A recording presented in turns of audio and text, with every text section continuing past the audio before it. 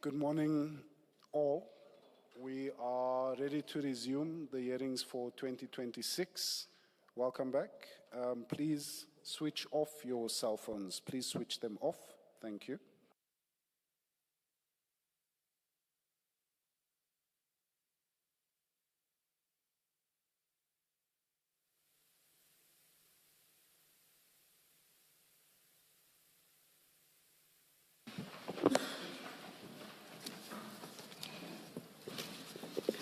Good morning, Ms. Mahlape.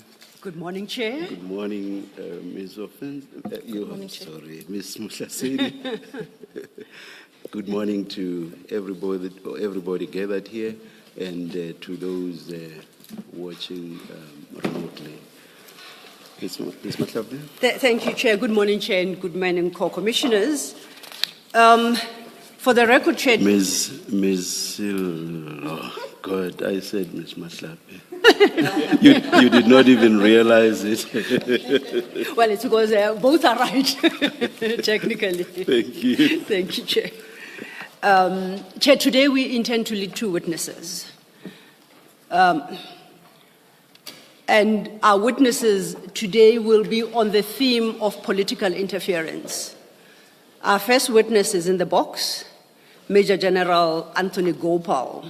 Just to place his testimony in proper perspective, I would like to remind the commissioners that General Mkhwanazi, during his testimony in dealing with matters of political interference, he does so from paragraph 243 to 251, and he specifically references the incidents that General Gopal had with the minister in this regard. The commissioners will recall that General Mkhwanazi tendered an annexure MK21, being the affidavit that the Major General had deposed to in an ongoing investigation. So he comes here today to confirm in part the contents of that affidavit and what General Mkhwanazi attributed to him at the time. Major General will be led by my learned friend, Ms. Mkhwanazi. We are ready to proceed, and I believe that the witness is ready, Chair. Thank you. Thank you. Good morning, General. Good morning, Commissioner Chairperson. Thank you. Will you be swearing or affirming? I will take the oath, Commissioner. Thank you. Do you swear that the evidence you are going to give is the truth, the whole truth, nothing but the truth? If so, please raise your right hand and say, "So help me God." So help me God. Thank you, General. Thank you, Chair. Good morning, General. Good morning, Councillor. Good morning. Before we start, can I confirm that you have two white files in front of you? That is correct, Chair. That's correct. They should have your name on the spine. One file should contain your witness statement, and the second file should contain an annexure bundle. Do you have that? I confirm that, Commissioner. Thank you. Could I ask you please to go to the file containing your witness statement? I am there, Councillor. Thank you. And if you go to the last page of that file, that should be page 11. Can you confirm that that's your signature at the bottom right corner of that page? I confirm that, Chairperson. Thank you.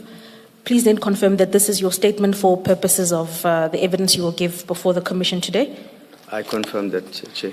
And that you confirm the correctness of its contents and that you stand by them. I confirm that, Commissioners. Thank you, General. Remaining in that same file, could I ask you please to turn to page 1 of your witness statement? I am there, Councillor. Thank you. And we are then under the heading Introduction at paragraph 1. Could you please tell the Commission about your role in the SAPS with reference to the contents of paragraph 1? Thank you, Chair. Chair, I was appointed in 2022 as the District Commissioner of Ilembe at the rank of Major General, and at the time I served there as a district commissioner until May of 2025, where I was requested by General Mkhwanazi to assist him at his office as the Deputy Provincial Commissioner for Crime Detection in an acting capacity, which I'm still currently assisting with. Thank you, General. If we then flip over the page, please, we go to page 2. There is a heading at the top of that page titled Background and Service History.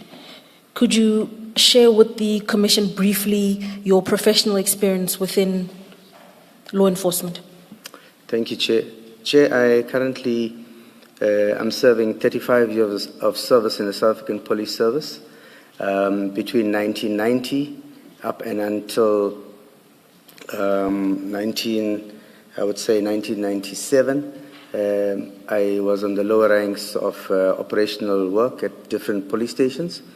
But from the year 2001, specifically, I then joined what we would call the SMS level, which is not the SMS level, the national components of the organization, working in different environments at 2001. Some of them being the National Inspectorate here in Pretoria, then being Protection and Security Services, which deals with the protection of VIP and the likes. And then I moved on into border security, where I served much of my time providing leadership in the environment at a senior management level in the border security environment from 2007 at the level of brigadier until 2022. Thank you, General. Then, please proceed. Chair, amongst the many courses that I had undertaken, I will just emphasize and focus on the senior management level, managerial, which is an important aspect of being able to be competent and a person that will be able to discharge his or her responsibilities. One being the Executive Development Management Program, which I had undertaken. I successfully undertook that program. And then I also did some courses here in Pretoria with the policy and efficacy inspections development as well. And then I completed a course on public administration in the space of training within the context of the South African Police Service. In addition to that, Chair, my qualifications span over a few qualifications, one of it being an extracurricular diploma in forensic auditing, the second being a diploma in the National Diploma in Policing. Then I moved on to studying the bachelor's in policing and successfully undertook that. I then continued to diverse a little bit on my studies, and I went into the Master in Technology of Forensic Investigation. And I successfully completed that master's. And I'm currently undertaking my PhD in the criminal justice, focusing on cybercrime, which I am at an advanced stage. Chapters are submitted, and I'm working with my professor. That's about a background of my education and courses, Chair. Thank you. Thank you, General. Please then turn over the page to page 3. You will see then at the top of that page we have a heading titled My Interactions with Minister Mkhunu. Immediately beneath that we have a subheading titled The Murder of Councillor Mabhida. I'm going to ask you to start at paragraph 8 and to narrate your interaction with the Minister with reference to that subheading, please. Thank you, Chair. Chair, my interaction with Minister Mkhunu was over two specific aspects. The first one, which I will deal with now, is in relation to the murder of Councillor Mabida, who was a councillor in the municipality of Mandeni. Chair, I received a call from the Minister on the 5th of February around 8:17, and at the time of receiving the caller was inquiring about what transpired with the murder of this particular councillor. I did not recognize the voice at that time, nor did I have Minister Mkhwanazi's number stored on my phone, so I didn't recognize this caller.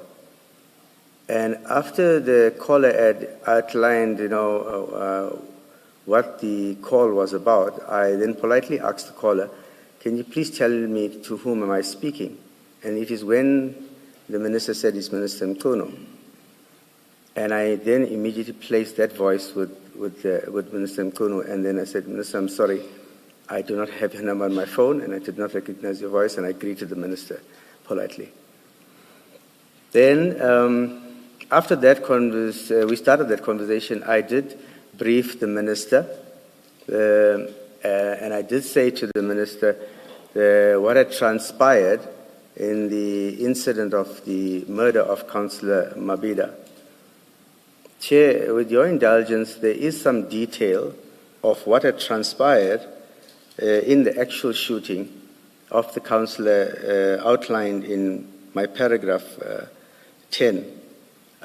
If the Commissioner and the Chair will allow me, I would prefer not to narrate the details to cause some kind of secondary trauma to the family that might be listening to my testimony today, if that's in order. Ms. Mkhwanazi, from where I'm sitting, that is in order. Do you? 100%, Chair. Yes. The witness can continue without detailing the contents of paragraph 10. Thank you, Chairperson. Yes, thank Chair, you.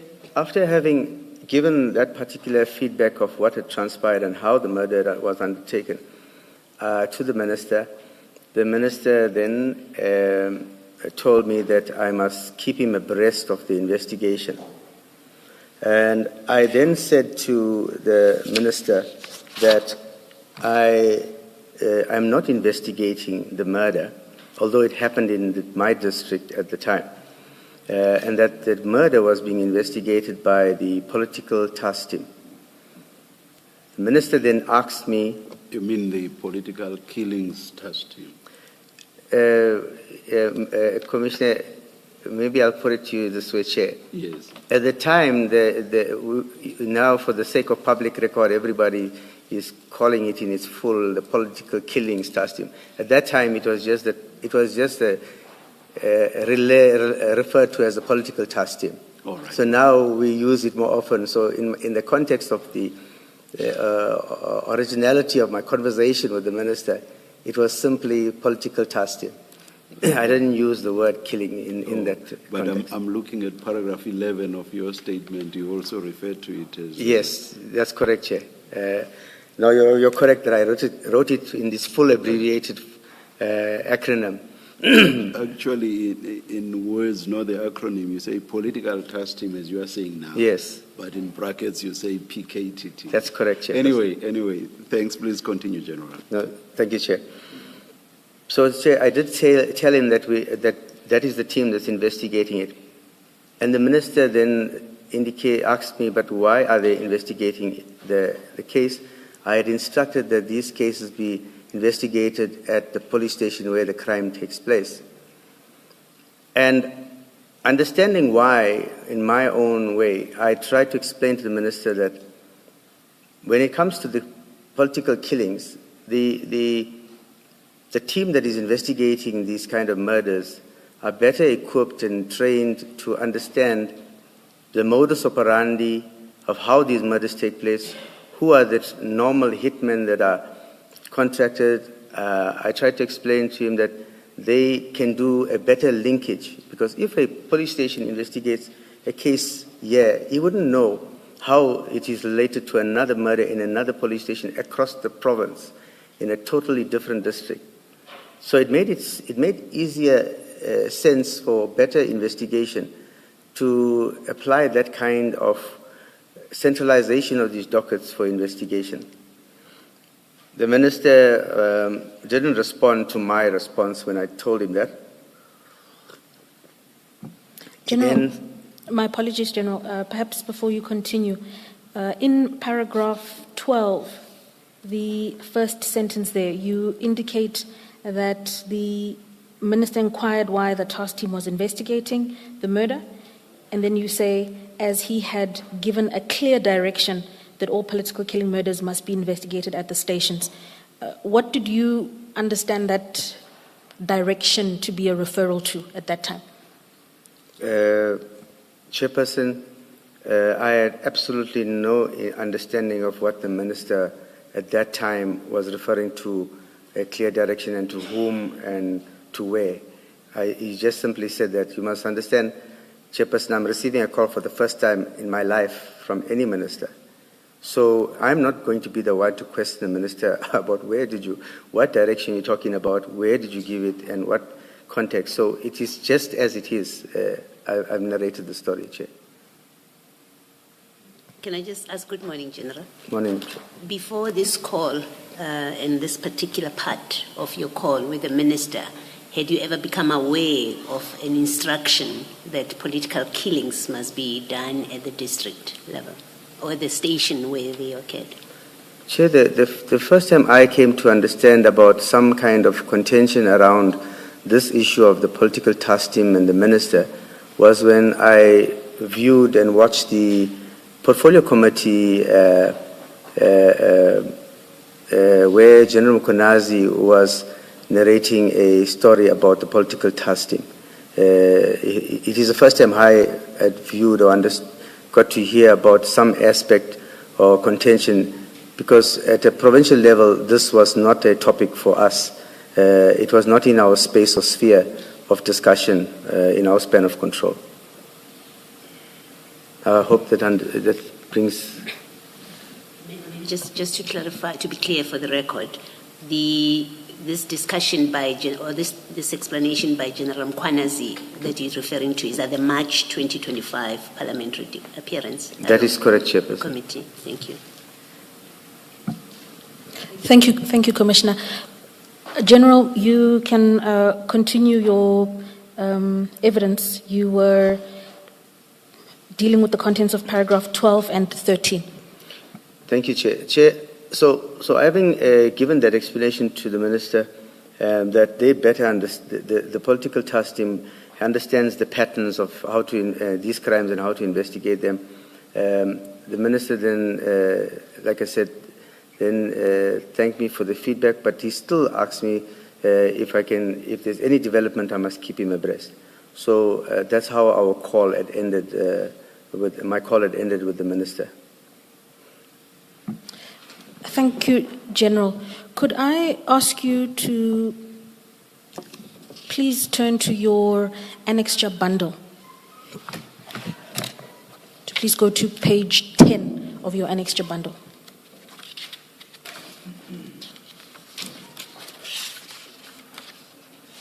Sorry, Councillor, page?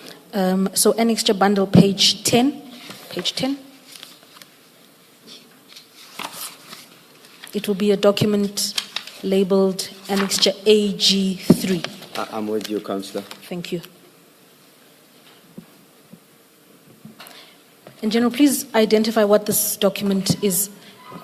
Chairperson, I went into my WhatsApp in preparation of this statement, and I did what I'd call my own export of my entire conversation with the minister that I had with him on WhatsApp. And I then printed that and I annexed that to my statement. So for clarity, General, for example, in paragraph 8 of your statement, when you indicate that you received a WhatsApp call from that number beginning with 082, do you see that? That's correct. That's correct. If you look at annexure AG3, the contact you have saved there as Minister Mkhunu, that is correct. Is that the number yes, indicated in paragraph 8? That is correct. Thank you. So if we were then to go back to the last paragraph where you gave evidence of if you look at paragraph 13 of your statement. Perhaps before I apologize. Before you do that, General, did the minister explain to you why his particular interest in this case? In the conversation that you have with him on the phone, why he wants to be updated, why he's asking you about how this occurred? Commissioner, at the time, I didn't know, but I summarized later on why the minister had interest in that particular councillor. Okay, so you'll still get to that. I haven't mentioned it in my statement, but I could indicate it right now up front. Please. Later, I came to understand that the interest in the specific candidate or the specific person here, Mr. Mabhida, was because he was an ANC councillor. The minister is from the ANC, and even in the subsequent, which I will get to, the minister attended the funeral and had an interest in that particular councillor because he was from the ANC. Thank you, Commissioner. Thank you, Sorry, Ms. Matlakeli. Good morning, General. Morning, I Commissioner. just want to understand something. Where did the minister get hold of your phone numbers, and how did he know that you are the person to speak to if he wants to know more about this case? I'm just curious to understand how the connection started, and out of all the people, he decided to call you and speak to you. So where did he get your numbers, and how did he know who you are, and how did he know that you could assist him with information relating to this case? Commissioner, you sound like my principal, General Mkhwanazi. He asked me the very same question after I had called him to narrate that the minister had called me. And my response to him was, I don't know. It's the first time I've ever received a call from any minister. So I have no idea where the minister got my number from. It wasn't something I could ask the minister, where did you get my number, by the way? It's something I never asked him. But I never interacted prior to this with the minister where we exchanged numbers. So where he got it from, I wouldn't know, Commissioner. Just out of interest, were you the investigating officer in the case, or were you the station commander of the station where the case was reported? I was just trying to understand why the minister would contact you and ask you about this case. Commissioner Kumalo, I was the district commissioner. Mandeni Police Station is one of the 10 police stations that falls within the district under which resorted under my command and span of control. So the 10 station commanders in the district reports to me. Mandeni is one of those stations. Councillor Mabhida is a person who died in Neoni Police Station, which is also under my jurisdiction as in the Ilembe. He is a councillor in Mandeni municipality, but he was murdered in the Neoni policing precinct, which is still under my control as a district commissioner. So is it safe to assume that he could have inquired and somebody would have directed them to you? I would say so, Commissioner. Thank you. General, was this the first political killing, in your recollection, the first political killing within your area since the minister was appointed? To my recollection, Commissioner, I think it was, yeah. Okay, thank you. Thank you, Commissioner. General, just to tie up on our previous point, if you have regard to paragraph 13 of your statement, please.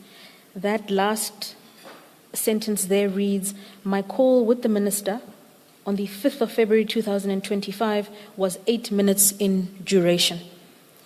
If you then have regard to page 10 of your annexure bundle, the page where we were before. Yes, I'm with Are you there?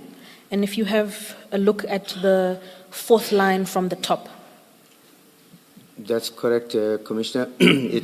Chair, the 8 minutes is consistent with the WhatsApp export chat that reflects the 8-minute conversation I had with the minister on a WhatsApp call. And General, as we continue to work through this particular interaction with the minister will just have reference to this extraction from the data from WhatsApp.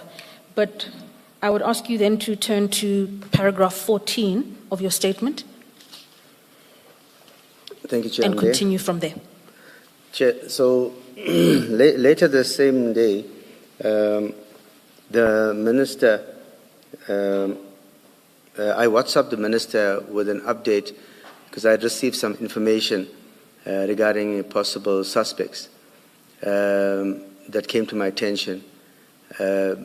Now, this particular information, when it came in, it was about an arrest that was made, not specifically for the councillor's murder, but it was suspects that we had arrested on a possession of unlicensed firearm, which the local investigators at the police station had picked up in the interviewing the suspect that he may be related to the murder of the councillor.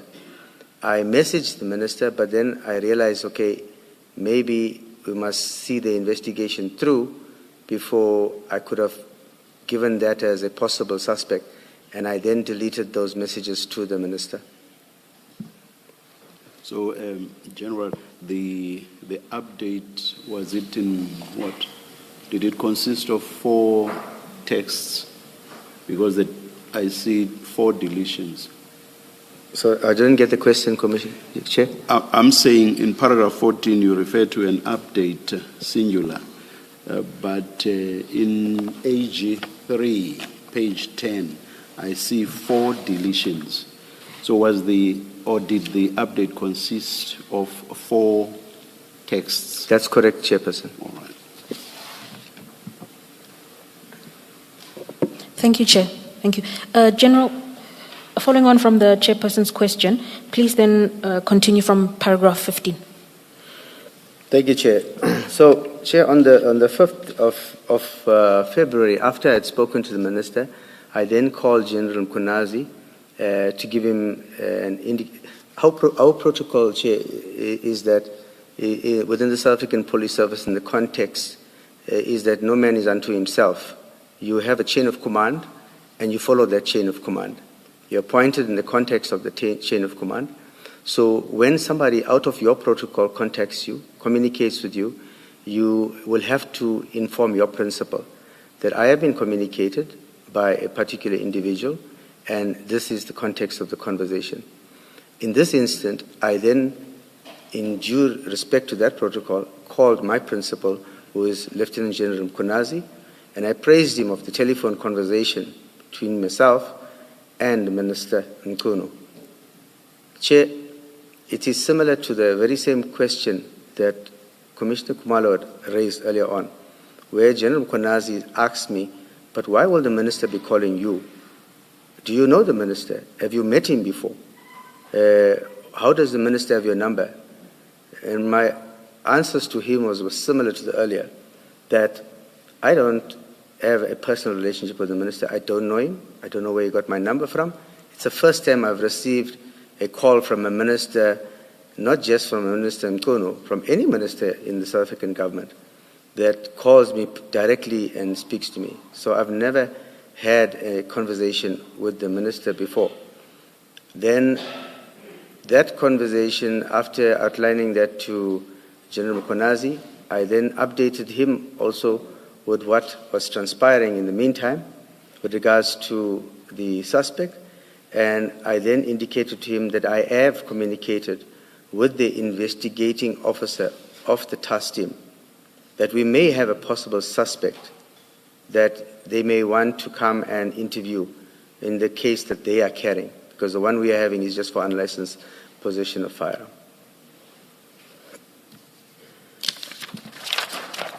So after speaking to Lieutenant General Mkhwanazi, I then messaged him some of the content regarding those 4 suspects, the 2 suspects that we had in our possession, regarding the unlicensed firearm.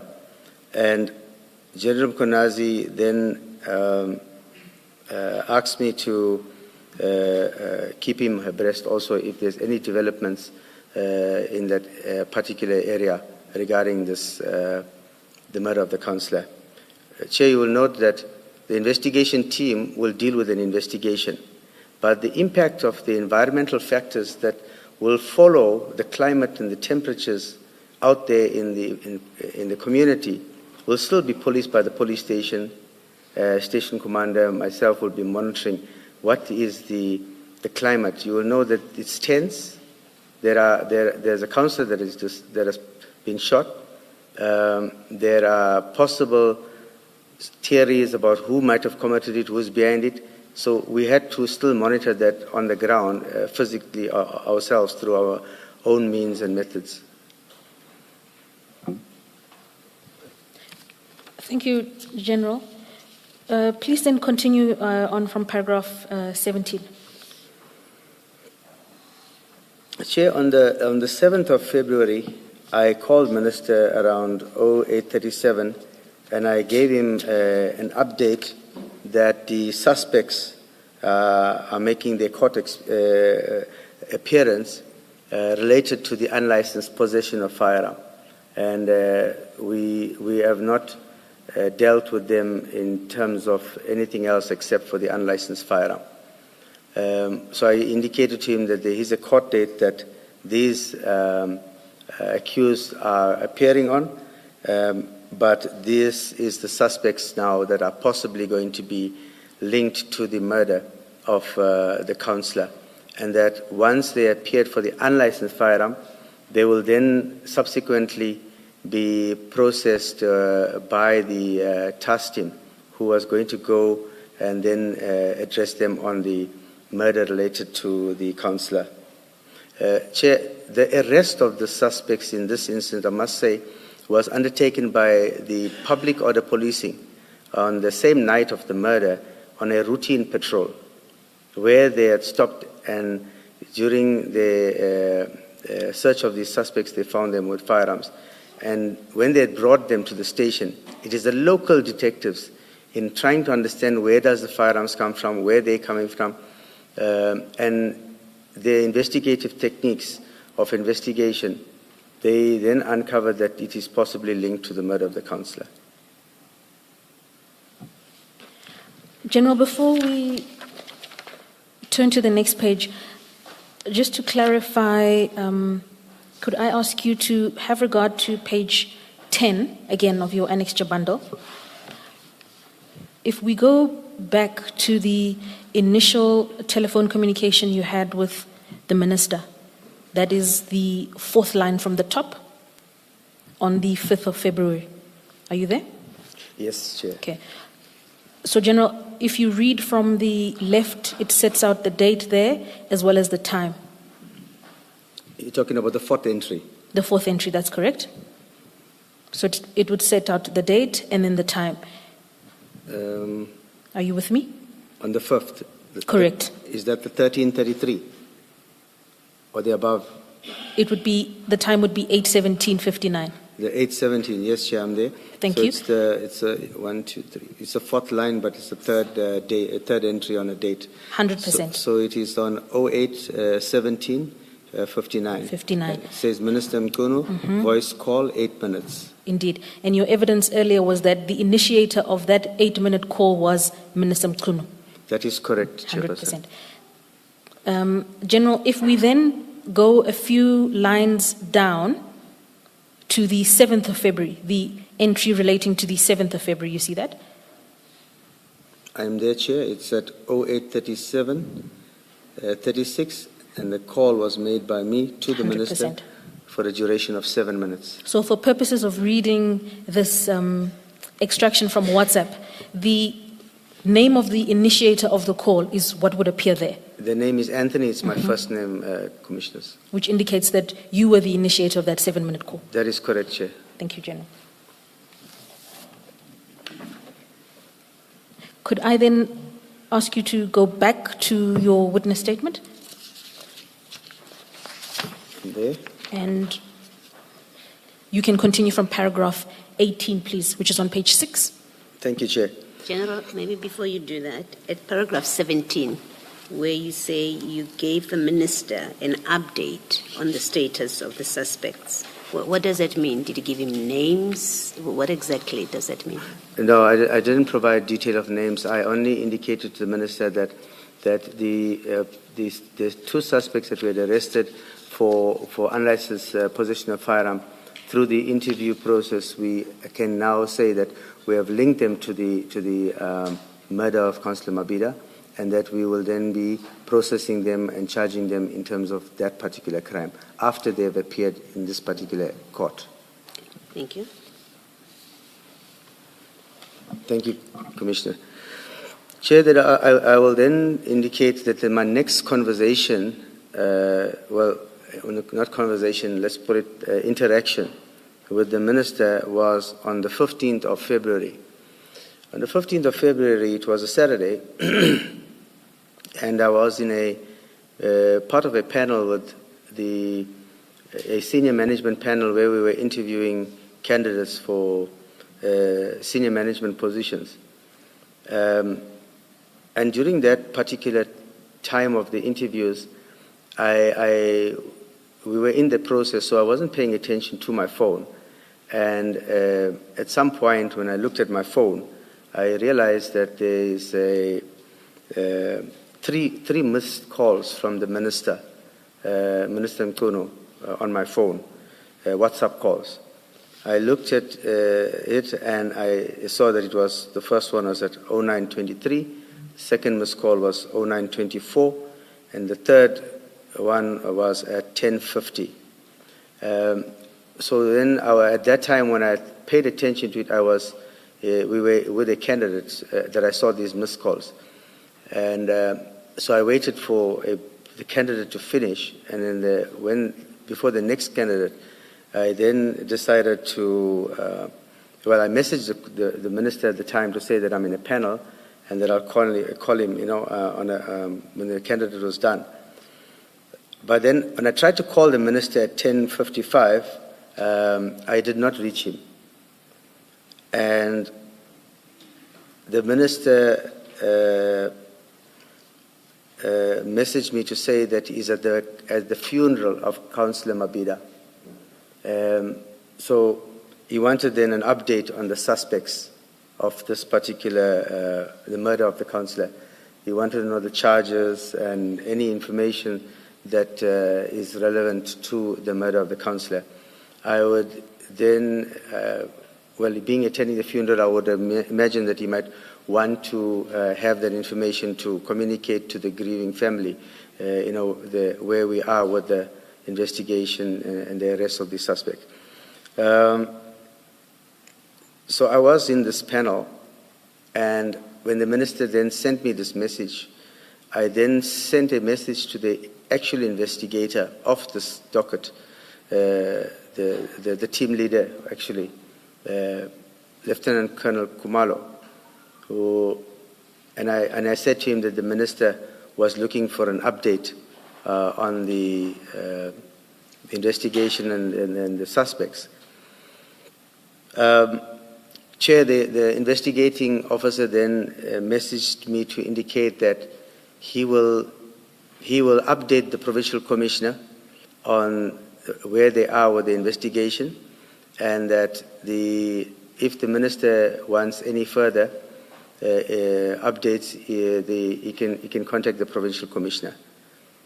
I then related that message to the minister of what the investigating officer had told me on message, and the minister then responded with two words. He then said, "Now covered."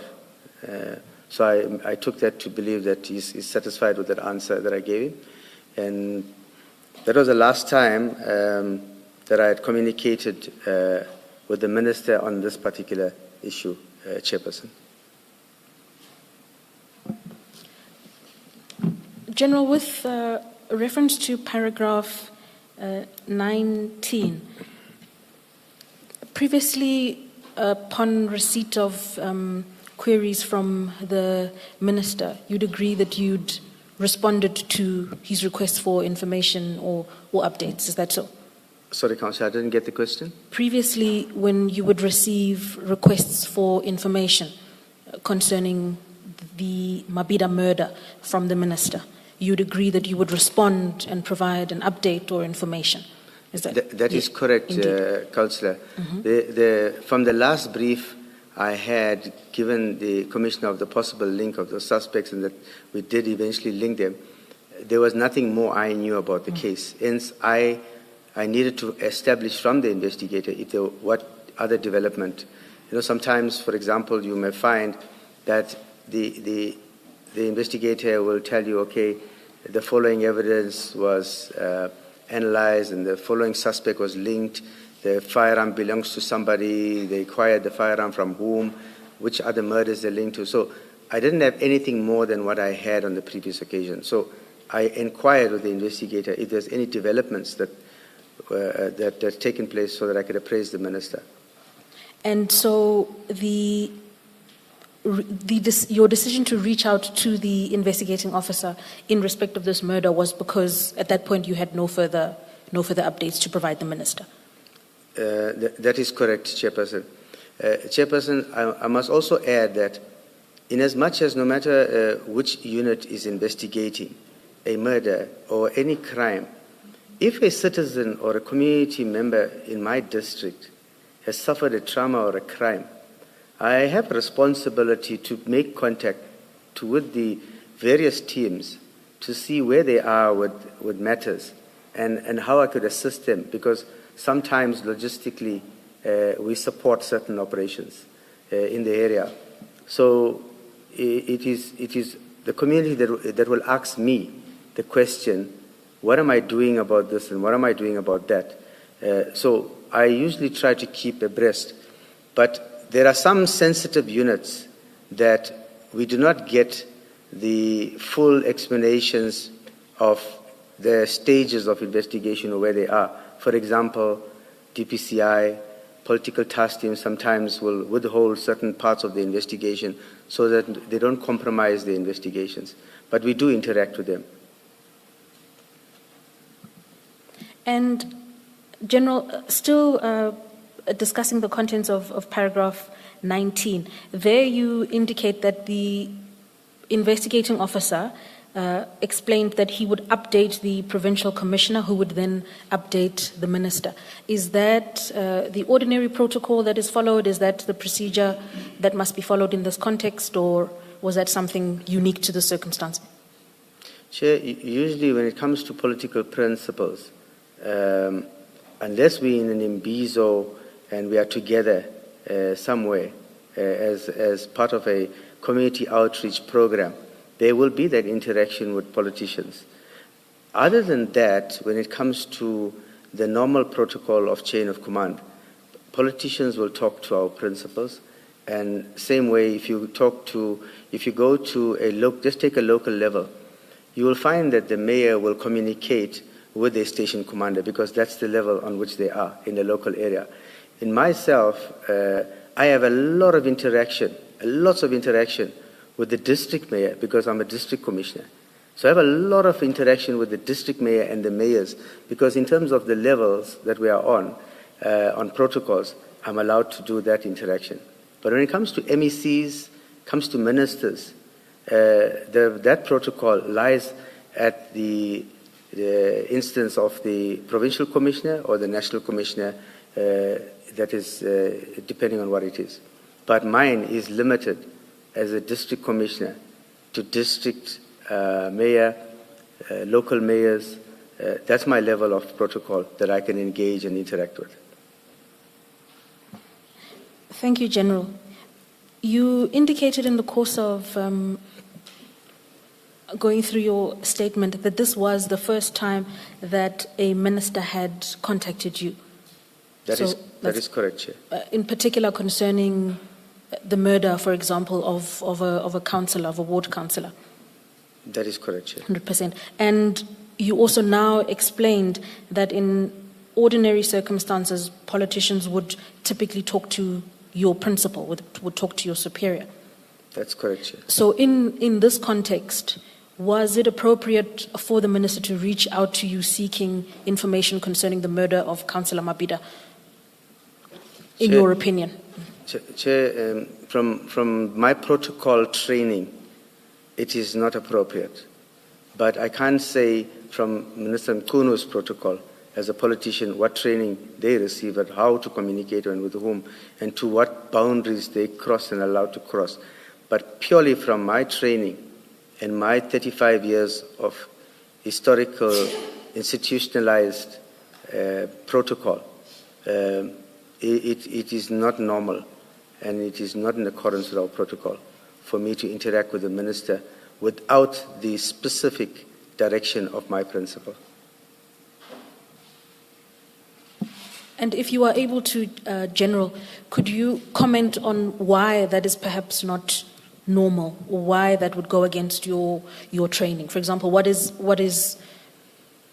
attempted to be prevented in context where a minister directly engages an officer of your station? Chair, this comes out of experience, my own personal experience in the history that I've served the organization. In any province, the provincial government interacts completely with the provincial commissioner. In fact, the provincial commissioner exercises and invokes his authority in the province in consultation with the executive of that particular province. When a minister interacts with a national commissioner, it is fine. When he interacts with the provincial commissioner, it is also fine. But the provincial commissioner is better positioned to understand what and how to answer a national minister who is asking about a province to which the provincial commissioner is serving under the leadership of the provincial executive, in this instance the Premier, and his cabinet. So yes, he will be better positioned to be able to understand a better picture of what responses is better suited to the minister. Can I just clarify something? General, did the minister say in what capacity he's communicating with you? And the reason I'm asking that is I see that on the 15th, he attended the funeral of Councillor Mabhida. They could have been related, they could have been members of the same political party, so it does not necessarily follow that when the minister makes inquiries, he's making them in his capacity as a minister. It could have been as a political colleague, as a relative, or as somebody who's from the same Ilembe district. In what capacity did the minister communicate to you and ask you these questions? Chair, I did not get that from the minister, and I did not ask him in what capacity. Mine, I took it just as a minister, because the only relationship I would have had with him was, now that he's calling me, is as a minister, nothing more than that. So he didn't tell me I'm calling because I'm a relative, or I didn't have that indication, Chair. Because let me give you an example. As I'm sitting here, I'm a commissioner. But outside of this commission, I'm an ordinary citizen. And if I go to a police station or I contact a station commander and I inquire about an existing case, there are lines to be drawn. You can't assume I'm doing that because I'm a commissioner at the Madlanga Commission. I could be doing it as an ordinary citizen or as somebody who lives in a particular area who's interested in what's going on with a particular criminal case. Commissioner, that's why earlier on I said that later on I could only summarize that the interest could have been because the Councillor Mabhida was from the ANC. So it's possible that it's because he's a comrade, because he's a relative, but I didn't get that clear from the minister as to what was his specific relationship, whether it was just fulfilling an office duty as an office bearer of the ANC or as a minister or as a relative. I didn't pick that up in my interaction as to what would be the reason specifically. It might have been that, yeah. Thank you, Commissioner. General, that then brings us to the end of your paragraph 19. Ms. Mkhwanazi, let me then ask my question if you're completing that section. General, we've had the minister testify here before, and in the context of the political killings task team, his stated position is that there's no hierarchy of murders. Murder is murder, and there's no reason to have a specialized team or a special team, task team investigating political killings. Now, has the minister, and that's the context of my question, keep that in mind, has the minister called you about any other killing that falls within your jurisdiction? No, Commissioners. Thank you. Thank you, Commissioner. General, can I then ask you to have regard to the second subheading? We're on page 6 of your witness statement. There is a second subheading just above paragraph 20. It's titled Ward 28 Shakaskral by-election. Are you there? I am there, Commissioners. Okay. Can I ask you to detail for the Commission the events relating to that by-election, starting from paragraph 20, please? Thank you, Chair.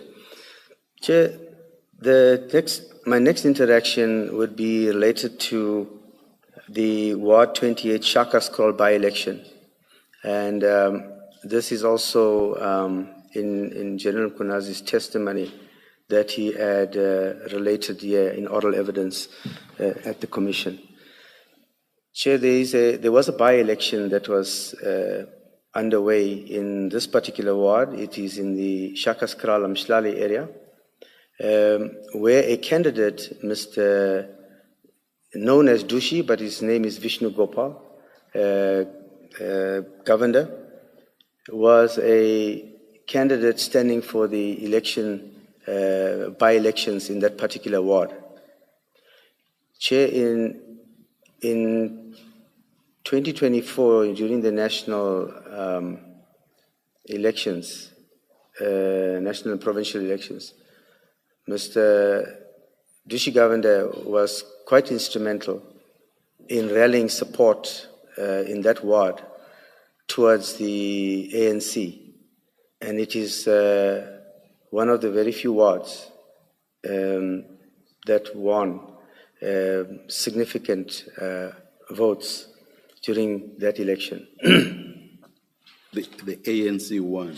It was an ANC ward, and he was in 2024 an ANC councillor. Then in 2025, he resigned from the ANC as a councillor, which prompted a by-election. So during this period, it meant that he resigned as a councillor from the municipality and, of course, from the ANC, and he then joined the Mkhwanazi Sizwe party. The candidate, Mr. Dushi Governor, in the previous election, as I indicated, over decades, he's been very, very well supported in that community. And in this by-election, he seemed to enjoy the similar support. Now campaigning under the banner of the MK party. That is correct, Chair. He is now campaigning under the banner of the MK party. Chair, the campaigning, during the campaigning period, there were quite a number of senior, very high-profile ANC officials would come and support the ANC candidate, which was in that area, trying to campaign for the ANC. One of them was Minister Mtono, and he also came out campaigning. I will deal with that campaigning part in a short while. I will start with where he, on the 31st of March 2025, after campaigning on the previous days on the weekend, on the 31st of March, Minister Mkhwanazi went to the police station of SAPS Nhlanhla, and he then indicated to the station commander, Lieutenant Colonel Nhlanhla, that while he was on his campaign trail, he was taken to some people who complained extensively about the MK party candidate, Mr. Dushi Govender. And the complaints he had received from them was that the police is doing nothing and they are under the control of Mr. Dushi Govender, and that Mr. Dushi Govender and his family get away with committing any kind of atrocity they feel like, or crime. Specific reference generally is made to case CAS 61/06/2021. That is, yes. What was that case about? That was a case of an housebreaking and theft case where he specifically told the station commander that he'll be returning to the police station in the afternoon at 1500 hours, and he wants the management to bring that docket and explain to him why Mr. Dushi Govender has not been arrested. Who had laid a charge in respect of this matter, and who was the suspect? Chair, in this particular case docket, a complainant was, it's in my notes, and I didn't put it in the statement.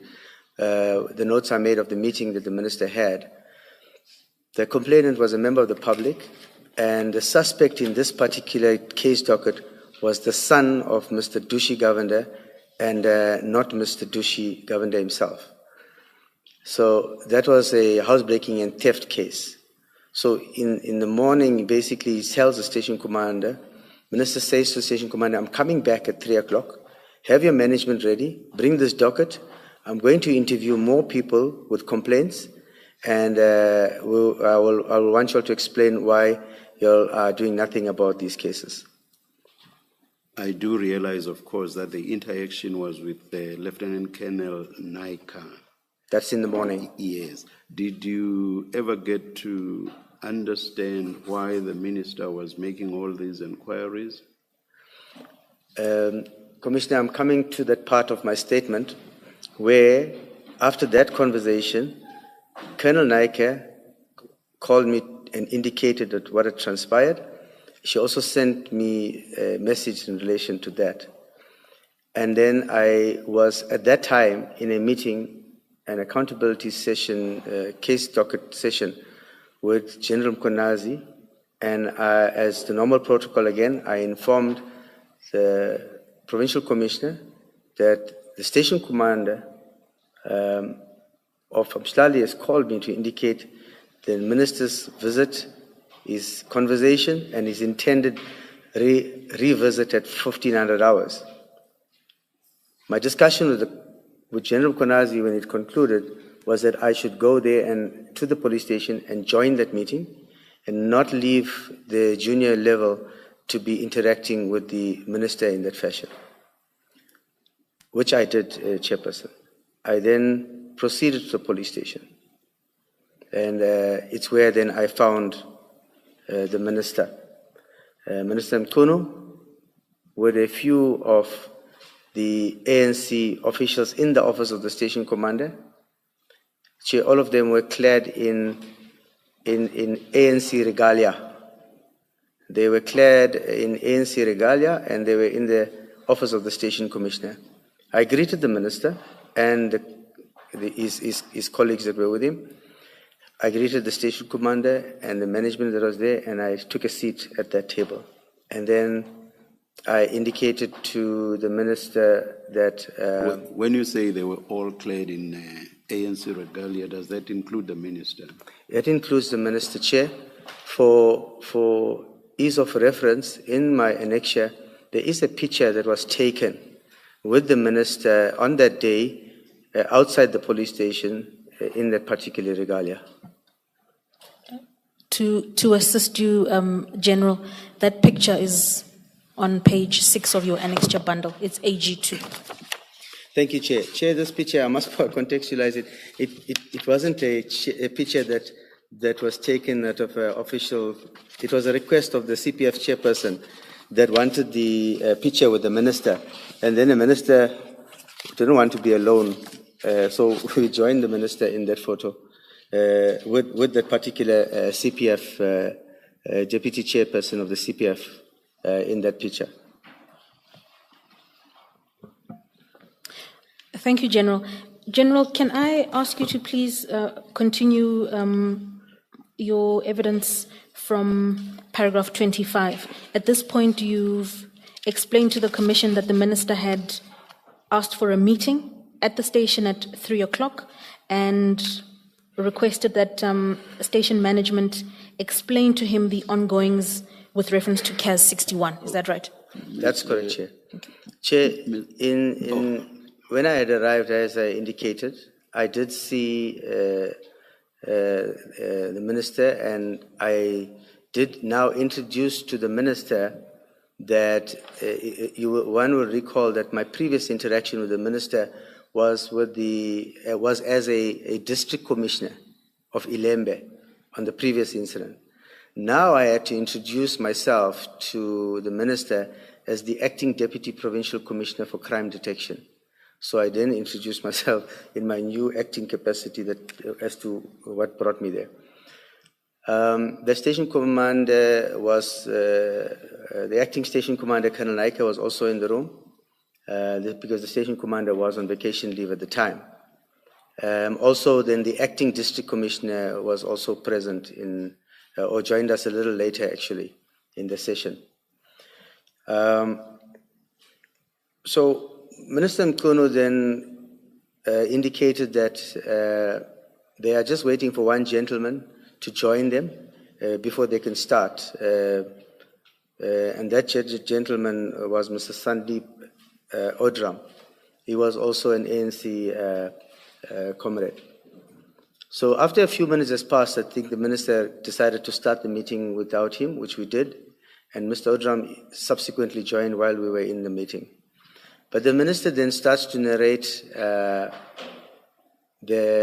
he went to different houses or community members, and in particular there were 3 different instances that he narrated complaints against the candidate that is standing for elections, Mr. Dushi Govender.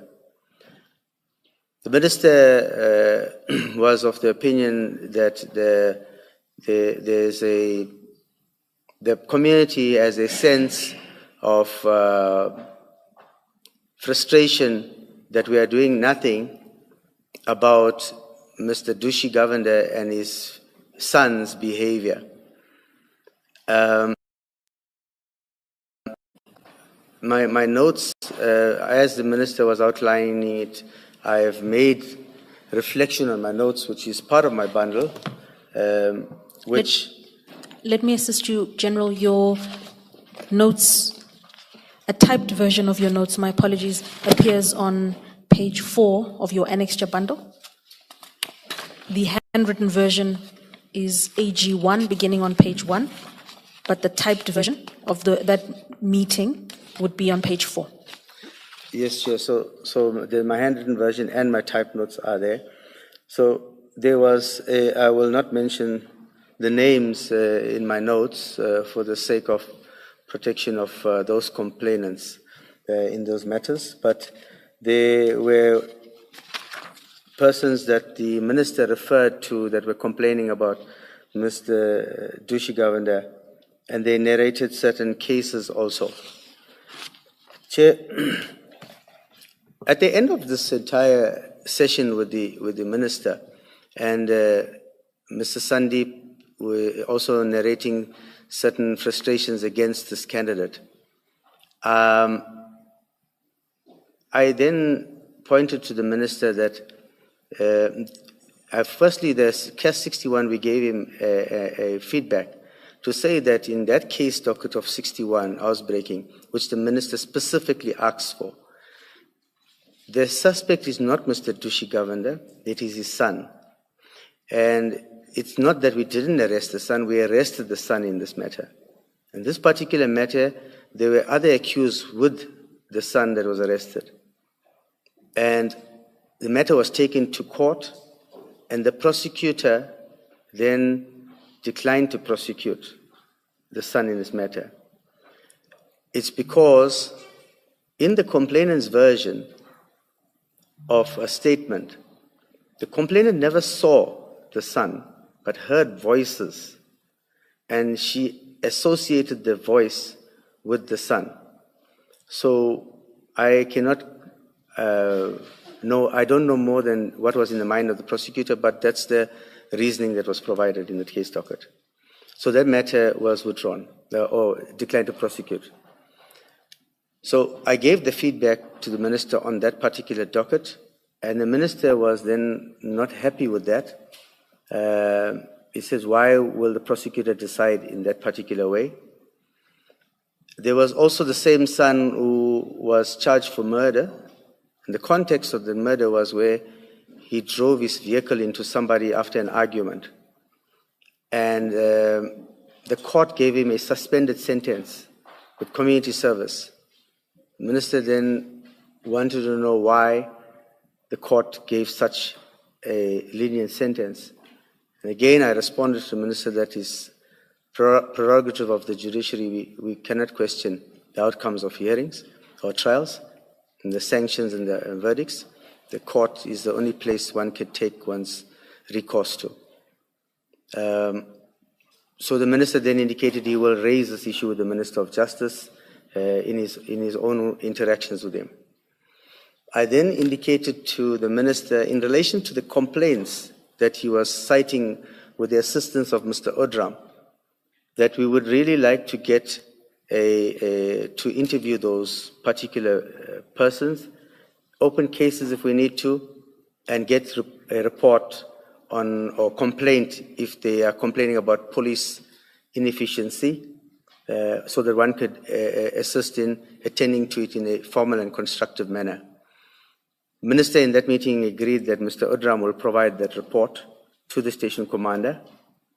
I must say, Chair, to date, we don't have that report. And we've not been given access to the people that they were complaining about. Then, I also then wanted to indicate that during my interaction with the acting station commander, even prior to this meeting, on the date on which Minister Nkunu was campaigning, she did send me on text message on WhatsApp indicating to me that Mr. Odram took the minister to 3 specific places or to houses for people to complain about the candidate, Mr. Dushi Govender. So, my response to her was that if the minister asks you any questions, take note of that and indicate to the minister that we will respond appropriately to those concerns. At that time, it was concerns. So we'll report. And I didn't realize the minister was going to come the following day and then call a meeting. So we thought, I asked the station commander acting at that time to just take note of it, and then we will get to respond to that. And General, just a question of clarification. If regard is had to your paragraph 28 of the witness statement at the bottom of page 8. Yes. That reference there to he in the first sentence. The minister inquired why he was given a suspended sentence for murder. That's a reference to who exactly? I think, Chair, the minister was given an impression by Mr. Odram and the colleagues that were here with him that it was Mr. Dushi Govender that was charged for murder. And then I had to indicate to the minister that it was not Mr. Dushi Govender, it was the son. So the he I'm saying is, when I referred to this paragraph, by then I had already clarified to the minister, so I was just referring to the son at this point. And so just to be clear, those complaints that you recorded in your notes at page 4 of your annexure bundle, those complaints in fact were related to alleged criminal conduct on the part of Governor Junior and not on the part of Dushi Governor as...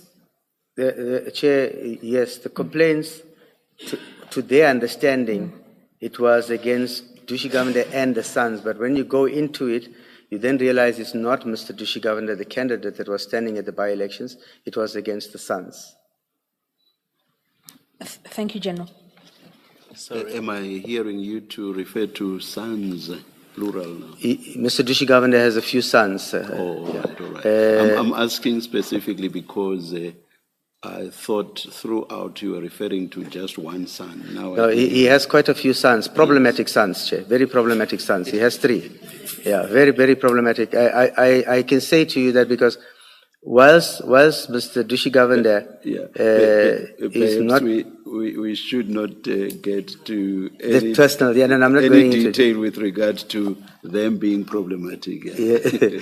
well, Chair, I say that with no contradiction simply because Mr. Governor himself calls me and he tells me to please come and lock his sons up. He calls me. So that's why I say it with no contradiction. He calls me to say he's now fed up of this one and it's fed up of that one. Please come and arrest him. So that's why I say it without contradiction. And did you arrest them, General? Chair, we did. Yes, we did. I sent a police van and we arrested his son. I did. General, I'm trying to make sense of your paragraph 23 read with 26. You say in 23, the reason for the minister going to the police station was to inquire about the case involving Mr. Governor. And in 26, you say, in summary, the minister highlighted that he was on a campaign trail at Mkhwanazi in Ward 28. So I just need to understand, what was the reason for the minister coming to the police station? And maybe if you can also explain for us the photo on page 7. You only referred to us to the one on page 6 of AG2. What is happening on the photo on page 7 of AG2? Chair, the photo on the page 7 is a photo that was provided to me by Lieutenant Colonel Naika. She was physically shadowing the entourage with the SEPS members during that campaign trail on the roads. And this is a photograph where the minister was on a campaign trail. So this was on the weekend prior to this meeting where the minister was campaigning, where she sent me the photo to say the minister she was giving me updates operationally on what was happening in the area. Just pause there. These people were not at the police station on the 31st of March? No, Okay. Chair. Yeah. This one was on campaigning. The other picture is on the police station itself.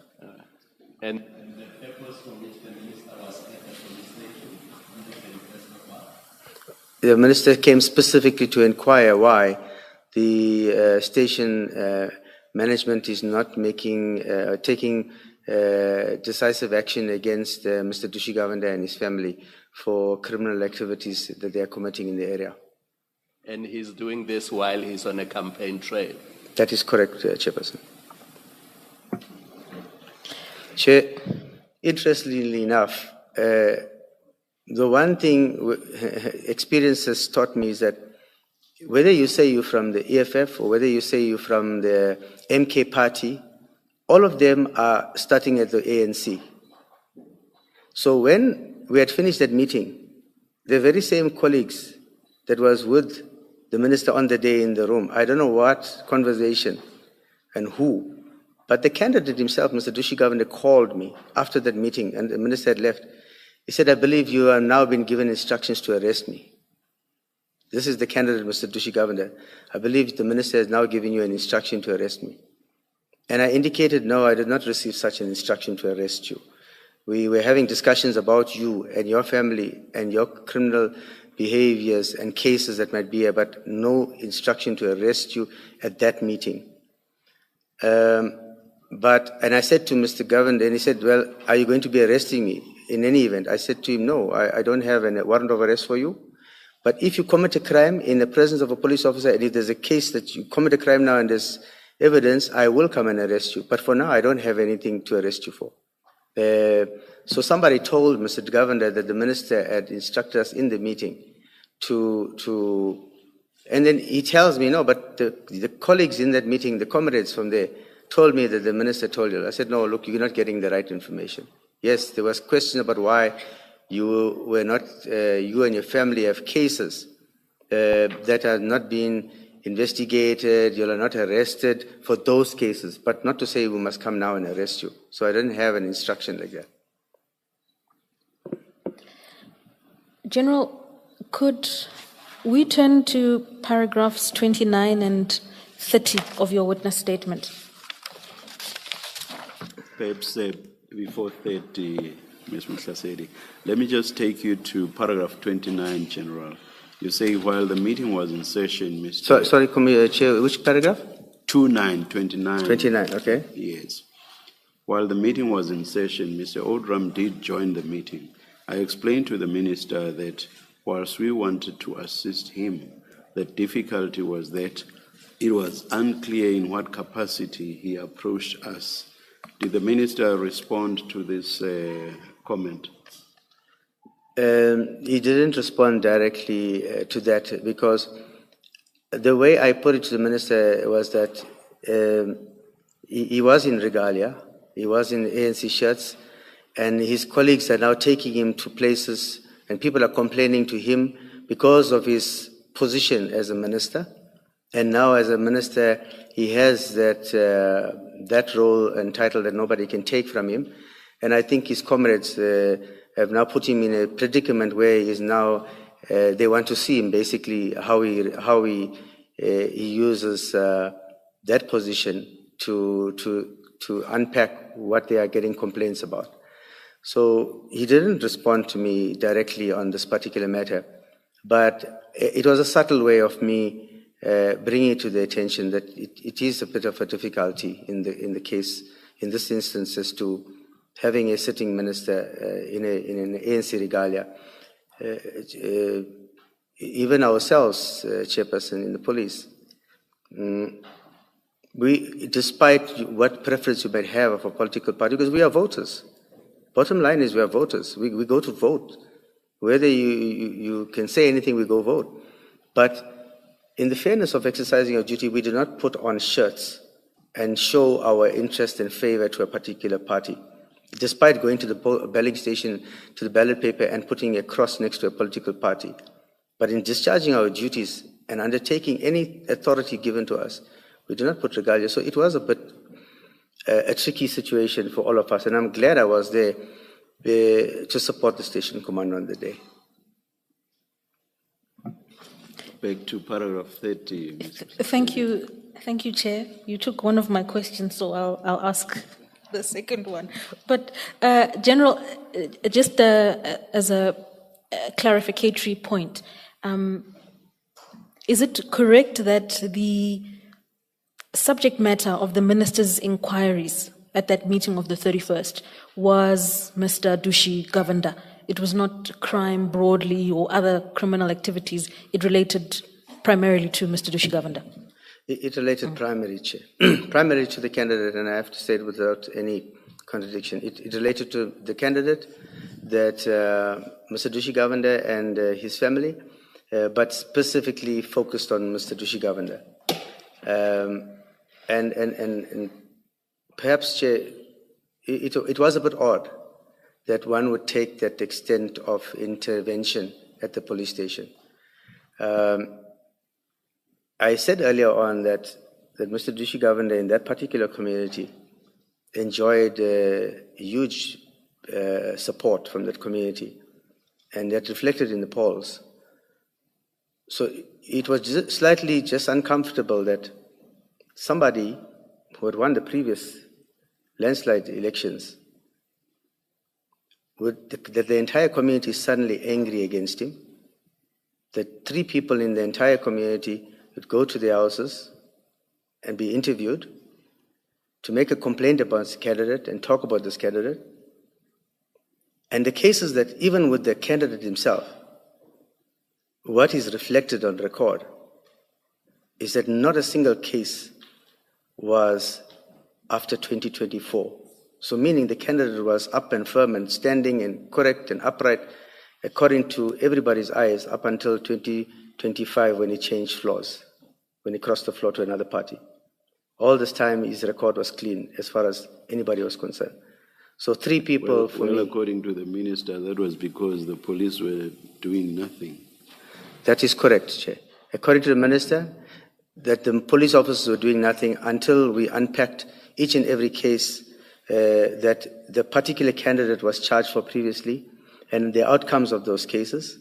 And there's no new cases. There was not a single new case that we had since the previous election against the candidate. So I felt it was a bit odd and mischievous that you'd go to 3 people's houses. Well, perhaps not the minister did it on his own. He was taken to them, to those houses by his colleagues, his comrades. And then from there, you then say that there's a problem with this candidate. And of course, again, in the by-election, it played out and it made, it came clear that the community is not angry with this person. They voted for him again, in a landslide victory again.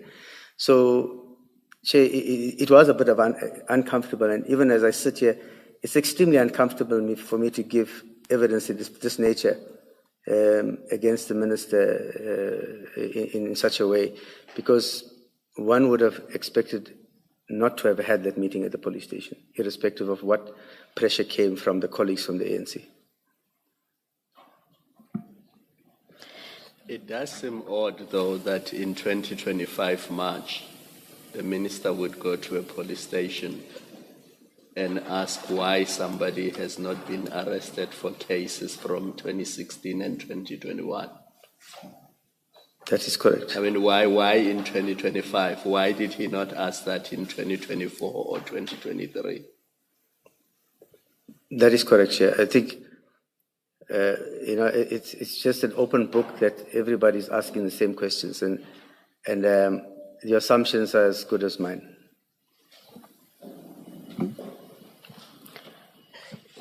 General, as I understand it, the significance of your referencing that or mentioning that the minister and the people with whom he was were wearing ANC regalia and T-shirts, the significance of it is he was not in the discharge of ministerial functions. He was campaigning. He was on the campaign trail for a candidate of the ANC. Am I correct in that understanding? That is correct, Commissioner. And I think it's something that becomes difficult for us as officials to navigate.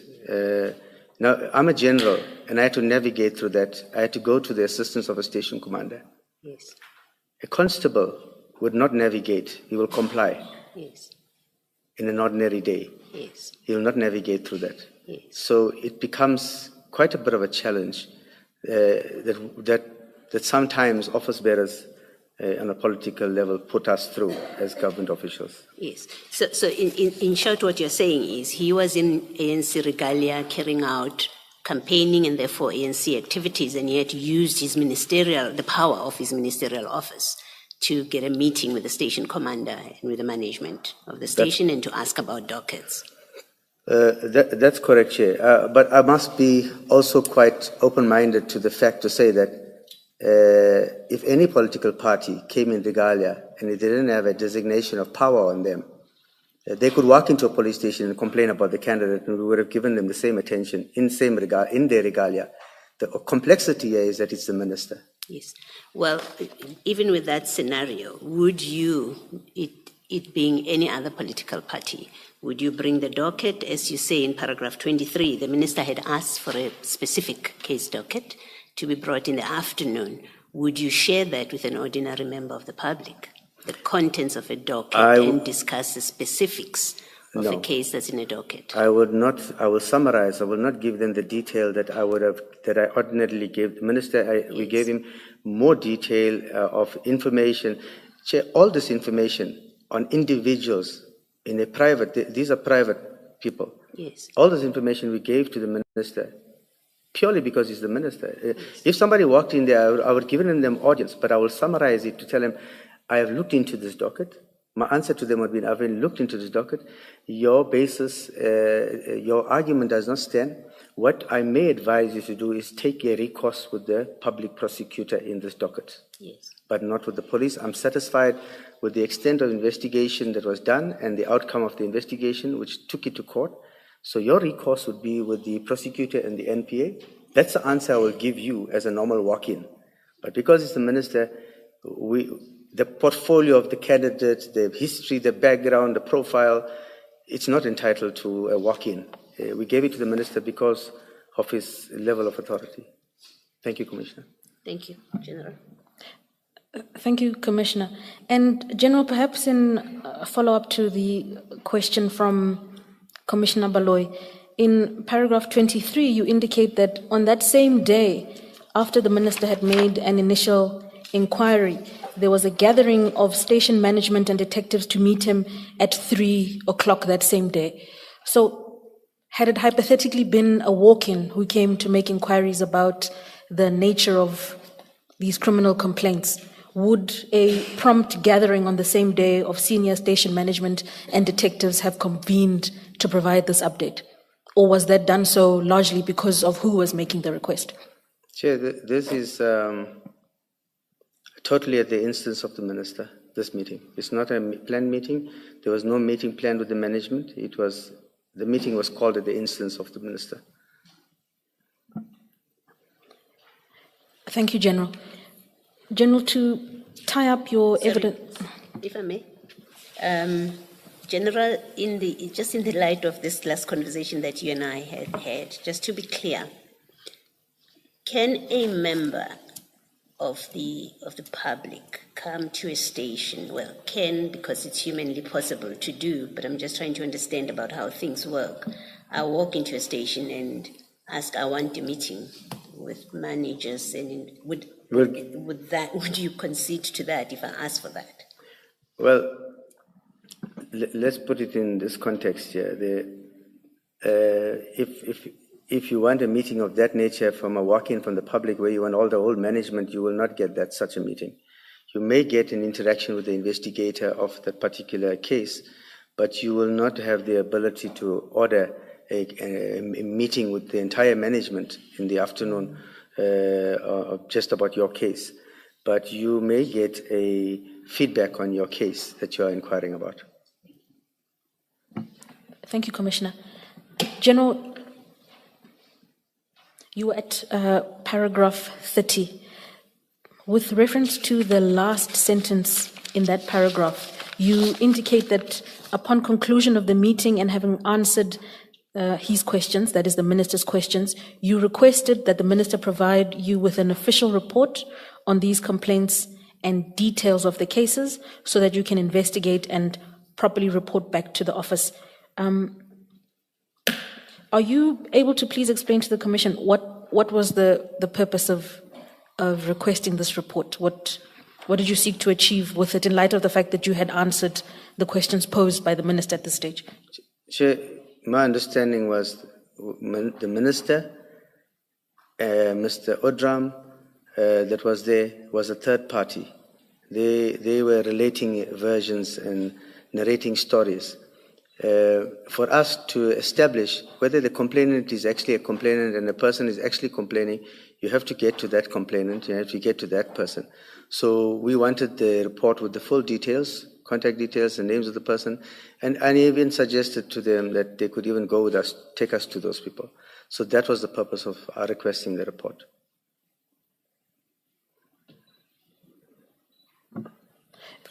Thank you. General, if you then turn to paragraph 33 of your statement, that's a reference to the picture attached as Annexure AG2. We've already gone there. That's correct, Is that right? Chair. And at paragraph 34, you detail an interaction you had with Mr. Udram on the 27th of March. You see that? That's correct, Chair. Can you speak briefly to that interaction, please? Chair, this was prior to the campaign trail of the minister. So the minister's meeting was the 31st, and then the prior to that, on the 27th, I received a call from that very same Mr. Udram that came later on into the meeting. Well, Mr. Udram called me to say to me that there was an ANC caucus where Mr. Dushi Govender was discussed, the candidate himself. And the caucus had taken a decision that they will lay a complaint with the minister when he's coming to do his campaign trail, and that they will indicate to the minister that Dushi Govender is a problem in that community, and that the police is doing nothing about arresting Dushi Govender. So he said just give me a heads up, and I must prepare myself that the minister might ask me questions about why we're not arresting Dushi Govender. Thank you, Yeah. My apologies, General. Chair, just to note that it's now 11 o'clock. Let us continue to the end of the witness's testimony. Thank you, Chair. Please continue, General. My apologies. So he gave me the heads up, and that's what led me to then proactively asking one of the captains, the detectives in the station, to draw a profile for me for Mr. Dushi Govender, and we did that. And that particular profile outlines these previous cases, and it then clarifies that there's no fresh in that report. There's no new cases that we have against Mr. Dushi Govender. So having received that report, and on the day of the campaign trail, Chair, ordinarily if there's activities in my district, even when the president was there, I was there, and I was walking around when they did the visit. So when there's a senior person visiting the district, we would normally make ourselves available for those kind of operations.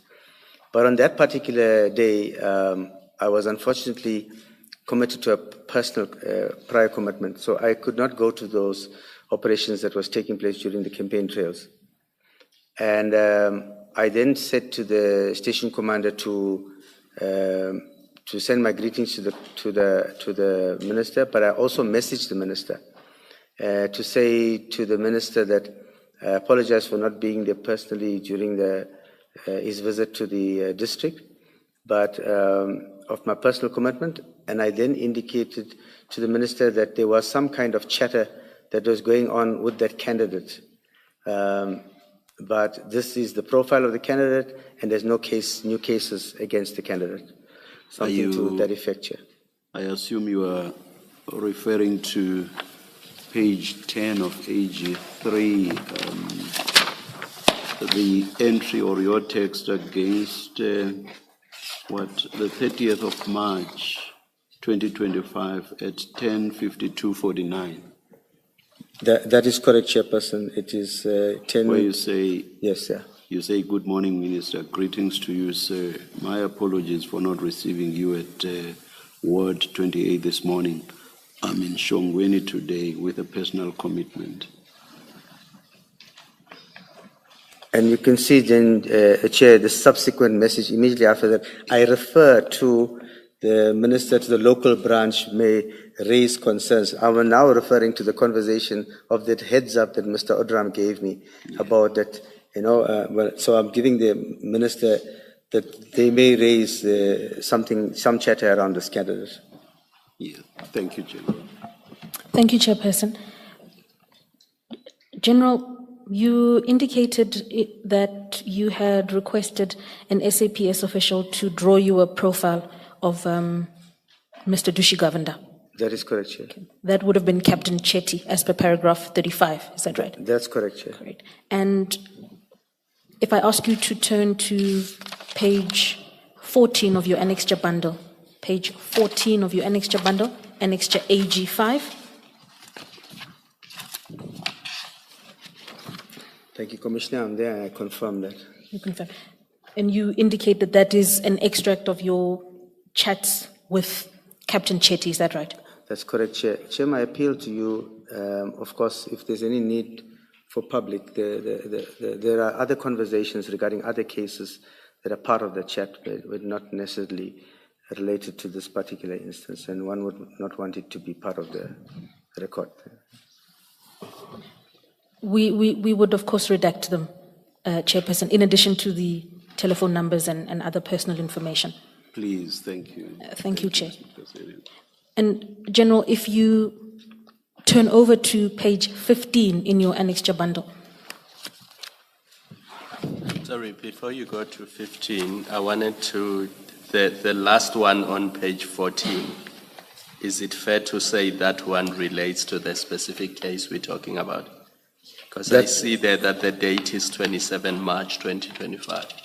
That's correct, Chair. It's consistent with the phone call that I indicated I received from the branch, giving me the heads up, and then I activated the captain to draw the profile for me. And then the rest on that page we can disregard. The previous part of it, yeah. It's just the last part, the last line, basically, the last two lines. Yeah. Thank you, Commissioner. So, General, then just for clarification, on the 27th of March, you received what you call a heads up from Mr. Udram? That is correct, Chair. Indeed. And when regard is had to page 14, as well as paragraph 40 of your statement, you requested Captain Chetty to draw a profile of Mr. Dushi Govender, is that right? That's correct, Chair. And when you turn over the page, if we're on page 15 of your annexure bundle. That's correct, Chair. It reflects on the profile. There are then two profiles.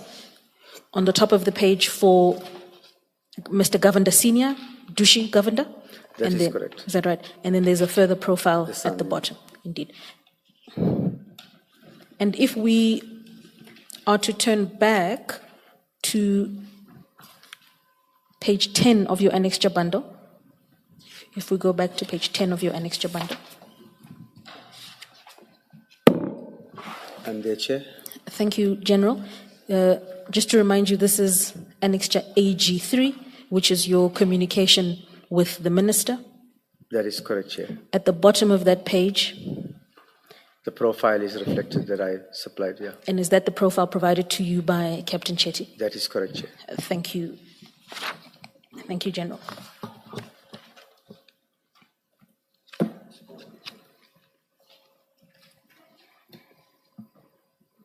Before you leave this annexure, page 10, General, just in sequence, I would like to understand the sequence of time and dates between this annexure and your statement. In your statement, your meeting with the Minister is on the 31st of March. And as I understand it, the way that I have read it, your interact that seemed to suggest that that was the first interaction about Mr. Govender at the 31st of March in the first you get a report from Colonel Naika that the minister was present and the minister wants a meeting, and then you attend a meeting in the afternoon on the same date. And the impression at this point I got is that you first interact with the minister about Mr. Govender on the 31st.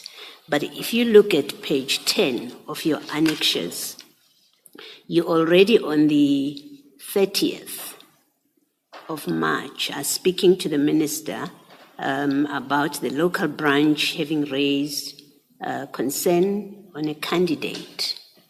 As from the charter I picked up, you say, I did a preliminary check and of note, no new cases against him since he last canvassed for national elections. I'm assuming you're still speaking about Mr. Govender because you've got his name in brackets. When, in fact, do you start talking to the minister about Mr. Govender?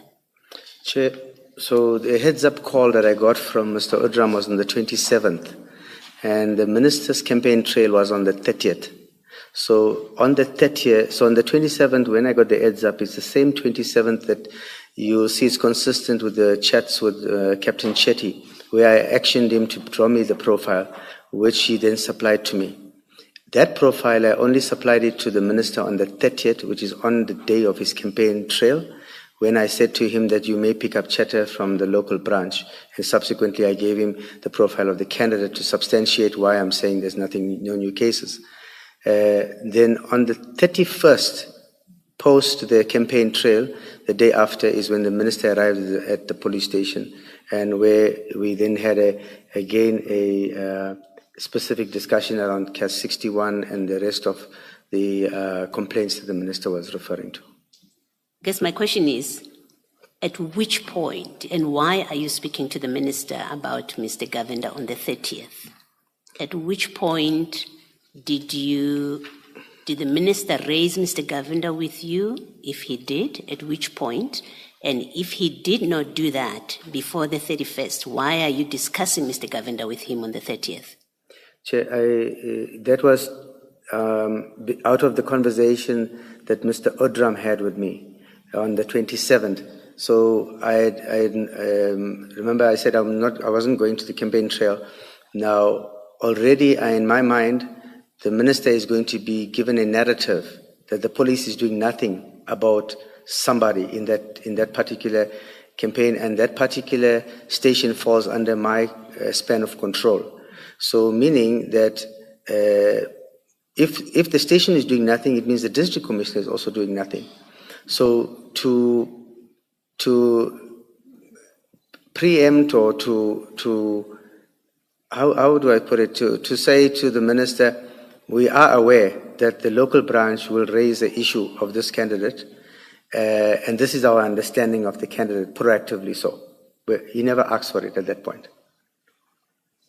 If the minister were to come here and say to us, you started the Govender communication or discussion with him, he didn't initiate it, you initiated it, he would be correct then? He would be 100% correct. Yes.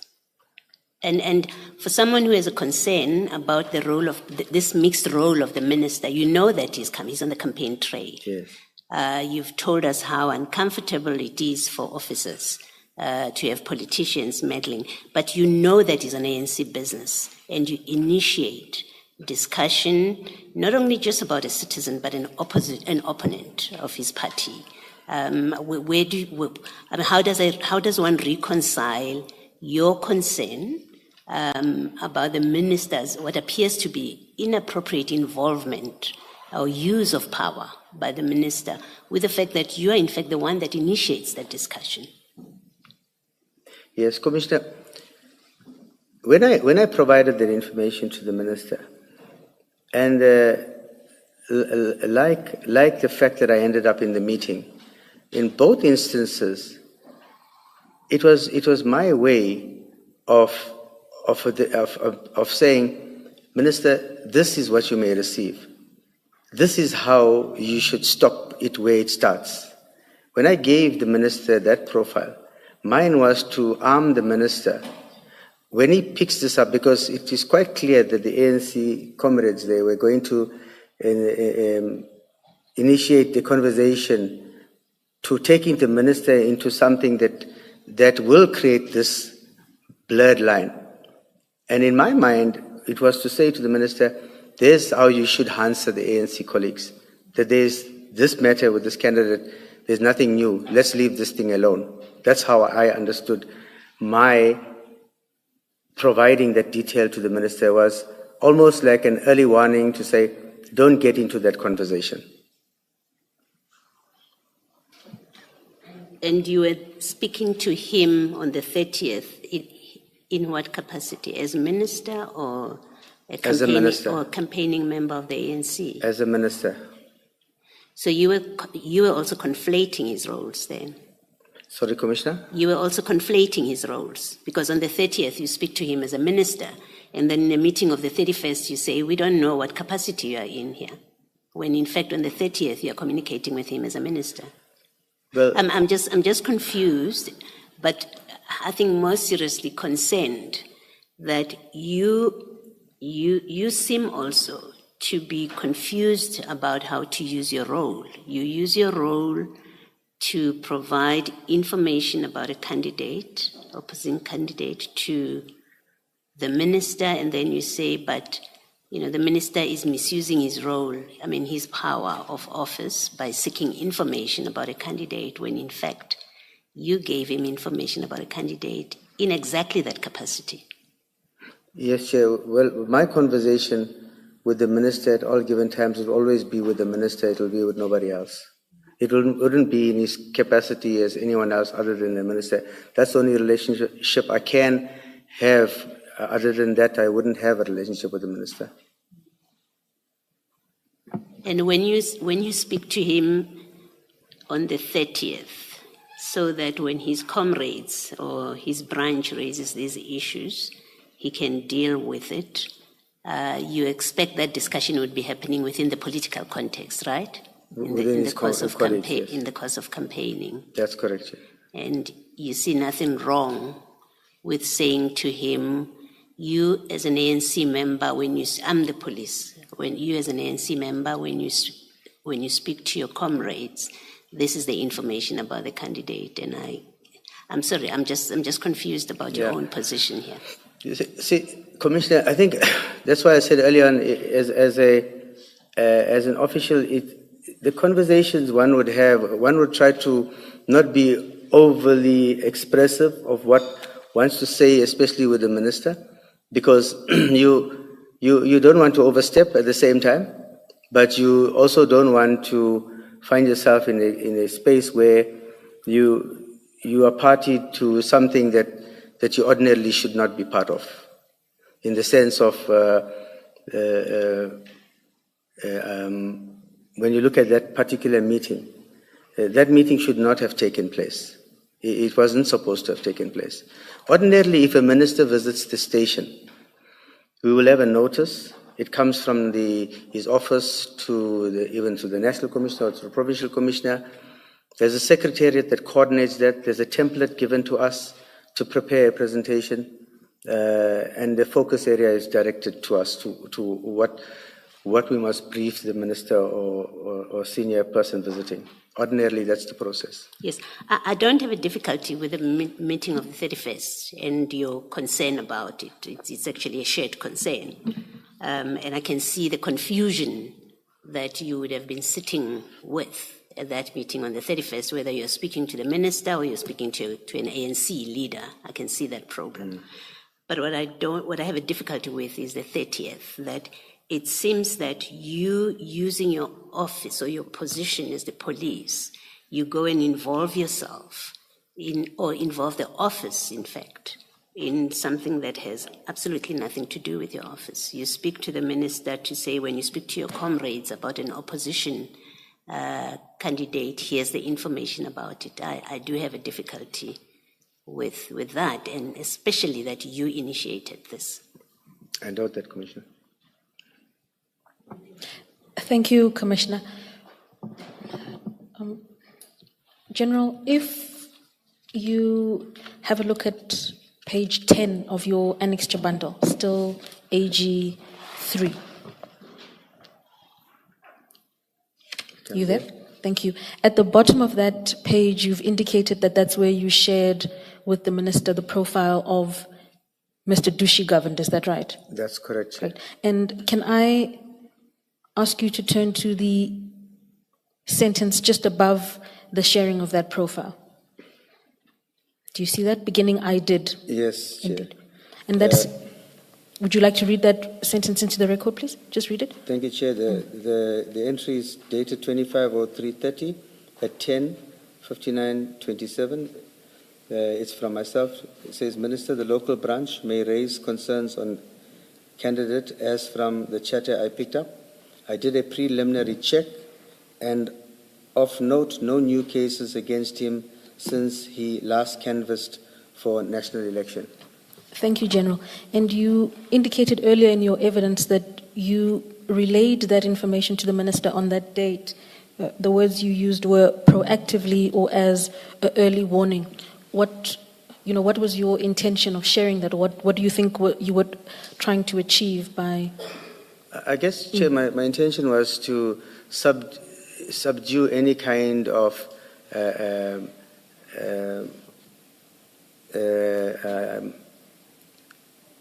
misinformation that might come out from the other colleagues about this particular person. Who are you referring to, General, when you talk about colleagues? I'm talking about the minister's political colleagues. Yes, Chair. Thank you. And just to be clear, General, that you shared this information based on the heads up, as you would call it, that you received from Mr. Udram on the 27th. That is correct, Chair. So in an attempt to proactively take steps in dealing with what he had shared with you. That is correct, Chair. Thank you, General. Leaving then your annexure bundle, could I take you back to your witness statement? We are still on page 9, where you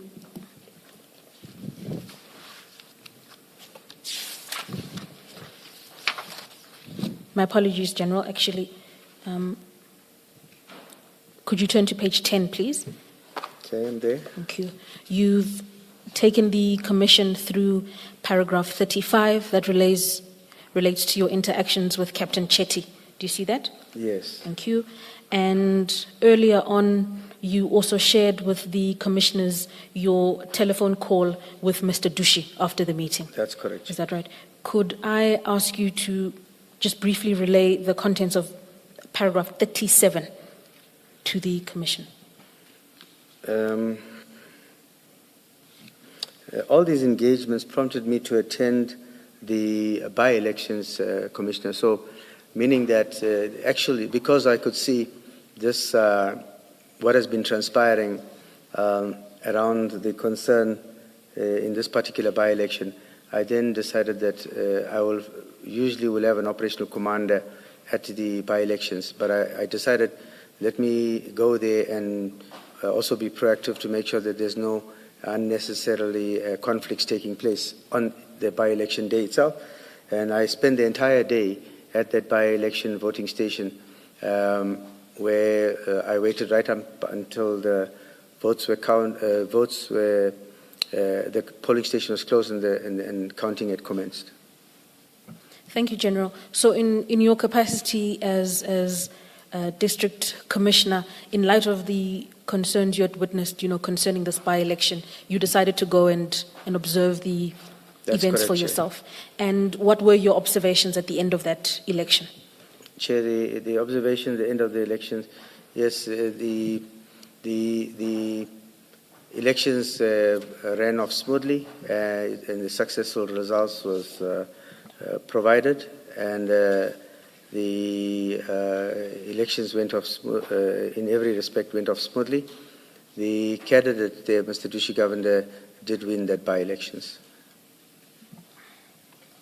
Thank you, General. Chairperson, unless there are further questions, the remainder of General Gopal's statement relates to attachments that we've worked through, unless there are further questions. General, can I take you back to paragraph 24 of your statement? My co-commissioner, Commissioner Baloyi, asked a question, but in a slightly different context. Paragraph 24 says, Lieutenant Colonel Naika indicated that Minister Mkhunu asked her to gather station management and detectives to meet with him at the station at 1500 hours. Now, can an ordinary citizen or a member of a political party ask a lieutenant general to gather station management and detectives and set a time when they should meet with him at a station? No, Commissioner Kumalo. The normal political party representative or even member of the public cannot summon the entire management to a meeting. They would say no. They would say no, yes. So the only reason they could have acceded to this request is because it was the minister asking. That is correct. And they regard the minister as their boss. That is correct, Chair. And if they said no, they were worried that there would be consequences. Yes, Chair, of course. Just remind me, in this station, there are 3 photos usually. In every police station, there are 3 photos hung up. Who are the people in those photos? Chair, the first photo will be for the minister. Sorry, the President of the Republic. President. General Masemola? Then you get General, the National Commissioner. Yes. And then you'll get the Minister. Yeah. And then you will get his Deputy Minister. And that's it. We don't even have the Provincial Commissioner's photo in the police station. So it stops there. So when a minister says, gather station management and meet me at 3 o'clock at the station, it's a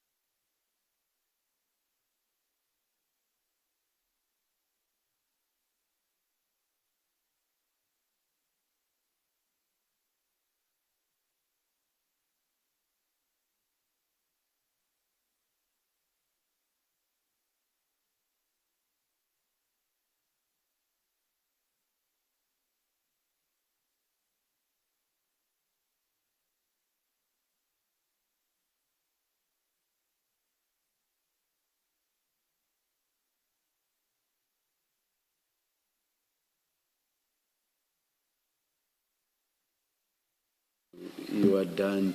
Thank you very much. Thank you, Chair. Thank you, Commissioners. Thank you. Let's adjourn and return at 10 to 12.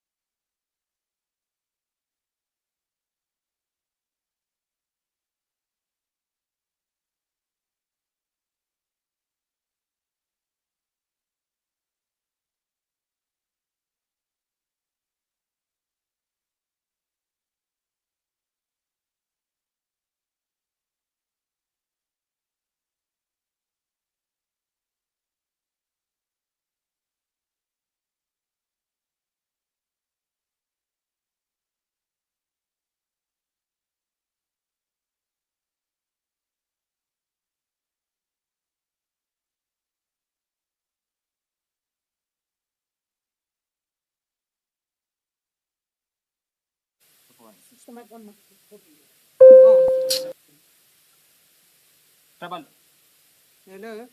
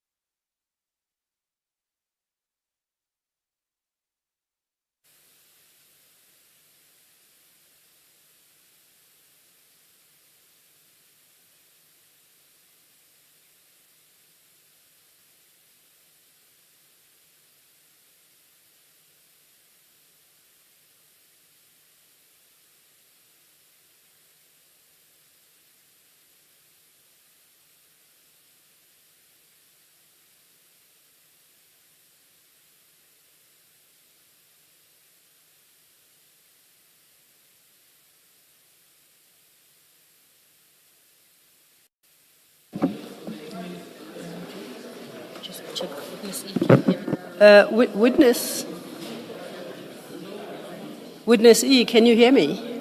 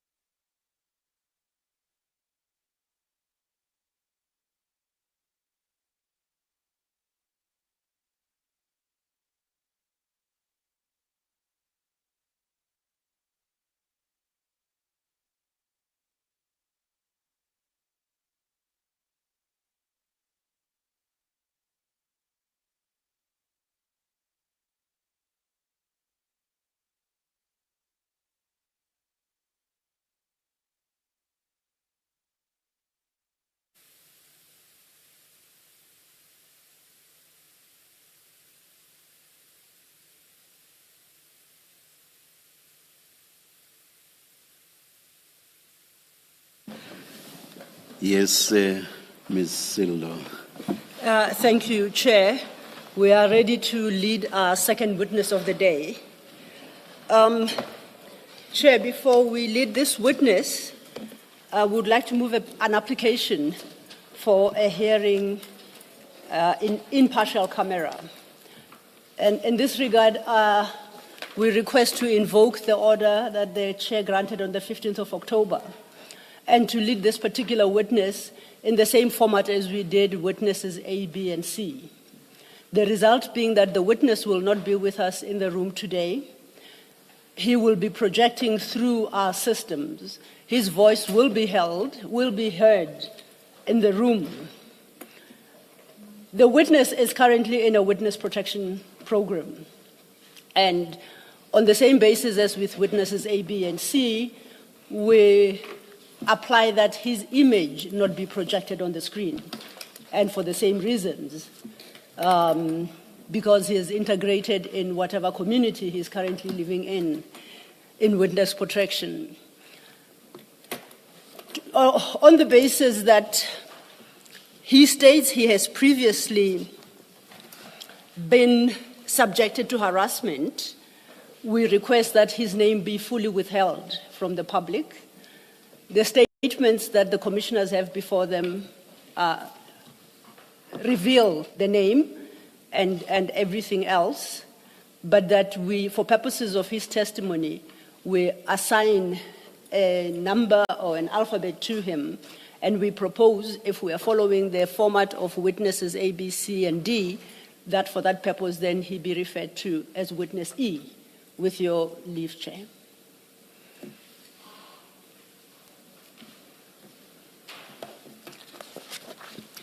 The application is granted and Thank you, Chair. an order similar to those in respect of the witnesses you've mentioned is made. Thank you, Chair. Thank you.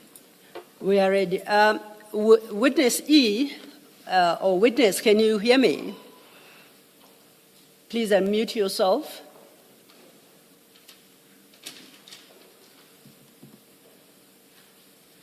Witness, you are still on mute.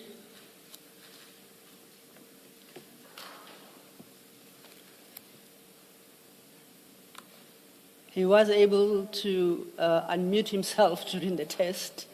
I don't know if he's experiencing new technical challenges. Witness, can you hear me from the auditorium? If you can, please unmute yourself and confirm you can hear me and see me on your screen.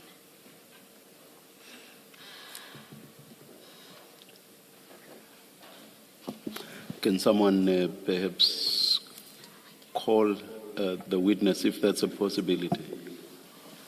We'll try that, Chair.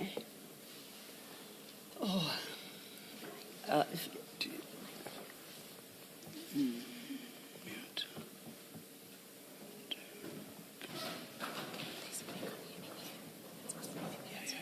Oh.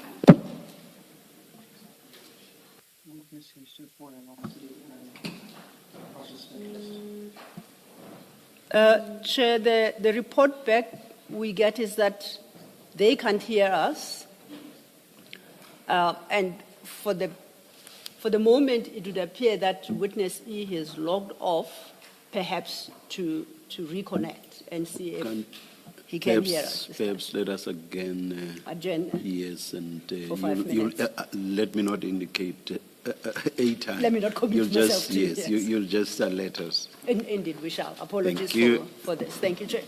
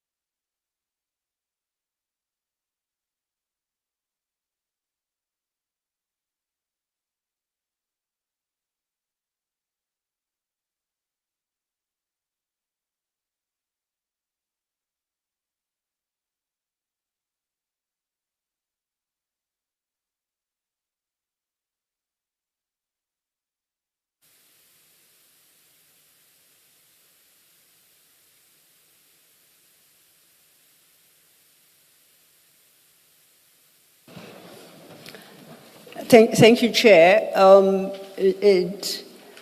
Our technical problems were resolved. I hope your presence in the room doesn't alter that position. I'll try again.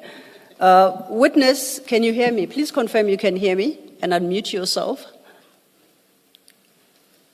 Yes, I can hear you. Oh, thank you very much.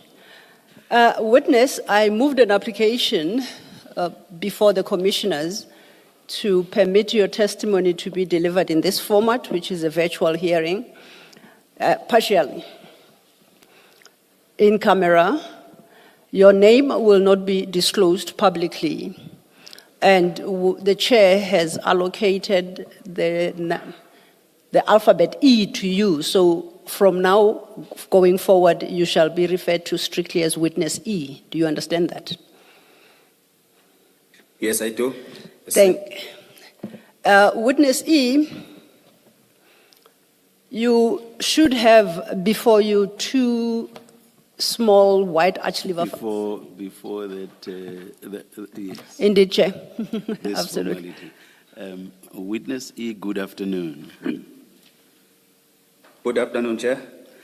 Are you going to swear or affirm? I'm going to take an oath.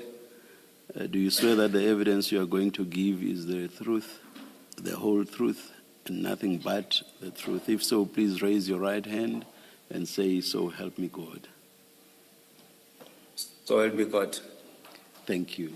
Thank you so much, Chair, and thank you for the reminder. Technology always gets the better of me. Witness E, now that you are fully sworn in, I would like to turn your attention to the two files you have before you. One file contains your statement, and on the spine of that file, it should be written Witness E statement. Do you confirm you have that file? Yes, I do. The second file will once again be labeled Witness E, but would read annexures. Do you confirm you have the second file? Yes, I do. Okay. I would like then for us to turn to your statement file. In the file marked statement is one document, and it is described as the witness statement of Witness E. Do you confirm that you have provided a statement to this commission for purposes of the evidence you are about to tender? Yes, I do, Chair. In the file marked statement, is that the statement that you have prepared for the commission? It is a Yes, it is, Chair.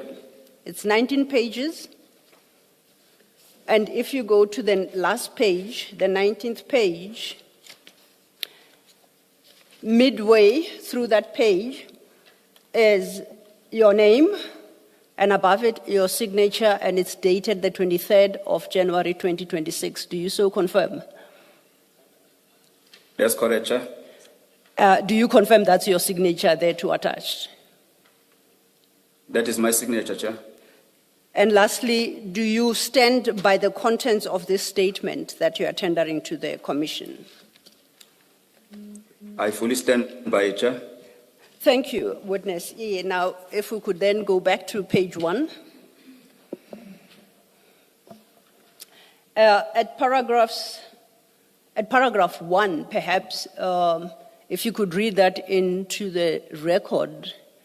And once again, to remind you, please don't read out your name and don't read out your parcel number or member number. Thank you.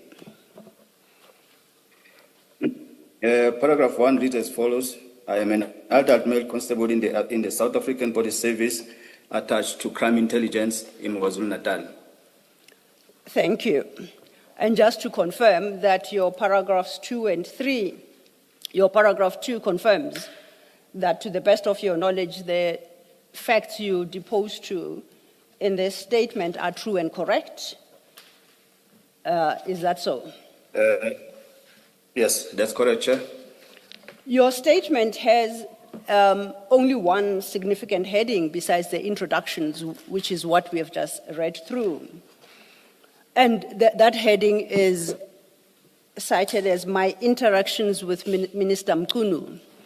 And that starts at page 1 of your statement. Is that correct? That's correct, Chair.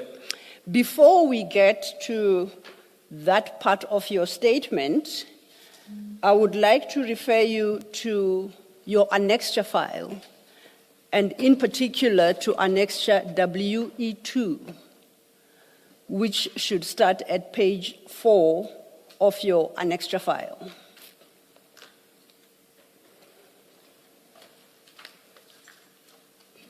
Are you there? Yes, I'm there, Chair. Annexure WE2 sets out what you in that document have headed my history, and this gives your history in the service and highlights certain aspects of your service, and I would invite you to share those with the commissioners. Thank you.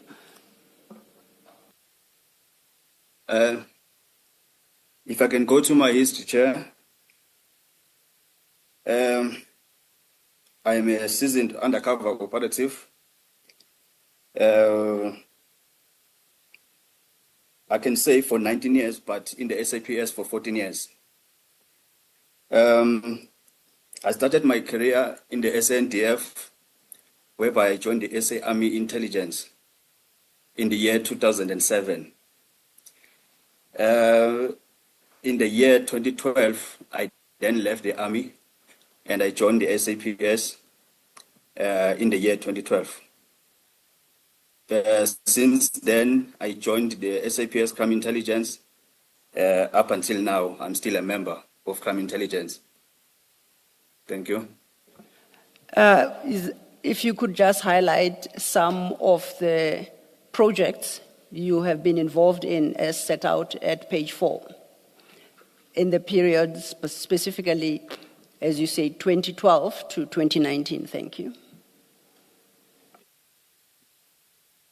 In 2012, I went to Otson College, whereby I did my basic training in the SAPS. And then after 10 months, we left college. We had to go back and work in the station. In December 2012, when I was back at the station, I was then approached by the members of Crime Intelligence in a unit called MDOC. In 2013, I then started to get involved in covert projects and covert operations of the Crime Intelligence. So in the year 2013, I did my first project, which was a drugs project. It was a project of cocaine that I did in 2013. Then in 2014, I did another drug project, which was a heroin project. In 2015, I did a stock theft project. In 2016, I did an ATM bombing project. 2017, I did a cash in transit project. And again, in 2018, up until 2019, where I was then enrolled in the program. Thank you. I note that with reference to the projects you undertook from 2013, in respect of each, that as you have read out, you note that most wanted suspects or all suspects, as the case may be, were arrested in the projects that you were involved with. Am I reading that document correctly? That's correct, Chair. Now, if we turn over, leaf to page 5, yes. Maybe before you do that, at item 6 in 2017 up to the year 2018, can you just confirm what you say there? I didn't hear you mention it.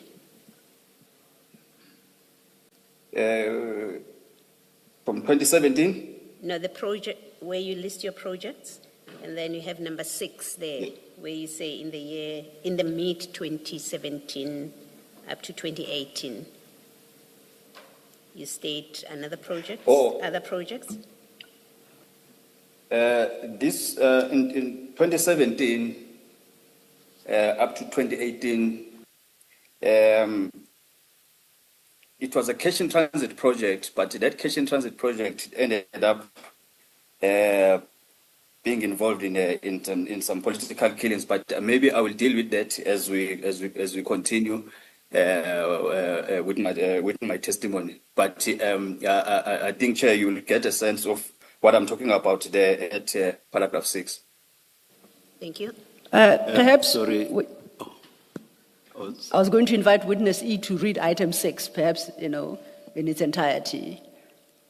Witness Okay. E, did you? In the mid 2017 up to the year 2018, I did some political killings project in KZN, and all those projects were successful and suspects were arrested. I think that is what Commissioner Baloyi wanted you to clarify. Thank you. Chair.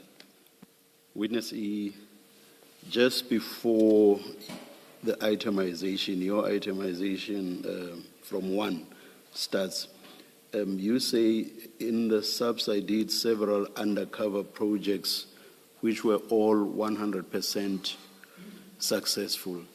And in respect of, I think all, you say the suspects were arrested. You say nothing about convictions. Is there a particular reason why you don't mention convictions? Chair, it's my language. This arrest, it includes convictions. None of the suspects that were in my projects, in all the projects, are outside. Most of them are in prison. Those who are not in prison, they are dead. So no one is outside who was part of the project. All the projects, that 100% comes from there. Thank you, Chair. Thank you, Witness E. Thank you, Chair. Thank you, Witness E. I was then inviting you to the next page, page 5, where before I go there, your page 4, item 7, you reference your projects in 2019. And at page 5, the second paragraph, you then set out what has happened to you or where you've been since 2019. Would you care to read that statement into the record, please? If you can put up the number, Chair, I'm getting lost between 4 and 5.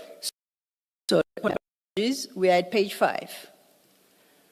At the top of page 5 is the last end of the sentence that starts at the bottom of page 4. You see that? Yes, I can see, Chair. Then immediately thereafter, there's a paragraph that says, I have been. Oh, I've been to the program since 2019 as I'm a compelled state witness in a high profile political murder case. I was once investigating in 2017. So if then we understand you correctly, since 2019 you've been in a witness protection program because you are a witness in that particular case. That's correct, Chair. Thank you. With that background then, can we turn to your statement starting at page 1? Under that main heading you have as my interactions with Minister Mkhwanazi. If you could perhaps deal with paragraphs 4 and 5 for the commissioners. Thank you.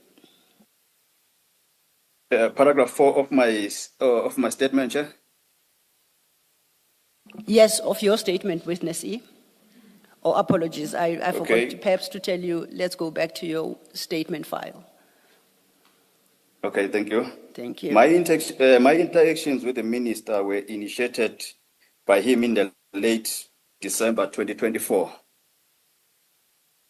On paragraph 5, on Saturday, 7 December 2024, I received a call from a cell phone number that I won't mention, I received this call on my cell phone that I won't mention as well. The phone number of the incoming call reflected on my phone in my Truecaller app, that is Mkhwanazi Home. When I answered the call, the person on the other end of the call said to me, "Do you know who you are talking to?"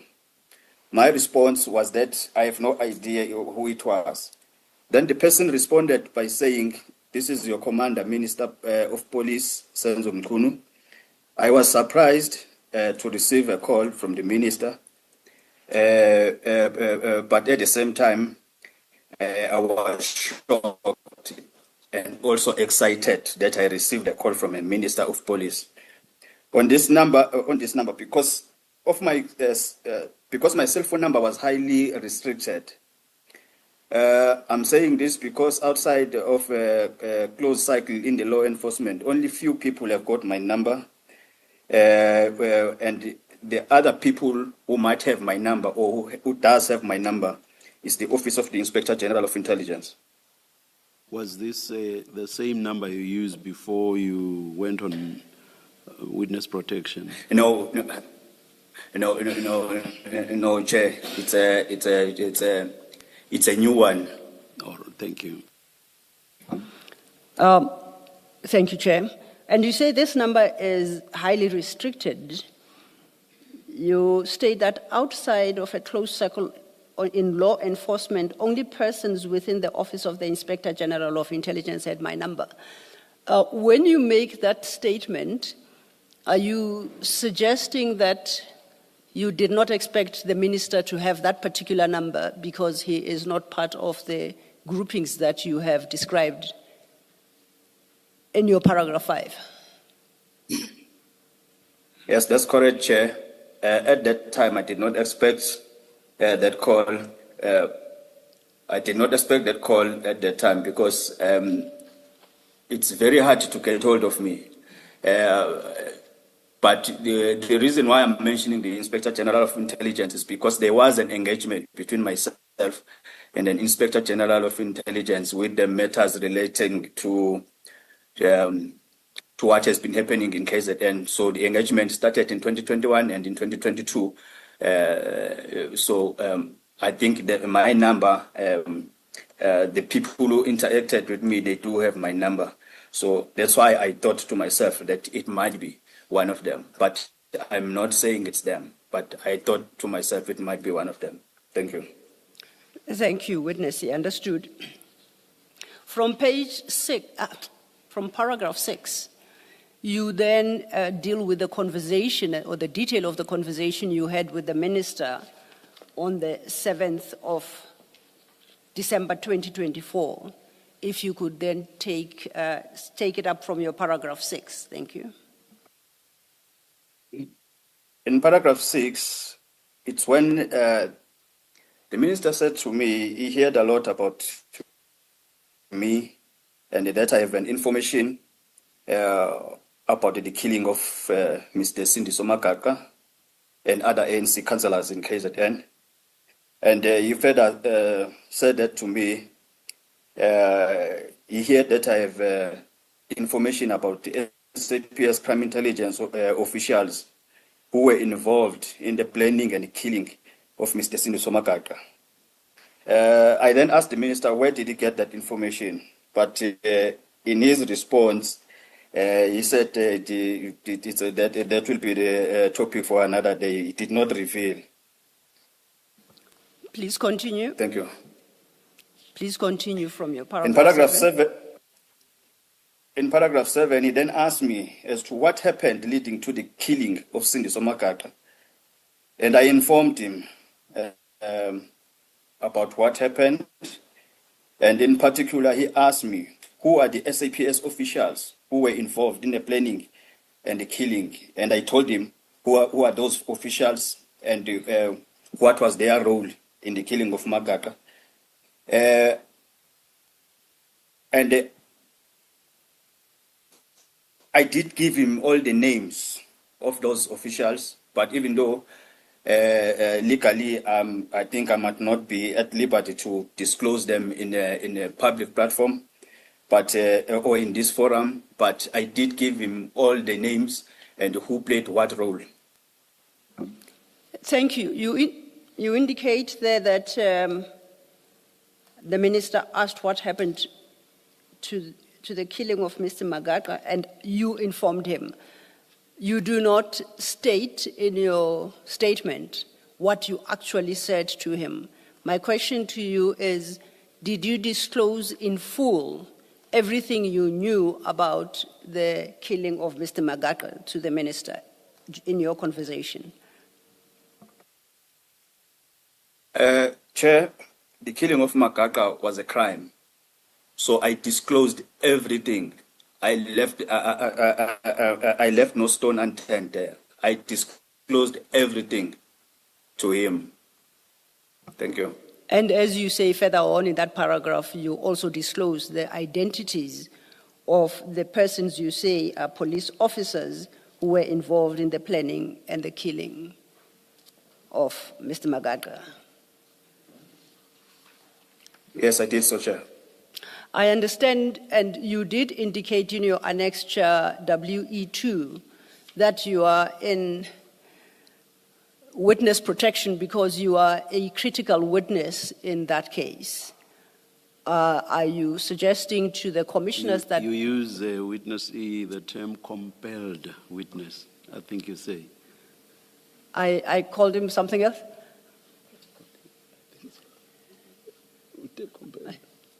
You, I must have forgotten within seconds. Mr. Law, my apologies. No, I think, is it critical that they... I think you said critical. Yes, and it's because in his annexure Yes. 2, WE2 at page 5, Okay. he says, I'm a compelled state critical witness. He called himself a critical witness. Okay. I guess my focus or interest was the compelled. But he also remembered to say he's a compelled witness. Why compelled witness E? I say this because, Chair, I was subpoenaed after I deposed my statement. I was also subpoenaed to testify. So it's not that. I was subpoenaed to testify. That's why I'm calling myself a compelled witness, because even if I don't want to continue to be a witness, but due to the information that I have to testify. Thank you, witness. You just give us a moment. Just yes, please. Thank you, Chair.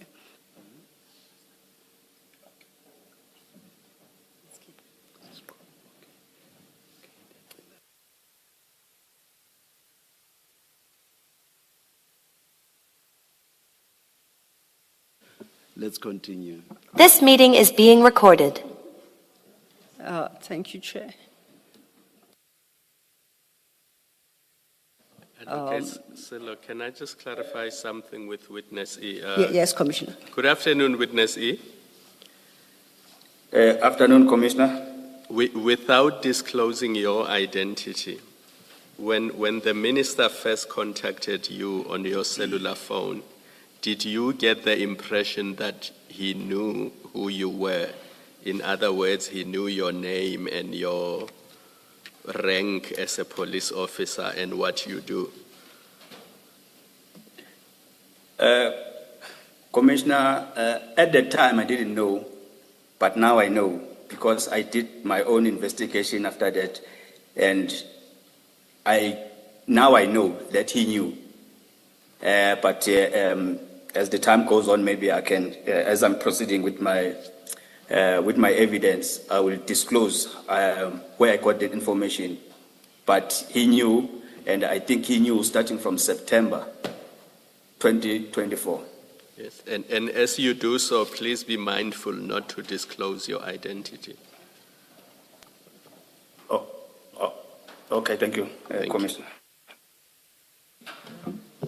Witness E, you might not see me because I don't have a machine in front of me. It's Commissioner Baloyi.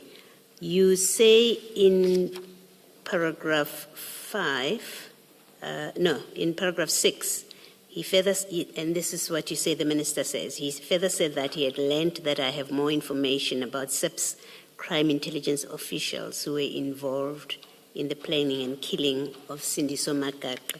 Now keep that in mind. In paragraph 7, you then say, in particular, asked me who the SAPS officials were who were involved in the planning and killing, and I told him. I confirm that all these individuals are indeed police officers. Does that mean, if you read 6 and 7 as I've read it now, did you confirm to him that these police officers indeed are crime intelligence officials? Yes, Chair. They are all crime intelligence officials. All right. Thank you. Thank you, Commissioners. And based on how you have worded your paragraph 7, I take it you are not inclined to disclose the nature of the information you shared with the Minister at the time, because these are matters you are yet to testify to in court. Am I correct? That's correct, Chair. Witness E, why did you feel free to share this information with the Minister? I think earlier on you said, even though you were not supposed to, you told him everything. Why did you feel free to share it? Because he was a Minister of Police at the time. So I saw no problem to share the information with him. Thank you. If then I may follow up on your response to Commissioner Baloyi's question, is your logic that had the same person called you at the time, but he was not Minister of Police at the time, you would not have shared that information? Is that what you are communicating? I was not. I was not at all. Okay. But because he was in the leadership of the SAPS as a department, I felt it fit to tell him, because when he spoke to me, it's like he already had an information Okay. About what happened. He just wanted some confirmation from me. So I saw no problem to share it with him. Thank you, understood. Can we then move on to your page 3 of your statement, starting at paragraph 8? You continue the conversation you had with the Minister, and you say you also informed him of other issues. Can you deal with the contents of your paragraph 8? At page 3. Before I deal with paragraph 8, Yes. Chair, you will forgive me. I used, in the previous questions, I used compelled and critical in one sentence. So you will forgive me. So my English it might not be proper. So maybe I withdraw that compelled and leave the critical one. Okay, it's noted. And in fact, that statement, compelled and critical, is not part of your statement. It is in your Annexure E, and Annexure WE2, yes, that we referred to earlier. Fully noted. Thank you, witnessing. We may then go to paragraph 8. In paragraph 8, I told the Minister, I also informed the Minister that I discovered the plan to assassinate Sindiso Magaqa in July 2017, prior to his assassination taking place. After hearing about the assassination plot, I reported this to my superiors. My superiors are the same officials that I've mentioned in the previous paragraphs, the same names that I gave to the Minister. In addition to informing them about the assassination plot, I also propose some steps that we can take as the police to prevent the murder or to save Magaqa's life. And they did not want to listen to me, even after I gave them steps that we can take. So Minister Mkhwanazi further asked me whether... Just Witness E? Just a minute, Witness E. Yes. When you heard about the plot, were you also told who the people that would carry it out were? Chair, at that time, I was told by the killers, the shooters, the shooters, the ones that pulled the trigger. They are the ones who told me that in the next 2 weeks' time, we are being hired to kill Mr. Makaka. So we had 2 weeks to stop the murder. Did But they the not tell you? officials- Did they not tell you who had instructed them or hired them to kill Mr. Makaka? They did, Chair. And did they give you the same names of the people, or rather the same names you gave to the minister?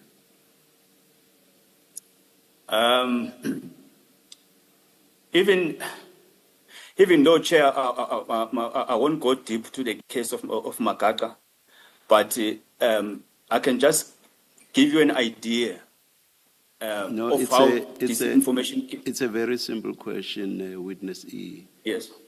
Did they give you the same names you gave to the minister?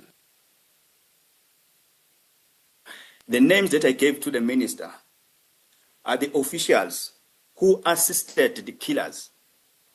Not the officials did not hire the killers to kill Makaka, but they assisted the killers. So Okay. the people who hired the hitmen. Let me people. ask the question differently. The killers who said they were going to, or there was a plot for Mr. Makaka to be killed, did they mention that those that were going to assist them in the killing were the people whose names you gave to the minister?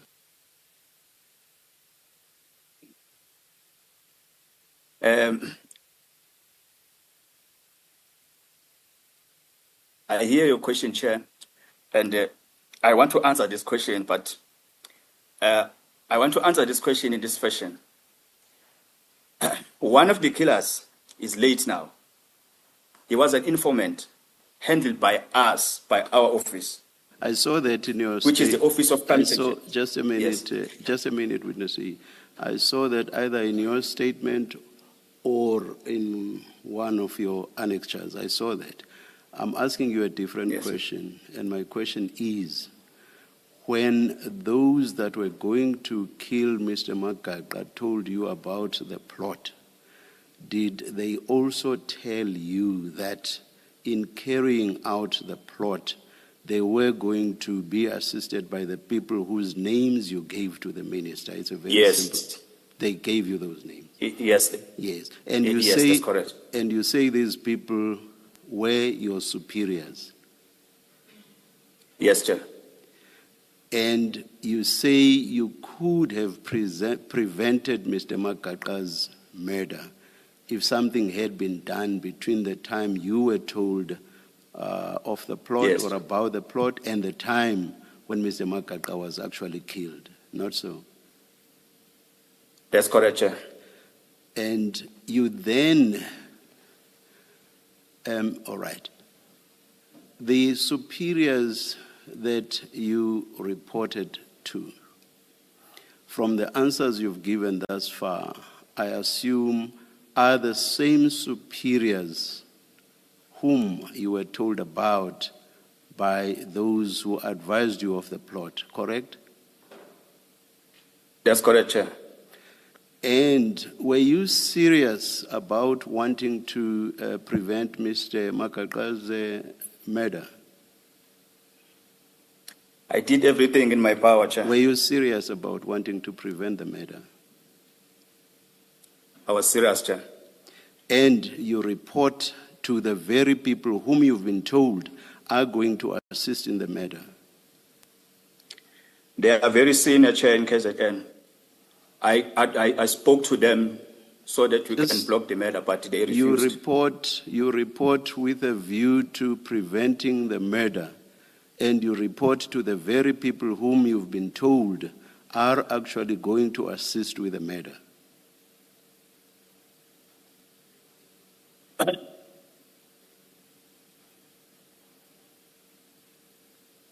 I want to answer this question, but the question is confusing. There's nothing confusing about the question, nothing confusing at all. Please answer it. Okay.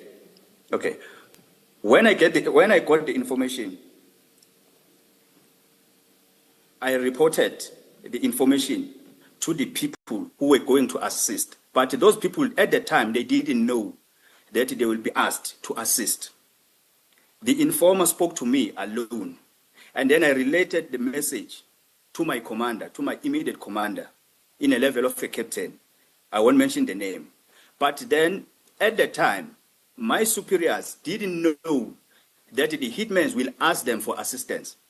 Number two, the equipment that was going to be used in the killing of Makaka came from the very same superiors. It was an equipment.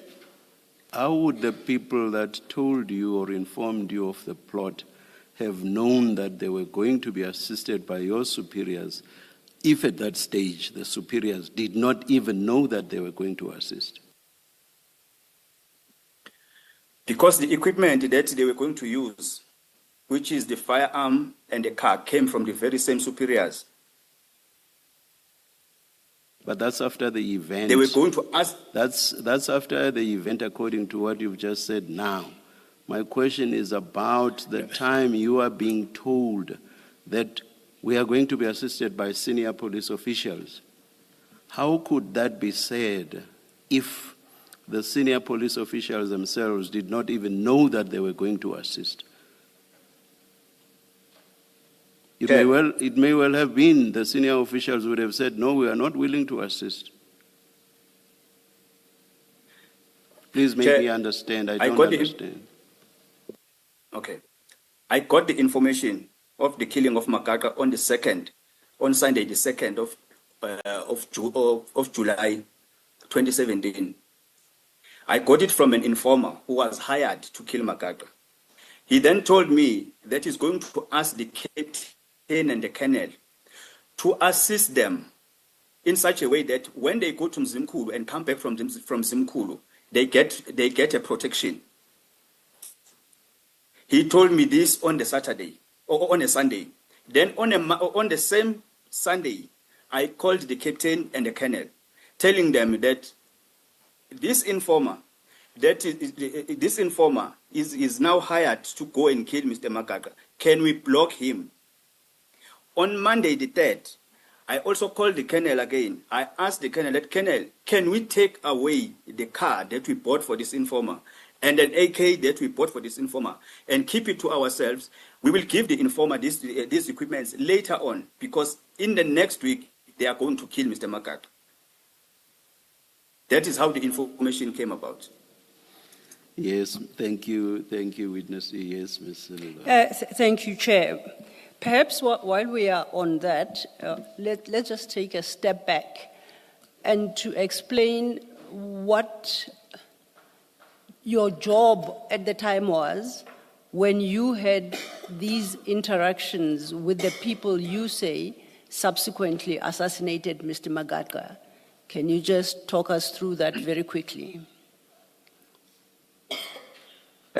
Chair,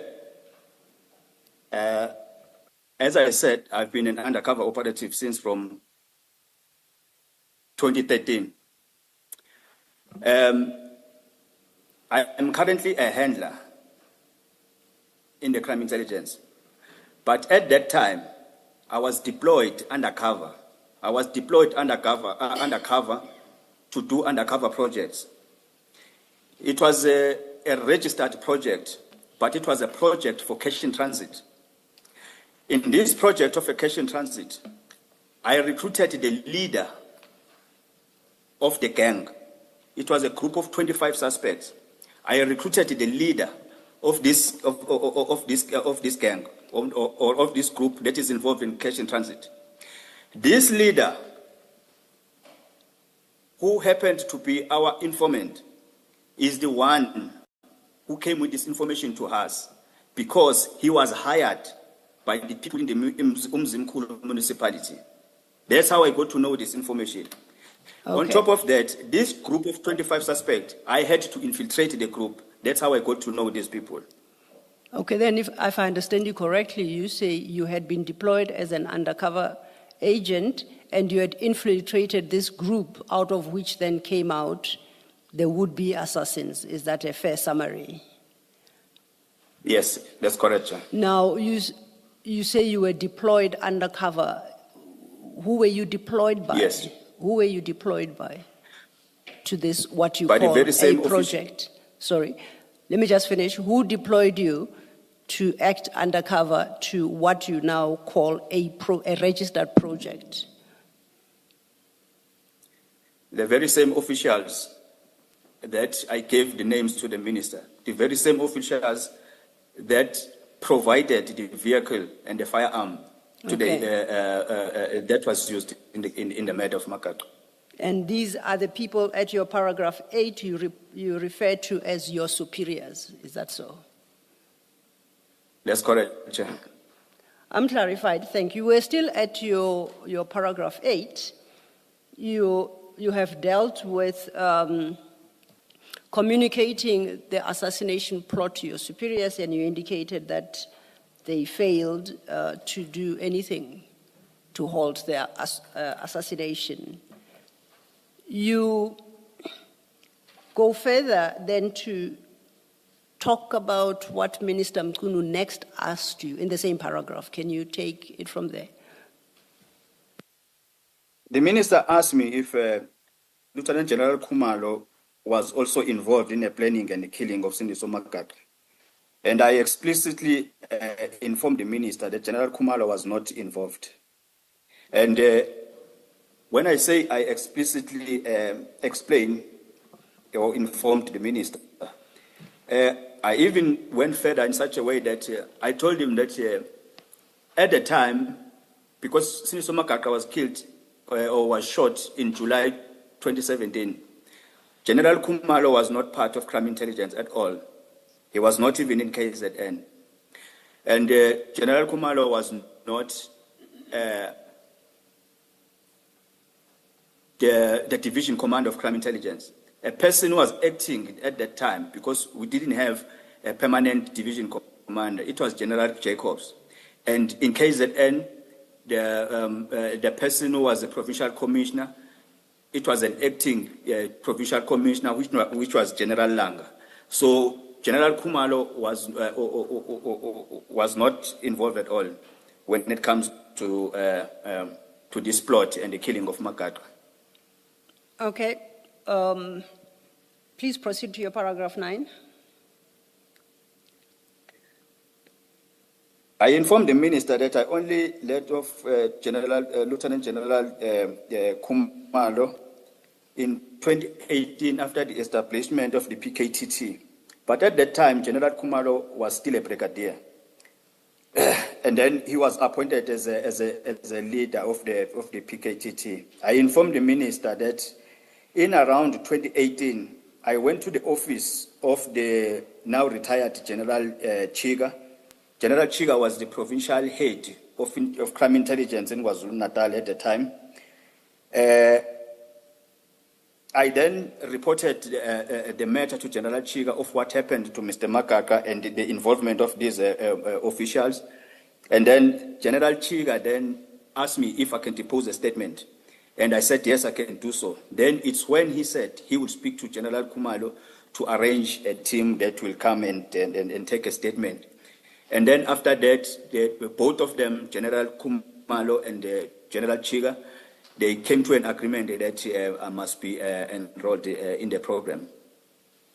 And in 2019, indeed, I went to the program. If I could just take a step back, where you talk about going to the office of the now retired General Chiga, you said it is 2018. In your statement, you've got a specific month.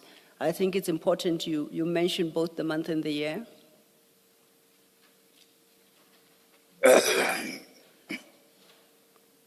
At your... It was around August. It was around... Go ahead, sorry. It was around August. It was around August 2018. It was after the establishment of the PKTT. Okay. And I know that you say you informed the minister of this fact. Yes, I gave him everything. Okay, then let's go to your paragraph 10. After you have informed the minister of all these facts. We are still at your page 3, paragraph 10 at the bottom of the page. Yes, therefore, I made it clear to the minister that not only was General Khumalo not involved in assassination, but that I only came to know of him later on. I only came to know of him later on. Excuse. And if we then could turn the page to the next page 4, starting at paragraph 11, if you could take it from your paragraph 11. I since learned that after my meeting with General Chiga and I since learned that after my meeting with General Chiga held a meeting with General Khumalo, whereby a decision was taken by both of them that I should depose a statement and be enrolled in the program. And for the record, firstly, did you depose to such a statement? Yes, I did. And is this the time you then went into the witness protection program you said you are still a part of today? That's correct, Chair. Okay, we then move to your paragraph 12, where you say the minister had engaged with you on other issues. Could you deal with the content of your paragraph 12? The minister asked me what are my grievances in the workplace. And my response to him was that due to my stay in the program for 7 years, I am sitting in one rank for 14 years, whereas my other colleagues whom I trained with were getting promotions and being moved to the next ranks, but myself, I was always being overlooked with my experience and my contribution. The minister then informed me to write my grievances in a form of an email and send them to him. He provided me with his email address, as stated there, and then he further asked me if Minister Pegicele was also involved in the assassination of Makaka, and my response to him was that no, Minister Pegicele was not involved. And at that time, he was not even a minister of police, so he was not involved. He was not involved at all. I see that the email address you say the minister provided you is his official parliamentary. It's got a parliament domain. Is that correct? Yes, that's correct, Chair. Okay. Then let's go on to your paragraph 13. After the call with the minister, Mkhunu, I then contacted a friend of mine who happens to be a lawyer to seek just an advice pertaining the call that I had with the minister. The friend of mine advised me that I should write my needs and grievances, and that I send the email to Mr. Mkhunu. But at the same time, he said I must also send the very same email to the National Commissioner. My friend also provided me with the National Commissioner's email address because I didn't have it at the time.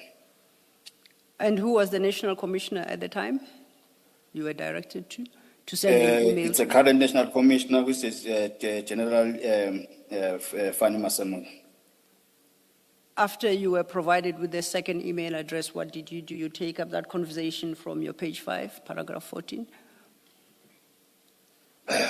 On Monday, the 9th of December, 2024, at about 11:53, I sent an email to Minister Senzo Mkhunu to his email address, and at the same time, I also sent it to the National Commissioner, General Masamula, in the email that was provided to me in paragraph 4. And in that email, I was setting out the details of my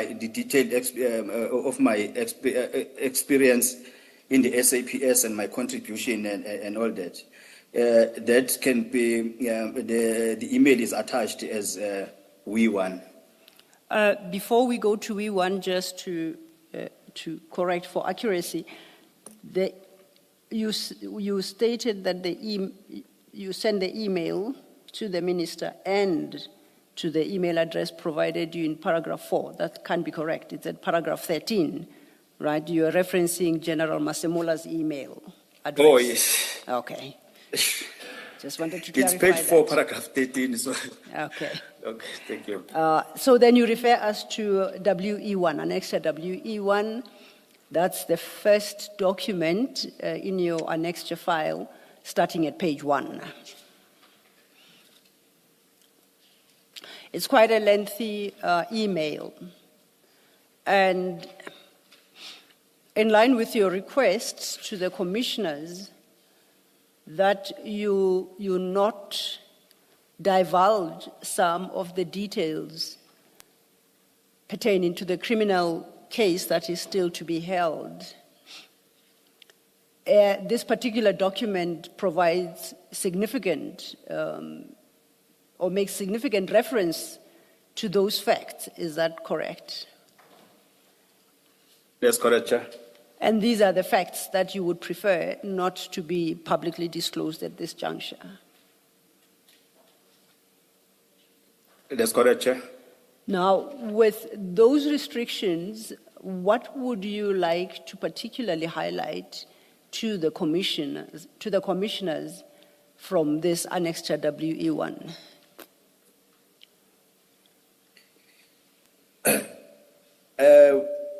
What I needed here was the request for an intervention by both the minister and the national commissioner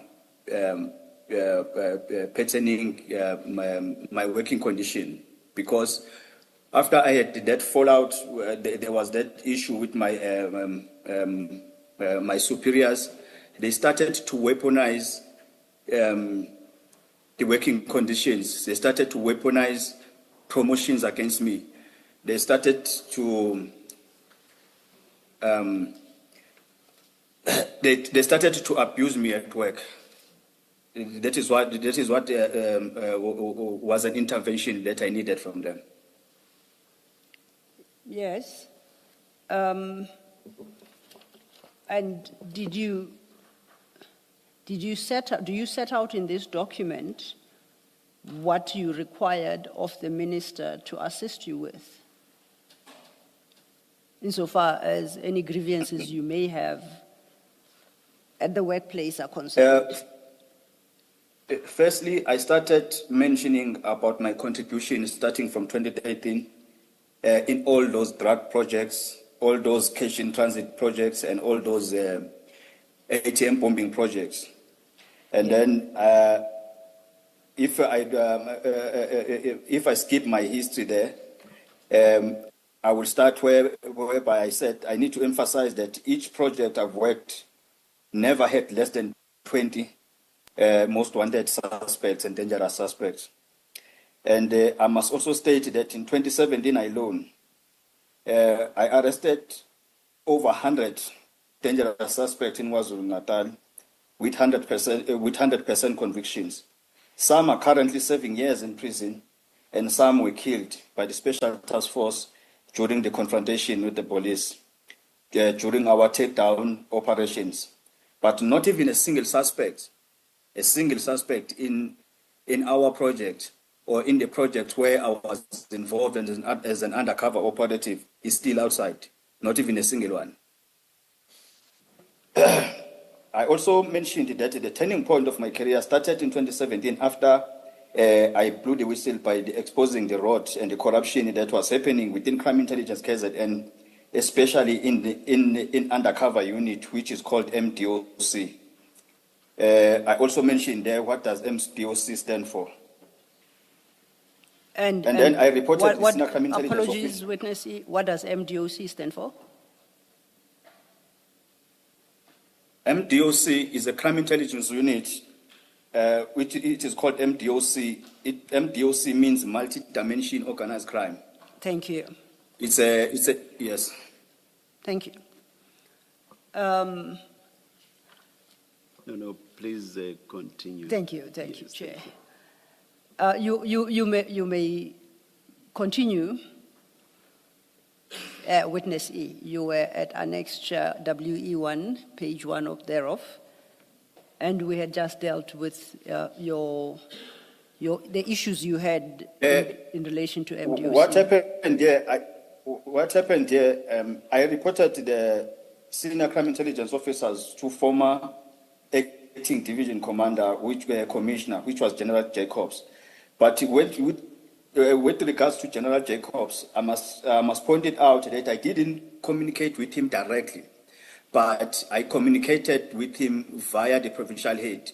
So I spoke to General Chiga in person, and then General Chiga said, because we are all under him and we're reporting to him, because MDOC reports directly to the provincial head. So he said that this matter needs to be investigated by the national head, which is a division commander, so division commissioner. So the division commissioner at the time of crime intelligence was General Jacobs. Okay. If I can then draw your attention to page 2 of that document, paragraph 2, which starts with the words, "The said parties that the same officials were my commanders." Do you see that? Do you see where I'm reading? Yes, yes. The sad part, yes, the sad Okay. part is that the very same officials were my commanders. Yes. And Now, their names, my I question, did mention them. Yes. my question is, in that paragraph, you then set out various names of people. My first question is, are you saying these are the people that you call your commanders and who you say were a part of the assassination? I just need you to confirm whether it's the same people.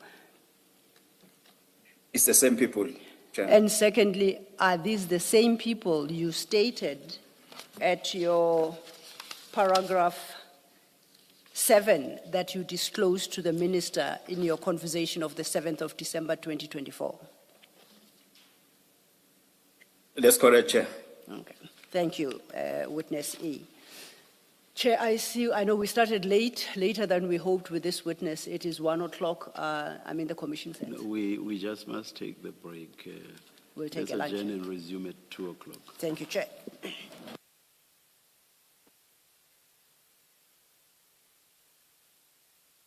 The recording has stopped.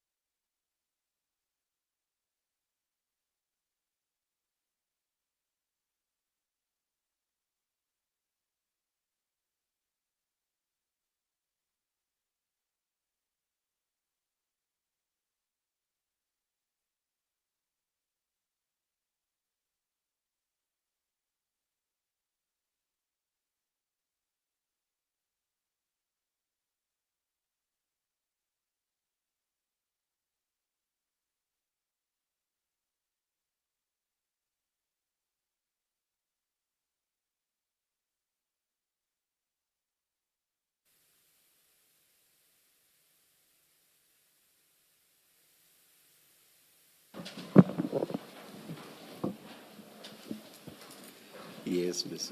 Thank you, Chair. Witness E, please confirm you can hear me clearly.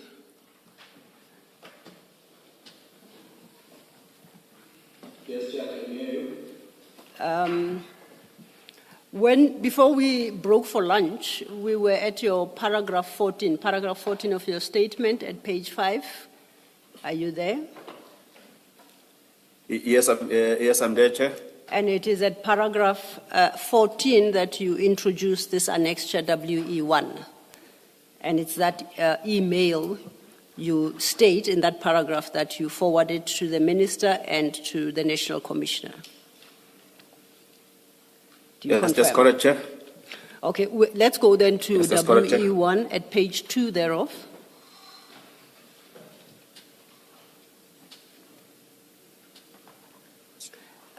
And as with page 1, the bulk of what you set out at page 2 provides detail regarding the assassination of Mr. Nhlanhla. I would like you to skip all that and go to the 8th paragraph at page 2 that starts with the words, "They started to target me." Do you see? Yes, I can see, Chair.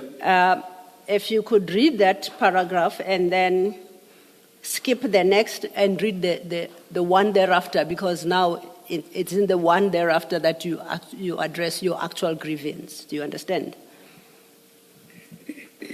I understand, Chair. Please do so. Thank you. Oh, perhaps I'm very sorry, Yes, Chair. Ms. Love. Let me take you the paragraph preceding. I must emphasize that this is not a hearsay evidence, but I was present in every Indeed, step. Chair, if I may, Yes, yes. I would agree in the redacted version. Yes. Only that's the first statement that the chair read Yes. is not redacted. The rest, The rest is- but I was. All right. All that is redacted, and I would prefer him not to. Let me stop where I am. But My interest is there. My interest is in every step. Oh, no. We would like, because the witness says these are matters pertaining to the evidence he shall be giving Also, at the criminal even trial. that part I must. Even not- that part. All right. But all the right, first part, all right. I'm grateful to the chair because it is the first part is important because it specifically states that what he relates in this document to the minister about the assassination is not hearsay evidence. That Yeah, he's yeah, got yeah. first-hand knowledge of. Part. That part so is you important. don't want me to get to the every step. Not to the rest. The rest is redacted, Chair. But my interest was how far does the every step go to Mr. Makaka or not? All right, I'll leave it. Thank you so much, Chair. Witness E, you are at the paragraph I had directed you to, and I think the Chair correctly points out the paragraph before. As you are working on a redacted version, I fully am appreciative to the Chair for pointing it out. I think the first sentence of the previous paragraph is important. So if you could just read that sentence without reading the redacted part, then we can go to that paragraph I directed you to. Do you understand? Yes, Chair. I Please go said ahead. here, I must emphasize that this is not a hearsay evidence. And when you say that, is that in reference to the facts you have set out pertaining to Mr. Nhlanhla's assassination as you set them out in that document? Is that what you say is not hearsay evidence? That's correct, Chair. Okay. Then if I can direct you to the next paragraph, that then starts with the words, "They started to target me." They started to target me to be assassinated and even told me that they will never give me any promotion and they want me dead because I'm a threat into their career. I won't mention the name of the person who said that because it has been redacted. Yes. That is when I went to the Durban High Court to get a protection order against the officials. After that, I was then enrolled into the program. That protection order, I got it in 2018. It was just after I started engaging. May I request you, witness E, to refer to the program in full, witness protection program? Oh, yes. Please. Yeah, there are a few Yes, times Chair. there are a few times when you just refer to program. A reader may Yes. not necessarily know what program. Thank you, Chair. I'll do so. Thank you, Witness E. You may continue. If you are done with that paragraph, then the next one is you skip this short paragraph after that. It's the one after starting with my only grievance. My only grievance to the national officials is that all my commanders in KZN are the officials mentioned above. And if ever I have to move to the next ranks, it's them who must process and facilitate it. But they don't do so because they told me that they'll never do it. And they want me dead than alive. Now, please proceed. In 2018, when my junior colleagues were promoted to the next rank due to years of service, I was left behind by the same officials. And again in 2022, when my junior colleagues were moved to the next ranks due to years of service, I was again left behind by the same officials. Yes. Continue. I am now appealing to the national officials to rescue me by moving me to the next ranks because in KZN, I was told by the same officials that they'll never move me up since I exposed them. And perhaps then lastly at page 3, if you could read the penultimate paragraph into the record. This is the paragraph before the last one, which reflects your specific request. The second paragraph from the bottom, I request. I request the national officials to intervene within 30 days of this stage, which is the 9th December 2024. And further to this, me and my legal team, we will have to take this to court because I believe I'm being abused for being a whistleblower within crime intelligence, and I'm being punished by the same officials for that. Okay, so then to summarize, the gist of your grievance was that you were not being promoted even though operatives who are junior to you were enjoying the benefits of being promoted. Yes, my grievance had nothing to do with other things. It was only about promotion stories. Okay. I have not made you read some parts of page 3 as well, because once again you delve into the details regarding the assassination. Is there anything else you'd like to highlight from Annexure WE1 before I move on? No, Chair. Okay. I think I'm covered. Then let's go back to your statement. Let's go to the statement file. We are still at page 5. And then you take it from paragraph 15.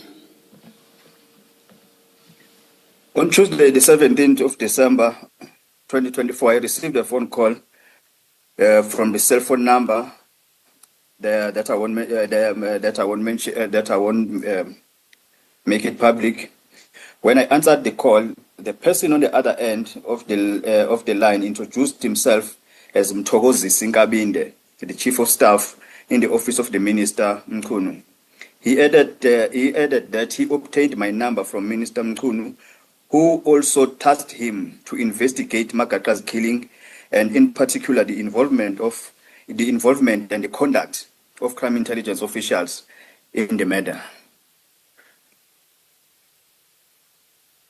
Please proceed. Mr. Nkabinde informed me that the phone was on loudspeaker and that he was with the Minister Mkhunu. He asked me if I had sent the email as directed by the Minister Mkhunu. and I confirmed that I had sent the email to both Minister Mkhunu and General Masemula. That was when Minister Mkhunu came in the same call and said that but he said it in Zulu. He said it in Zulu. He said, he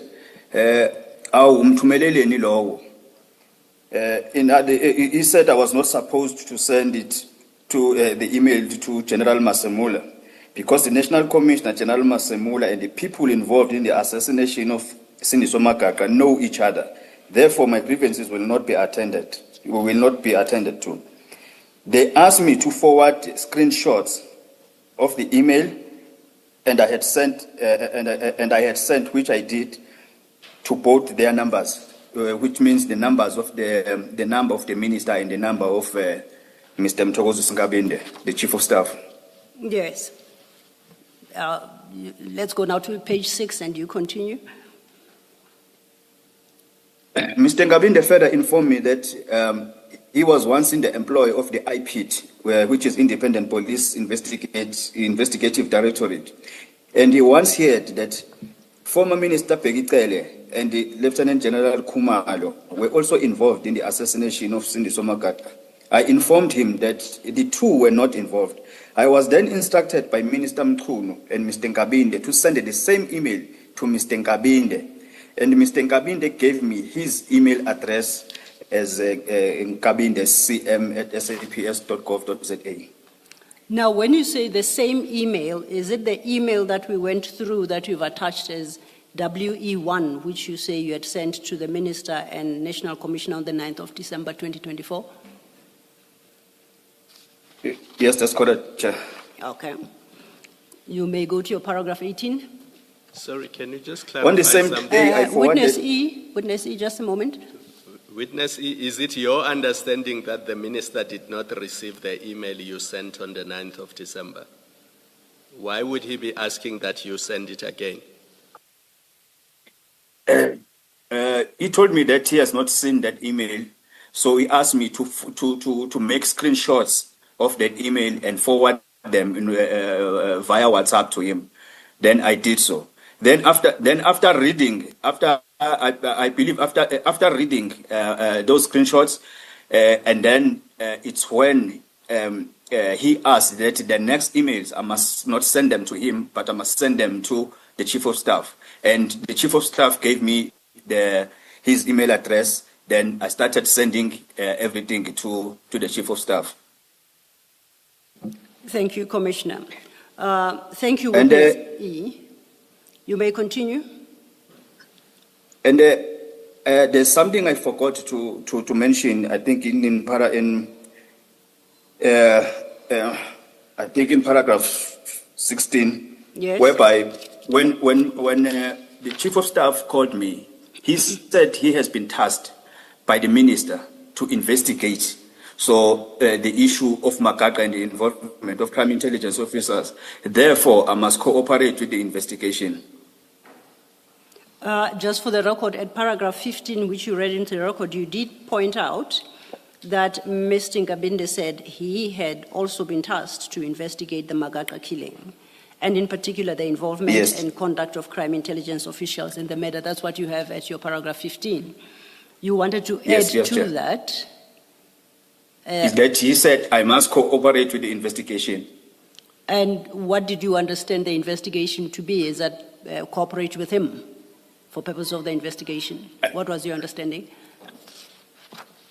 I didn't understand, Chair, because I didn't know that a chief of staff a chief of staff can become an investigator at the same time.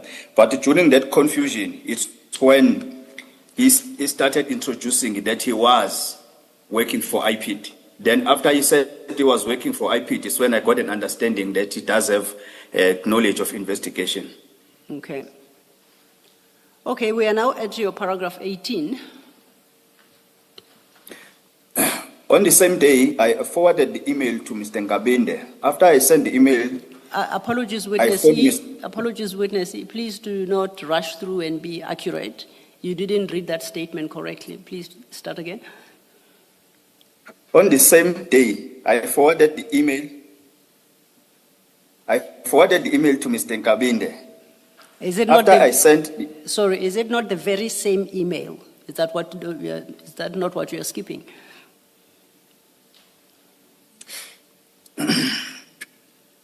My copy of your statement reads, on the same day I forwarded the On the very same day. same email. no, it's not the very same. It's not the very same. Advocate Silo, Yeah. the statement that we have reads exactly As as he the has it. witness read it. Okay, then I possibly, I might be a version out. Okay, the commissioners have your version, so let's work on your version, witness E. Okay. On the very same day, I forwarded I forwarded the email to Mr. Nkabinde. After I sent the email, I phoned Mr. Nkabinde on the same number that he phoned me with, informing him that I had sent the email. Mr. Nkabinde stated that he didn't receive the email and gave me an alternative email address, and he said it's his personal email address to resend the email. Mr. Nkabinde also advised me to rewrite the grievances, and the heading should read as "Dear Minister and national officials," and send it, and also forward my CV via WhatsApp. On the same day, on the 17th of December 2024, at about 10 past 11, I sent the same email to Mr. Nkabinde, to Mr. Nkabinde's two email addresses that he gave me. And I sent them from my personal email address. Yes. A copy of this is attached as Annexure W2. Okay, now your Annexure WE2 is in the Annexure file from page 4.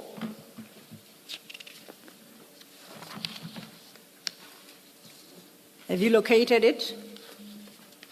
Yes, Chair, I'm there. In dealing with this annexure, just remember that insofar as your history is concerned, that's what you read into the record when we started. So you can skip that part. Then you can speak to this annexure then, otherwise. In this annexure, you can see that there on top it's written as follows: Dear Minister and the national officials. So I did exactly as instructed by Mr. Nkabinde. Yes. Then let's go into the body of the email. You can skip the first paragraph, which sets out your employment details and I think your ID number. At the next paragraph after that, you then have you set out a specific request. Can you state it? I said I request an intervention by the national officials and my employer in my work abuse and unfair treatment when it comes to promotions. Thereafter, you then deal with your history and you set it out there. As I say, we've dealt with that. Can I then invite you to the next page, at page 5, and we pick it up from the second paragraph at page 5, which says, my only complaint. The complaint is simple. In 2018, when my junior police officers were moved to the next ranks, due to years of service, even excluding successes, I was overlooked and sidelined by my employer. Again, in 2022, there was another national instruction for mass promotions for junior police officers to the next ranks due to their years of service, excluding successes, but I was once again overlooked and sidelined by my employer. These promotions... Go ahead. These promotions were for the motivation and the well-being of police officers so that they can perform well in their duties. Please proceed. I am on a witness protection program with full pay as a police officer. I get all benefits like all police officers in the country, including bonuses when due and I get full medical aid services from PolMed. For the fact that I get these benefits mentioned above, it means I do qualify to be a police officer, and therefore I do qualify to receive all benefits of police officers, including being moved to the next ranks, like all my other colleagues at work. If you can read the first line of that, the next paragraph then. My only complaint is about the promotions, which are long overdue.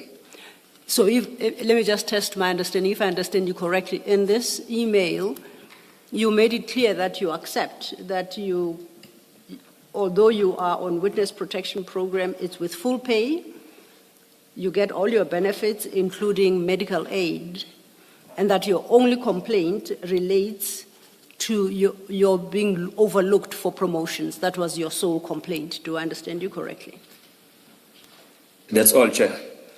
Now, at the last paragraph of that email, it reads, "With due respect and humbleness, I request my employer to attend to my grievance by moving me to the suitable rank and consider my experience, my contribution, my successes, and my years of service." End of quote.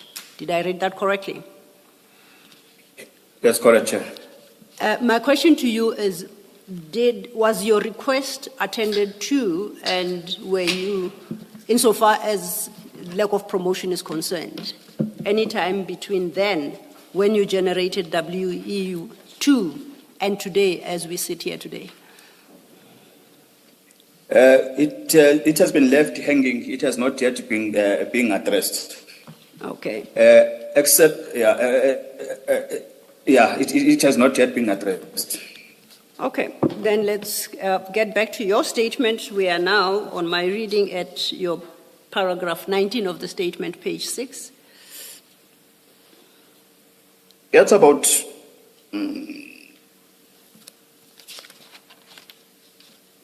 Yes, it's 19. It starts with the words "at about." at about 2 o'clock, I contacted Mr. Nkabinde on his number with my cell phone number, asking him if he had received the email that I've sent. And indeed, Mr. Nkabinde confirmed that he did receive the email. Okay. And then let's continue to paragraph 20. Shortly after Mr. Nkabinde and the minister confirmed the receipt of the email, I saw an article in the Sunday World newspaper reflecting my conversation with the minister about Mr. Makaka murder, but with some facts distorted. This article is attached as WE1A, bracket A, in brackets. I noted that some facts were distorted because during May 2021, the Office of the Inspector General of Intelligence had initiated an investigation into the involvement of crime intelligence in the murder of Sindiso Makaka. During May 2022, I was interviewed extensively by the Office of Inspector General of Intelligence. The information I relayed to the minister telephonically in 2024 was consistent with my disclosures to the OIGI in 2022. Now, that annexure WE1 bracket A is in your annexure file.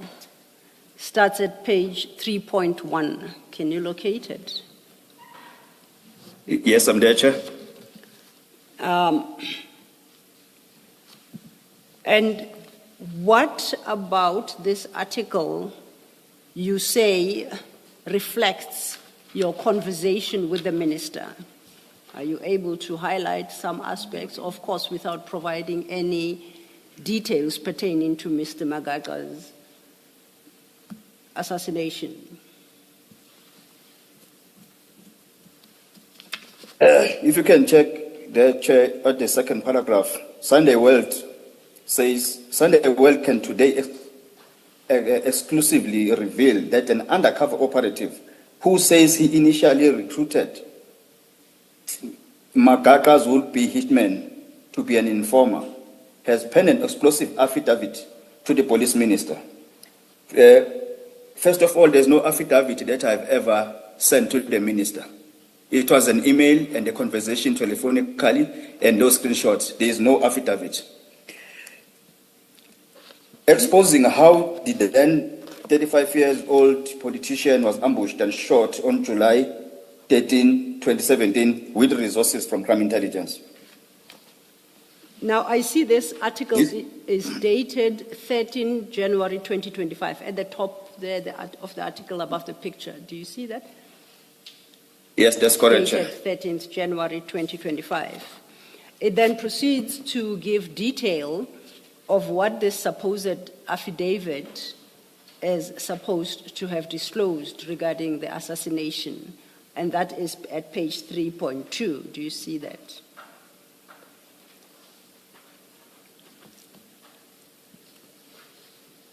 Do you confirm that? Sorry, Chair, in the annexure or in the annexure, page 3.2 of annexure WE1A. This page, they start with the contents of the affidavit. The contents of the affidavit, yes, that page.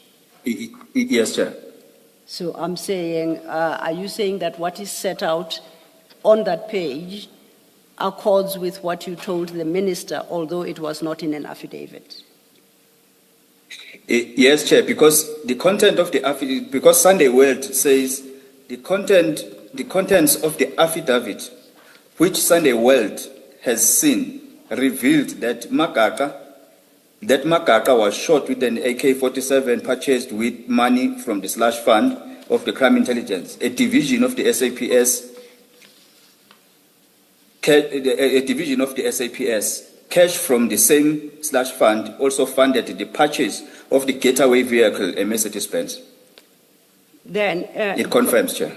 It provides further detail there. I see at what the copy you have must have quite a big space between the first paragraph and the next, and that's because on the actual article itself, it's an electronic advertisement in between the two paragraphs. Do you see where I am, witness E? Yes, Chair, I can see. So if you skip that whole wide open place, then there is the third. Skip those two paragraphs. They go into the detail. I'm interested in the third. Please read the third paragraph into the record. The operative said. The operative said he registered Mdunge as a police informer on May 10, 2017, after recruiting him. He then handed the hitman to his superiors, the one who later resigned. The operative said he has been part of the multi-dimension organized crime, a deep undercover unit, since 2013. Now, looking at the facts as set out in that paragraph, do you know who this article is referring to? The said operative. Do you know who is the operative the article is referring to, considering what it is said, the operative said? I lost, sorry, Chair, I lost you for about a few seconds. Would you please repeat the question, please? Oh, apologies. The paragraph we just read reads, the operative said he registered this person as a police informer. Earlier, you had, in engagement with the chair, spoke of these issues, and then it gives some other facts and references multi-dimensions of organized crime, a deep undercover unit since 2013. Now I'm asking you, do you know the operative that is being referred to in that paragraph?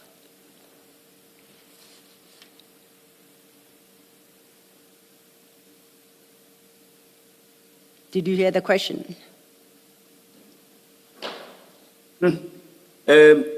Chair, I lost you again. I think it's the network here, but can you just, I hear the other things, but the last question, if you can just repeat only the question itself. Okay, I'll try a shorter one. Who is the operative referred to in that paragraph? Do you know? That is witness E, Chair. That is witness E, you said? Yes, Chair. Okay.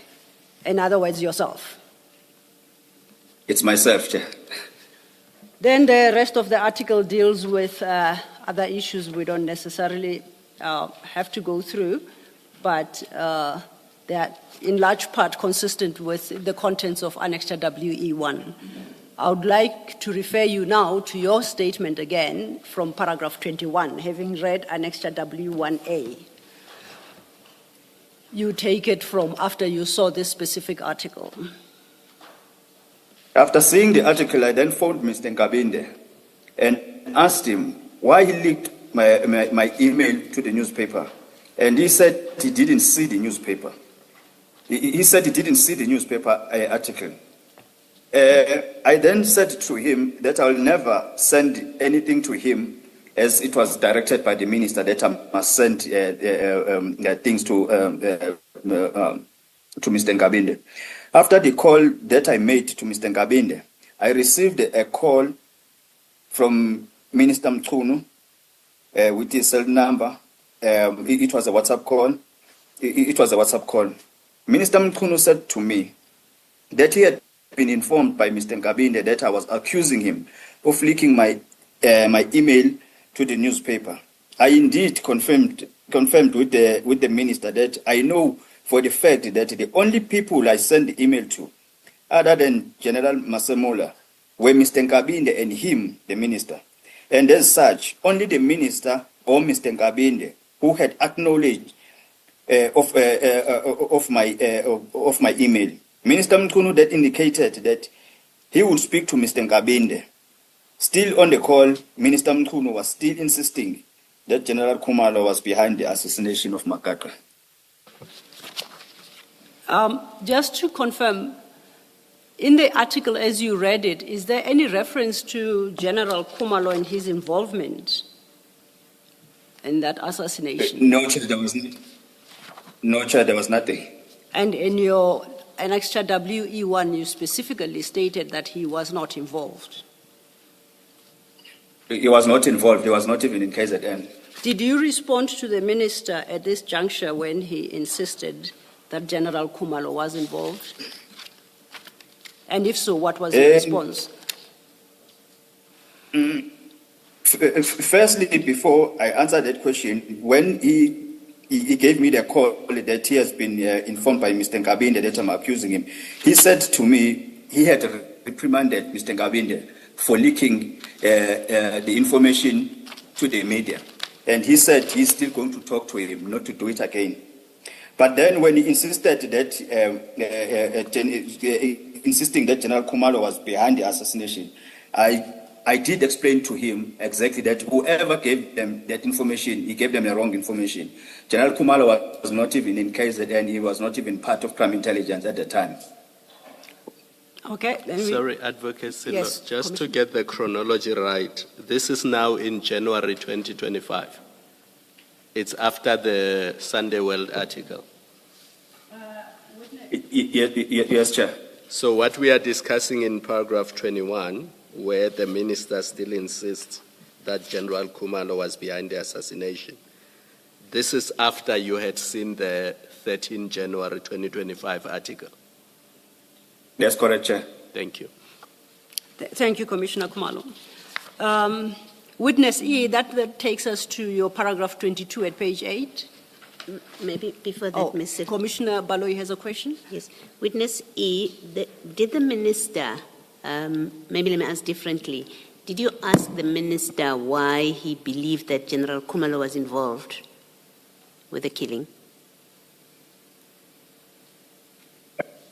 I did not ask him because even in December, when he started saying General Khumalo and former Minister Cele were involved, I said no, they were not involved. But it was Mr. Nkabinde that came in that same conversation that he was once at the IPID and he heard that former Minister Cele and General Khumalo were involved. So I think in my mind at the time, I had an impression that maybe Mr. Nkabinde got that information from IP, but that information was a false information.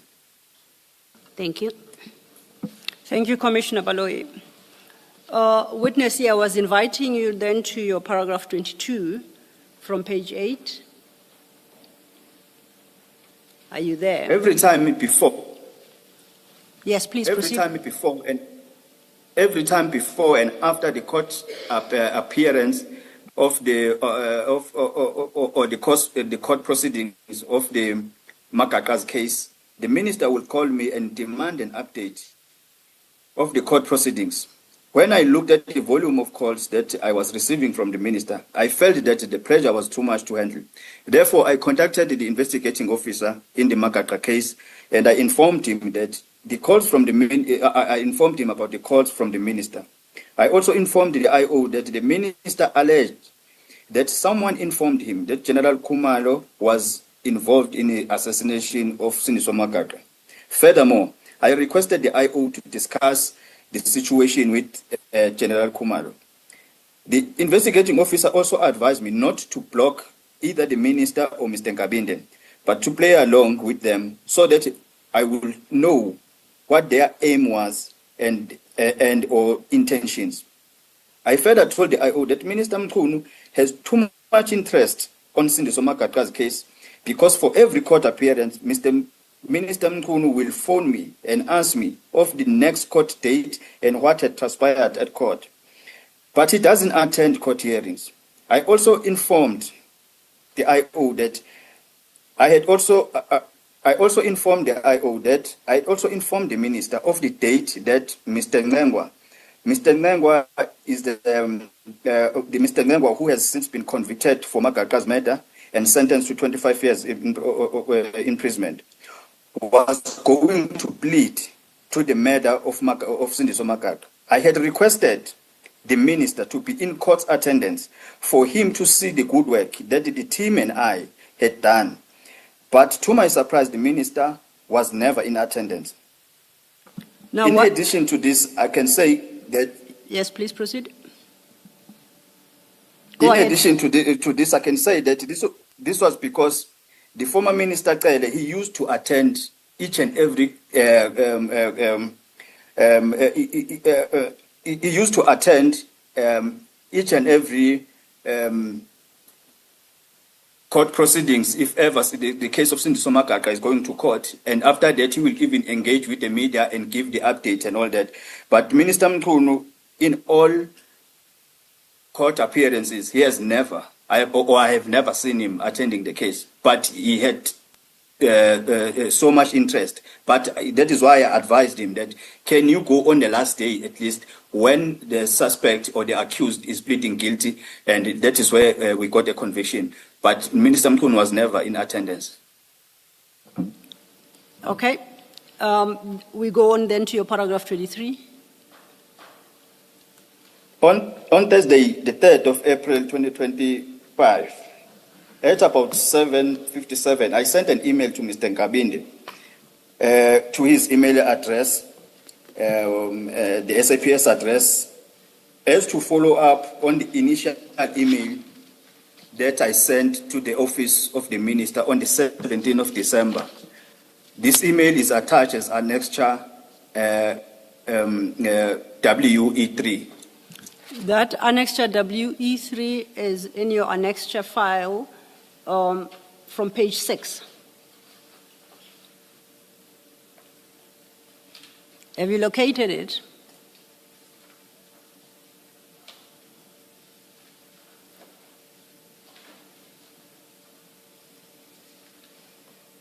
Witness E.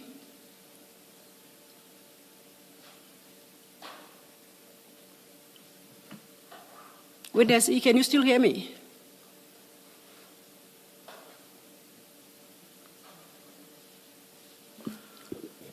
Let us adjourn.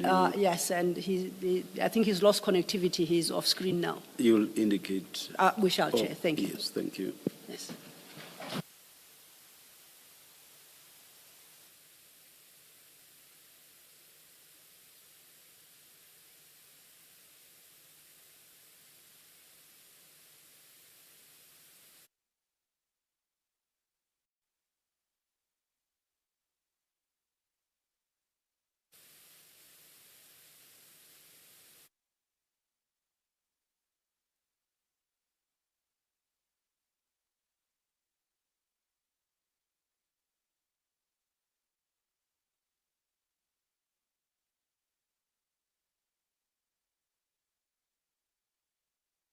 unmuted. Please unmute yourself.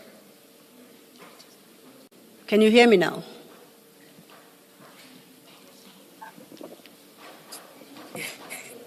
Witness E, can you hear me?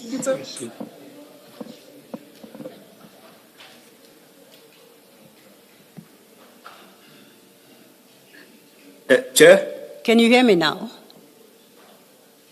I hear you perfectly. Yes, I can hear you. You can hear now. me. Yes, I can hear you properly. Okay, so connectivity We can proceed. established. Okay, thanks. We will resume shortly.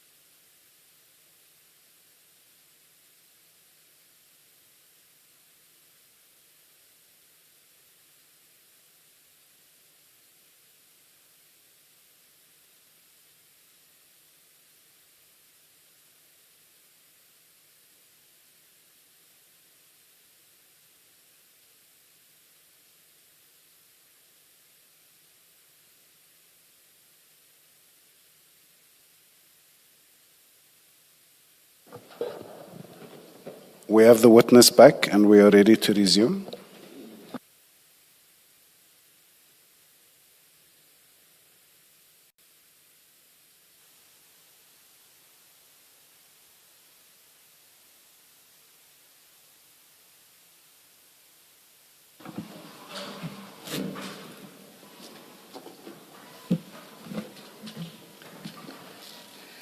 Thank you, Chair. I think Witness E has re-established connectivity and we are ready. Witness E, please confirm you can hear me still. Yes, I can hear you, Chair. Thank you. We're ready to proceed. Thank you, Chair. Witness E, you had dealt with your paragraph 23 where you introduced annexure WE3. Do you recall? Yes, I confirm, Chair. Okay, I had referred you then now to your annexure file and located annexure WE3 at page 6, which is where I had asked you to turn your attention to. Yes, I'm there, Chair. I see this, I see it's an email from your email address as you have provided in the statement. It's addressed to Mr. Nkabinde, CM at the subs.gov.za email, and it's dated the 3rd of April 2025 at 7:57. Correct? That's correct, Chair. Do you confirm that the first 3 paragraphs deal in large part with matters that you had highlighted in your previous emails? That's correct, Chair. Could you then deal with the 4th, 5th, and 6th paragraphs and just quickly read those into the record? As you were, to explain what you were communicating to Mr. Nkabinde?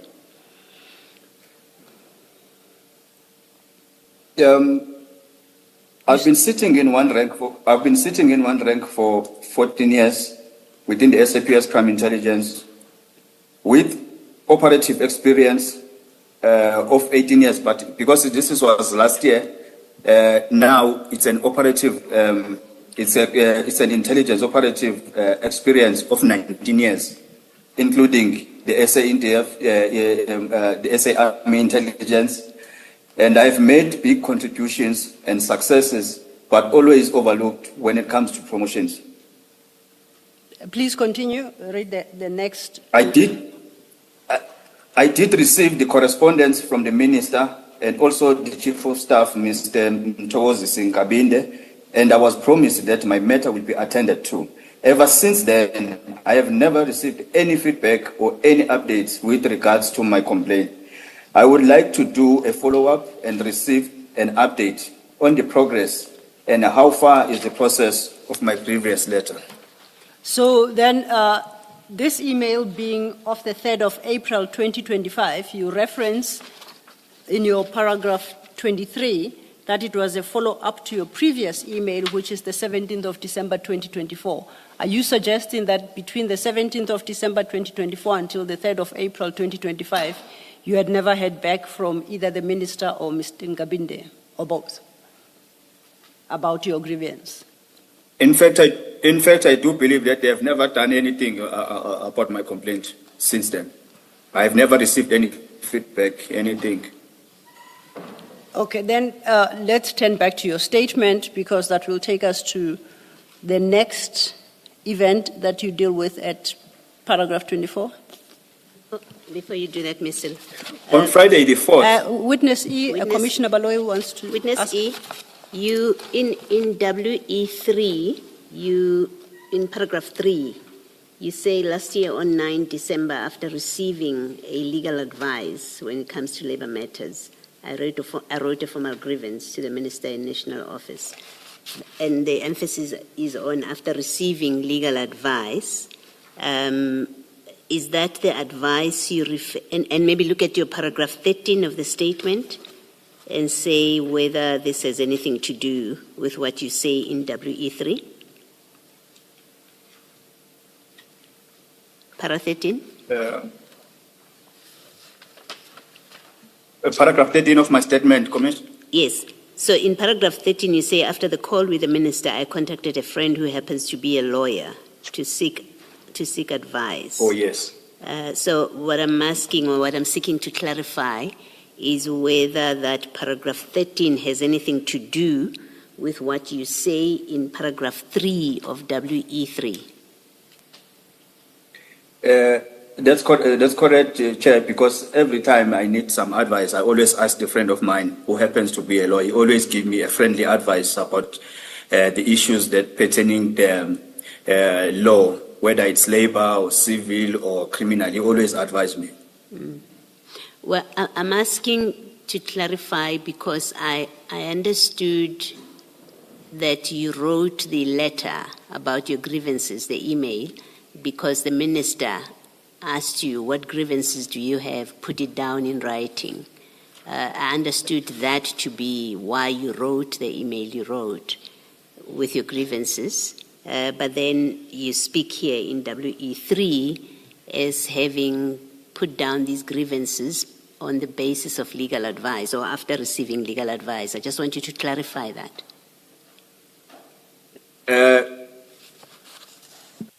even though the minister said I must send my grievances in an email, I did receive an advice from a friend of mine who happens to be a lawyer. That is why he even provided me with an email for General Masemulo, of which I didn't have at the time.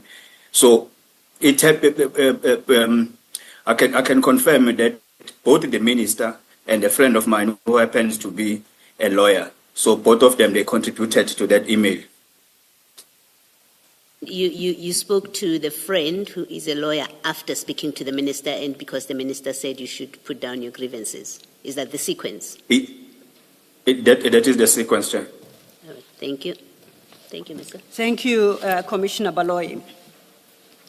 We are now witness E back to your statement, witness statement at page 9 at paragraph 24. On Friday, the 4th of April 2025, at about 9:34, I received an email from setati@saps.gov.za acknowledging receipt of my email that I have sent to Mr. Ngabinde. This is attached as WE4. And that annexure WE4 is at page 7 of your annexure file. If you could go there.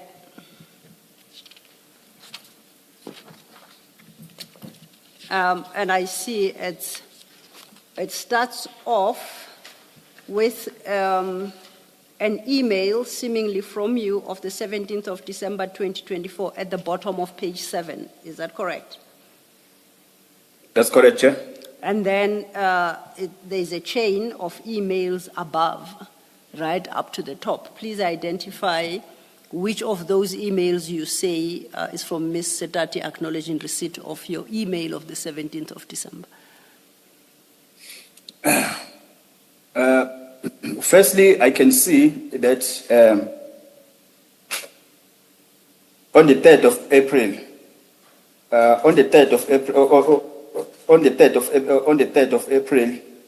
Mr. Ngabinde wrote to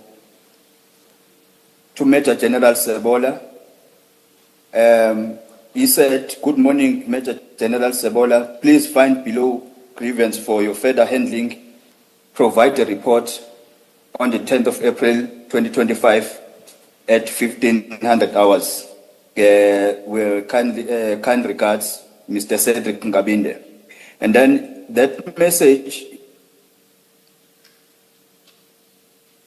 it was forward. I can see that it was also forward.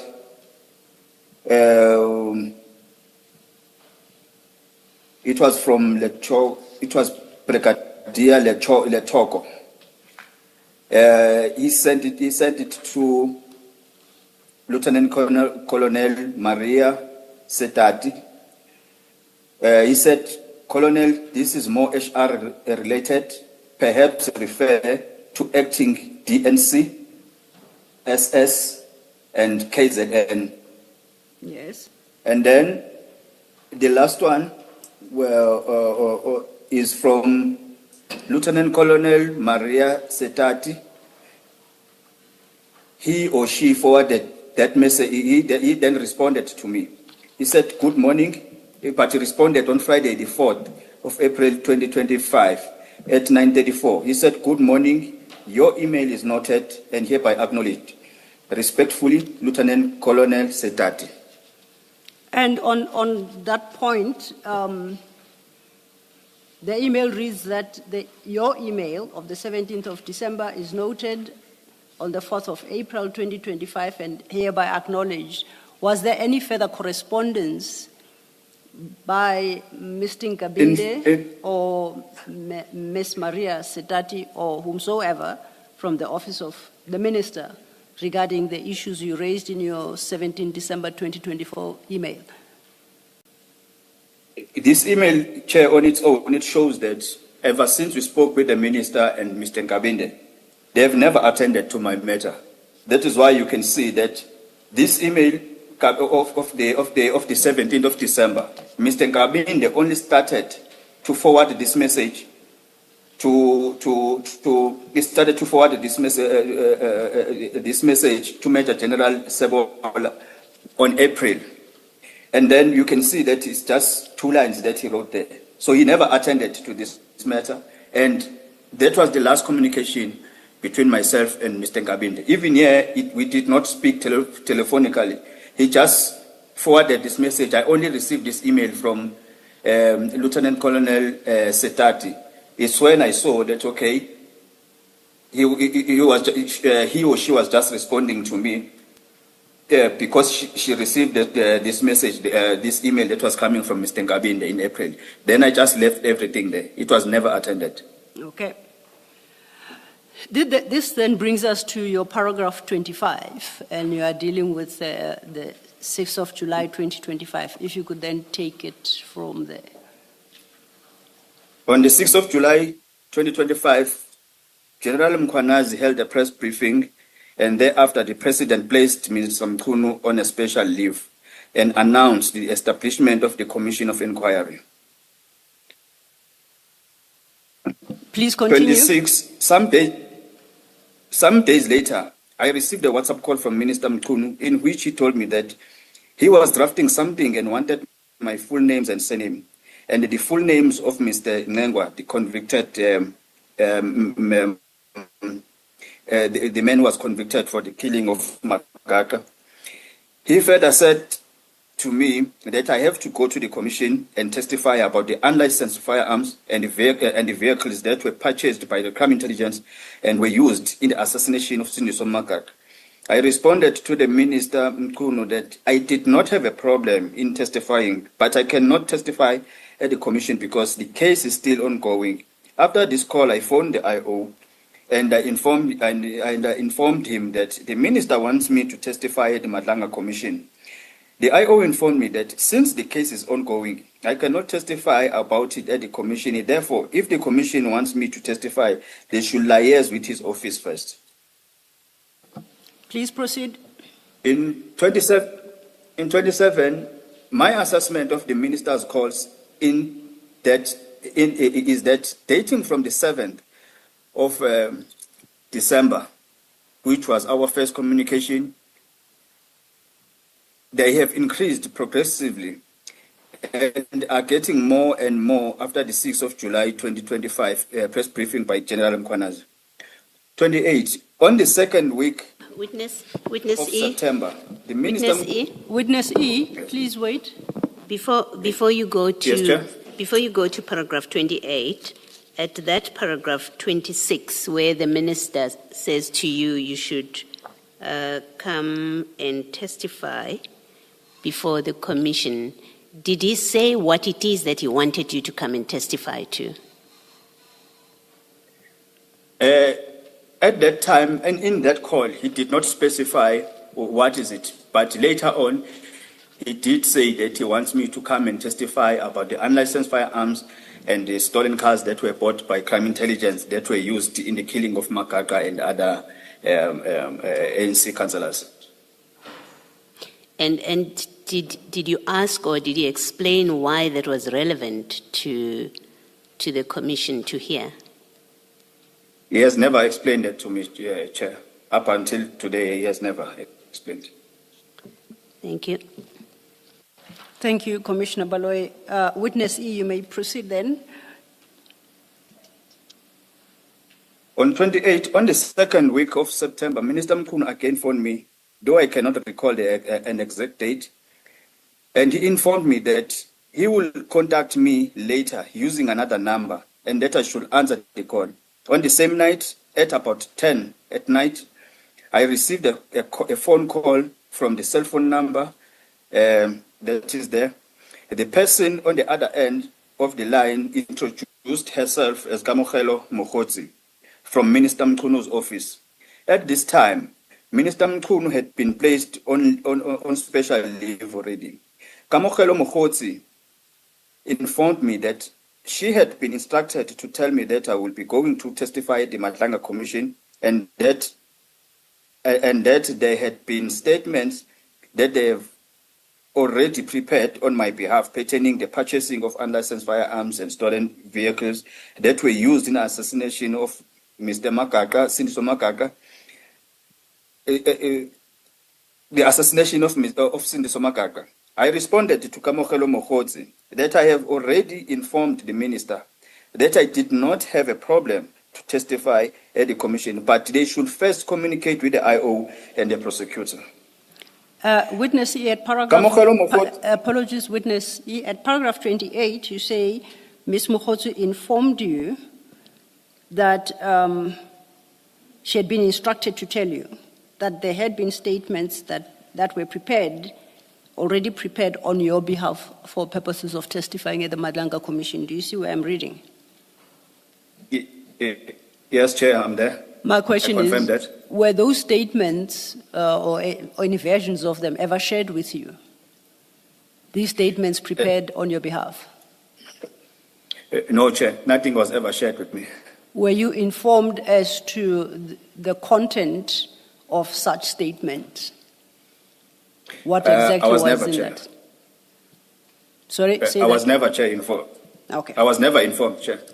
Thank you. You can then take it from paragraph 29.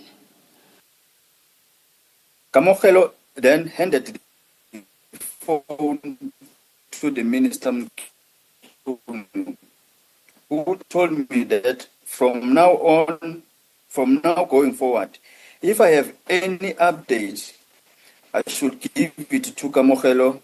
I should give it to Kamokhelo. Still on the same call, Minister PKTT, I told him that I barely knew General Khumalo because I have never worked with him, and that I only learned of him when he headed the PKTT. Beyond that, I knew him as one. I knew him as one who arranged for me to be enrolled in the witness protection program. Sorry, Advocate Silo, maybe witness should read that paragraph again. Witness E, there was a bit of distortion when you were reading that paragraph. It didn't come through as clearly. Commissioner Khumalo suggests that perhaps you reread paragraph 29. You might just come through clearer. Kamokhelo then handed the phone to Minister Mkhwanazi, who told me that from now going forward, if I have any update, I should give it to Kamokhelo. Still on the same call, Minister Mkhwanazi asked me if I had anything on General Khumalo and the PKTT. I told him that I barely knew General Khumalo because I had never worked with him, and that I only learned of him when he headed the PKTT, or when he was the head of PKTT. Beyond that, I knew him as the one who arranged for me to be enrolled into the witness protection program. Thank you. That was much clearer. You may proceed. The minister stated, the minister started pressurizing me regarding the PKTT. He asked me if I knew of any victims of the PKTT, or if I have any documents or reports that are damaging to the PKTT, and that if I have, I should send them to Kamokhelo Mokgotsi. I informed him that I do not know of any victim of the PKTT because I have never worked with them. He then said I should look for the victims or evidence of people who were victimized by the PKTT, and should I find any, I should forward that information to Kamokhelo Mokgotsi. Still in September 2025,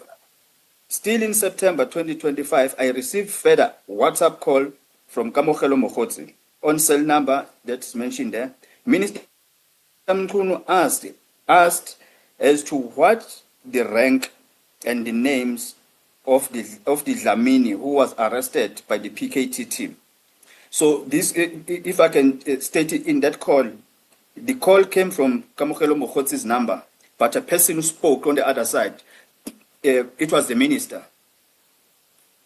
I informed the minister that I did not know who Dlamini was, but I will get his name and the rank.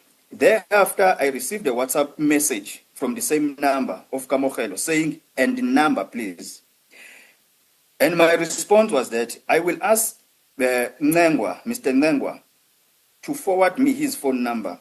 I then did some research and I found him as Bonginkosi Dlamini, a former police officer who's then convicted and he is currently in custody awaiting for sentencing for crimes unrelated to the Magaga matter.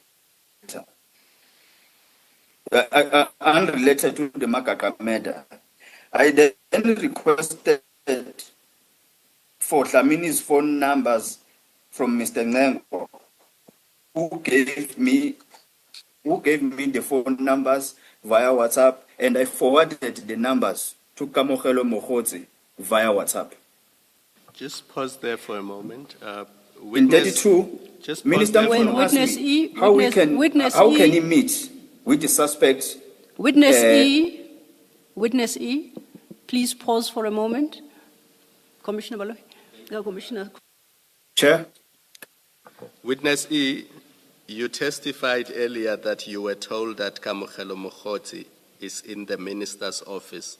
Do you know what her role is in the minister's office?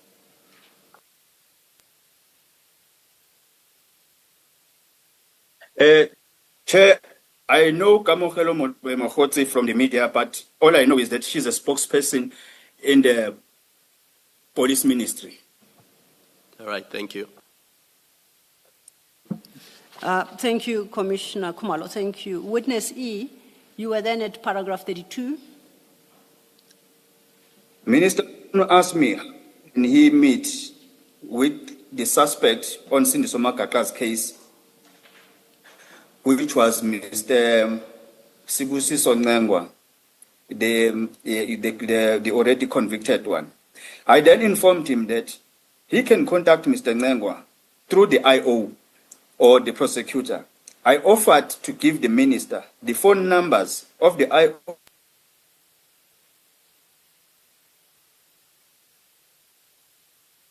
and see Mr. Nhlanhla. But I advised him that even if he went to the prison to see Mr. Nhlanhla, the prison officials will notify the IO to be present during the interview, to be present during his interview with him, because he is now a state witness. The state witness is Mr. Nhlanhla. The minister then asked if he arranged the meeting through the office of the National Commissioner of Correctional Services, Mr. Tobakhale. Will it work? I informed the minister that it will still be the same because the prison will inform the IO. Yes. 33. After all this, I then contacted the IO in the Makaka case and informed him that this was becoming too much for me because therefore I wanted him to talk to General Khumalo as the current divisional commissioner for crime intelligence. The IO then asked me if I could make a statement of what transpired between me and the minister, and I informed him that I was willing to depose of a statement. Before Witness, you... Yes, Commissioner. you can go ahead and ask your question. No, I was going to ask at 33, before you move to 34, did you in fact depose to such a statement? I did depose a statement and I gave it to the IO. Thank you. Commissioner Baloyi has a question for you. Thank you, Mr. Witness E, when the minister asks to be in touch with Mr. Nhlanhla, does he know, or rather let me ask, is it your understanding that he knows and understands that at that time Mr. Nhlanhla is a potential witness, is accused in the Magaga matter? Chair, he knew everything because every time there's any update with regards to the case of Sindiso Magaga, I used to update him before and after. Even after the conviction of Mr. Nhlanhla, he knew everything about him, even after Mr. Nhlanhla, because during the time when Mr. Nhlanhla was convicted, he made a Section 220 statement where he mentioned that he's willing to be a state witness in the ongoing matter of Magaqa. So Mr. Mkhunu knew everything, that Mr. Nhlanhla is now a state witness. And a related question, when the minister speaks to you, is engaging with you and asking for updates from you, does he know that you're a state witness, you're going to be a state witness, or you're a potential state witness? Did he know that? He knows everything about me. He knows that I'm a witness. Yes. He knows that, and he knows that I'm in a witness protection program. Thank you. Thank you, Commissioner Baloyi.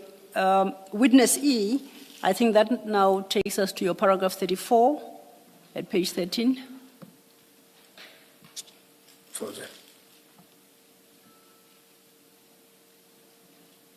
Your statement.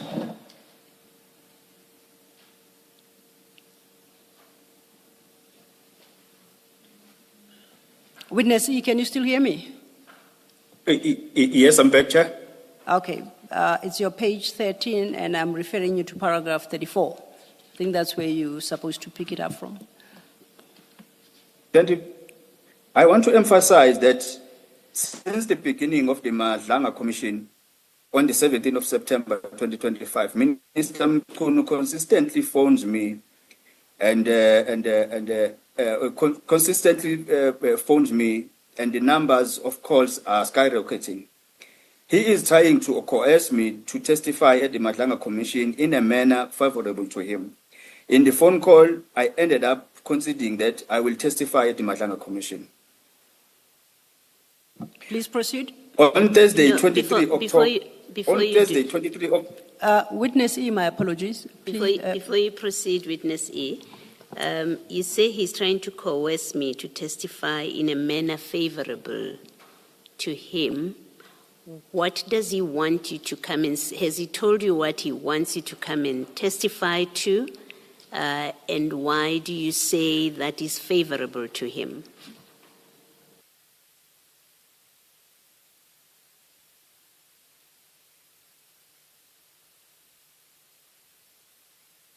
Witness E, you're on mute.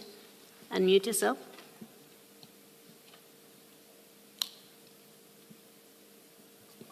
Witness E, can you hear me?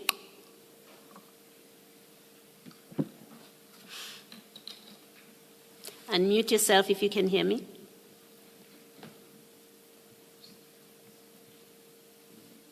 Witness E, if you can hear us, can you please unmute yourself? You appear as muted on the screen. It might be the link is lost again. It gets quickly reestablished. May I request a 2-minute stand down? Thank you. We'll come back when you indicate.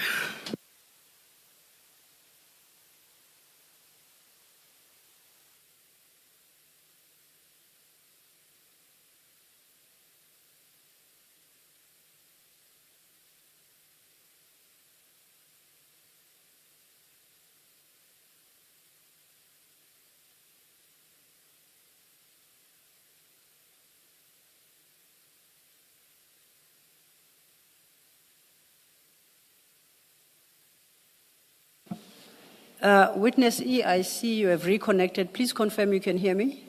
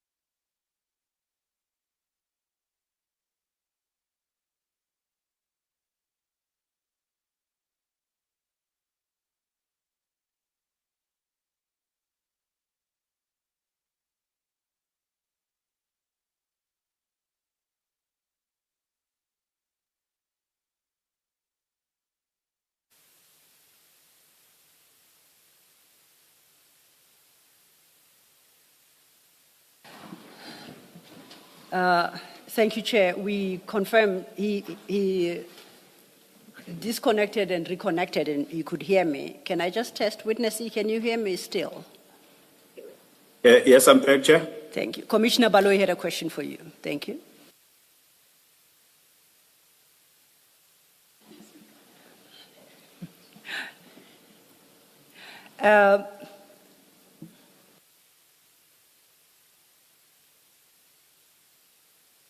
Witness E, my question was that you say in paragraph 34 that the minister in these calls since the commission started, he consistently phones you and his telephone calls to you are skyrocketing. And then this is the part. He's trying to coerce me to testify the Madlanga Commission in a manner favorable to him. And my question was, what has he said he wants you to come and testify to, and why do you say that is favorable to him?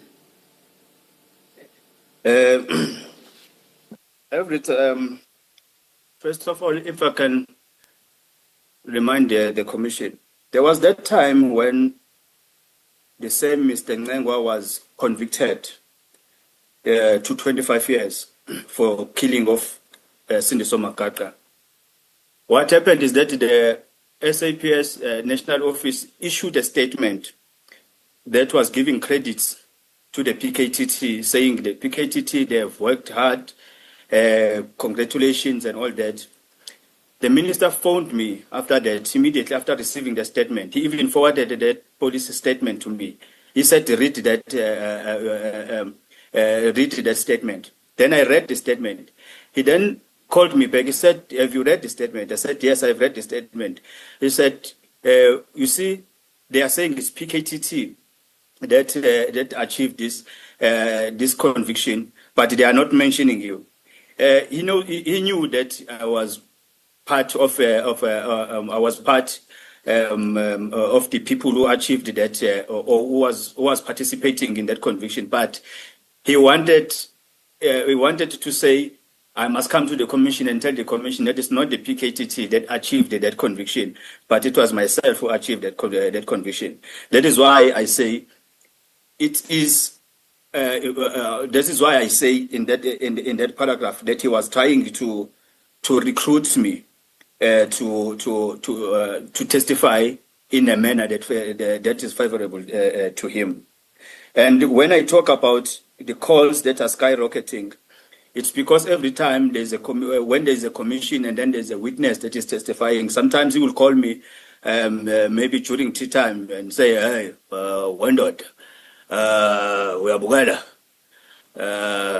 And then if I say, yes, I'm watching, he said, okay, Bugada.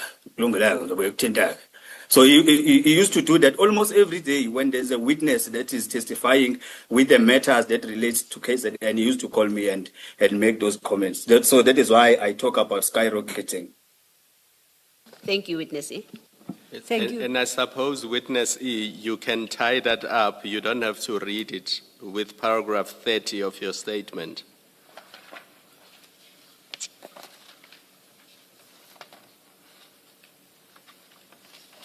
Yes, the minister started pressurizing me regarding the PKTT. He asked me if I knew of any victims of the PKTT or if I have any documents or reports that are damaging to the PKTT, and if I have them, I should send them to Kamogelo Mkhwanazi. And I informed him that I do not know of any victims of the PKTT because I have never worked with them.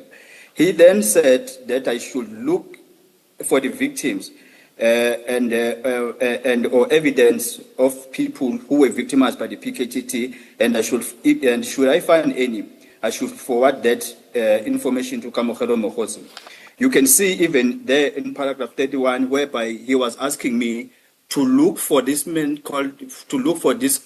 convicted criminal called Dlamini, who was arrested by the PKTT with the other matters that are unrelated to the murder of Makaka. For the fact that he was asking me to become that investigator now, to investigate and find the people and find that Dlamini, find Mr. Nhlanhla's number, find advice from me, how can he get to prison and talk to this Mr. Nhlanhla and all that. So that is why I mention the pressure. Thank you, Commissioner Khumalo. Witness E, that would then, on my reading, take us to your paragraph 35 at page 13. Can you pick it up? May you come again, Chair? Page 13, paragraph 35. That's where we take it from. Paragraph 35. On Thursday, 23 October, at approximately 11:49, I received a WhatsApp call from a cell phone number that is mentioned there. When I answered the call, the person on the other end of the line introduced himself as Minister Senzo Mkhwanazi. I can indeed state that from the voice, I can indeed state that from the voice, I immediately recognized that the voice is that of a Minister Mkhwanazi. On this call, he asked me if the Madlanga Commission hadn't called me yet. My response to him was that I hadn't received any call from them. Minister Mkhwanazi then told me that I will be called by the Madlanga Commission. He further stated that while giving evidence at the ad hoc committee in Parliament, he deliberately did not mention anything about me because in Parliament they are just playing politics, and that at the Madlanga Commission they deal with the law. Therefore, he will ensure that I am called to Madlanga Commission. Please proceed. After the call, I then checked the cell phone number that the minister used to call me. On that number, when I checked it, it was appearing in the Truecaller app that the number was registered under the name Linda Hlongwa. I do not know who Linda Hlongwa is. Please proceed. On Wednesday, 10 December 2025, at approximately 12:50, I received a WhatsApp call from the cell phone number of the minister. On my cell phone number, the call was from the Minister Mkhwanazi, who started demanding the statements that I deposed to the PKTT in respect of the Cindy Somakaka's case, including the statements that I deposed to the Madlanga Commission. He further indicated that he wanted me to depose to a new statement pertaining to the buying of stolen cars and unlicensed firearms by crime intelligence, which were used in the killing of Cindy Somakaka and other ANC councillors. The minister further asked me if the Madlanga Commission had contacted me yet, and I told him that I was contacted by the commission and I was interviewed by the commission investigators. He asked me if I knew their names, and I told him that I do not know their names. He then demanded a copy of a statement I made to the Madlanga Commission, and I informed him that I did not have the statement and that I was only interviewed by the commission investigators. Therefore, I did not know whether or not they have drafted the statement. I further told the minister that the Madlanga Commission investigators have informed me that I will be called to the Madlanga Commission next year, which is 2026. Minister Mkhwanazi indicated that he wanted his lawyers to interview and obtain a statement from me. Therefore, he asked for my location. I then informed the minister that it is not allowed for me to disclose any of my location since I'm in the witness protection program. The minister then suggested that I draft the statement, sign and send it to him. And my response was that I could make a plan, but the problem was that I do not have gadgets in my possession to write it. Still on the same call, the minister informed me that when he was at Madlanga Commission, he handed an envelope containing 8 names to the commission, and that my name was on that list. Furthermore, that the commission had rejected that envelope, and that of the 8 individuals on that list, 7 of them had already submitted statements to his lawyers, and that it is only my statement that is outstanding. He emphasized that the lawyers had given him a submission due date or a deadline of 12 December 2025. The minister further indicated that amongst the 7 individuals that submitted statements, some of them were close to the PKTT. On the same date, Yes, continue. on the same date, on Wednesday 10th December 2025, at about 15:57, I saw on my phone that I had two missed calls from cell phone number of the minister, and one missed call of a number that I didn't know at the time. At about 15:58, I received a WhatsApp call from Minister Mkhwanazi's cell phone number, and the person on the other end indicated that he was Minister Mkhwanazi, and he was going to call me with another number, and I should answer the call when it came through. At 15:58 on the same day, I received a WhatsApp call from the very same number that I didn't know whose number it was at the time. This number reflected on my WhatsApp as saved as Lindo Mtembu. And even on my Truecaller, it was registered as Lindo Mtembu. When I answered the call, I realized that the person on the other end of the line was Minister Senzo Mkhwanazi, who asked me if I had started drafting the statement, and that if I had finished drafting the statement, I should send it to his lawyer, who I understood to be called Barnes. He said, I must send it to Barnes. I'm not sure about the correct spelling. I must send it to Barnes via WhatsApp to Barnes' cell phone number. Then he provided the cell phone number as it stated there, or the cell phone number of Mr. Linda Mtembu.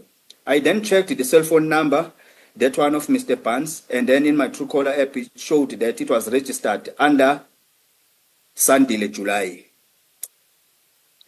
If I can just add something in that paragraph, paragraph 40, is that I did ask the minister on this day, because there was a media statement that the minister doesn't have his phones were taken. So I thought he doesn't have a phone all along because he was very quiet. But on that day, on Wednesday, when he started calling me and then started changing numbers, I asked him why is he changing why is he calling me with different numbers?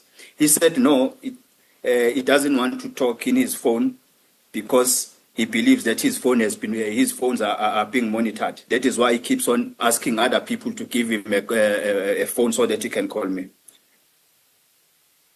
Okay. On paragraph 41, on this call, the minister directed me that the statement should state as follows, and I'm paraphrasing.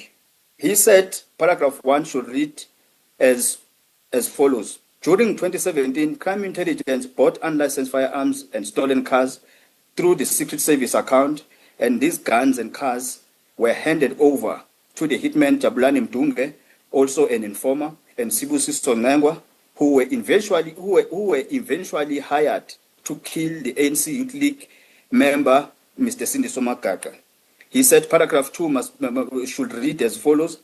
In 2018, after the establishment of the PKTT, which is led by General Khumalo, the PKTT engaged with me and a statement was obtained, and all details were given about the involvement of crime intelligence into the killing of Sindiso Makaka. Paragraph 3 should read as follows. From 2018, after the establishment of the PKTT, General Khumalo was heading the PKTT.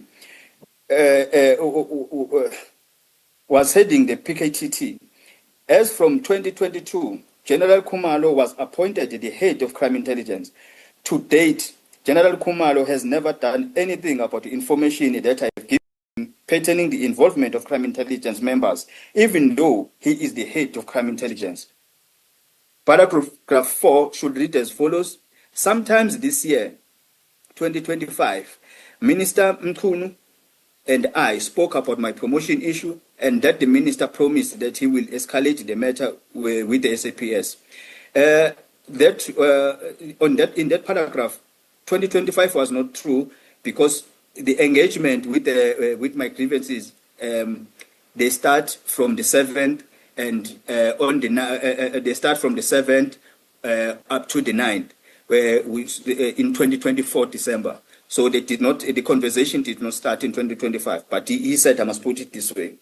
Paragraph 5 should read as follows: in August 2025, the investigating officer in the case of Sindiswa Magaga informed me that the case is sub judice, and therefore I cannot make a statement or testify anywhere else without him being informed.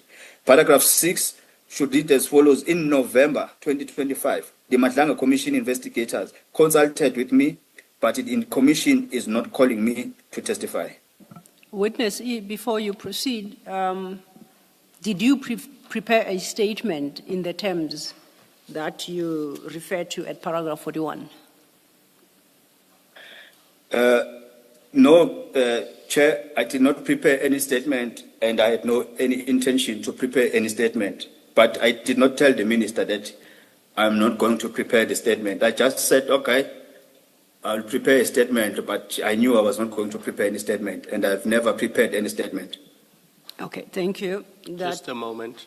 Witness E, if you had prepared a statement along the lines of paragraph 41, in other words, 41.1 to 41.6, would you not be lying to the commission if you presented a statement that reads along the lines of those paragraphs?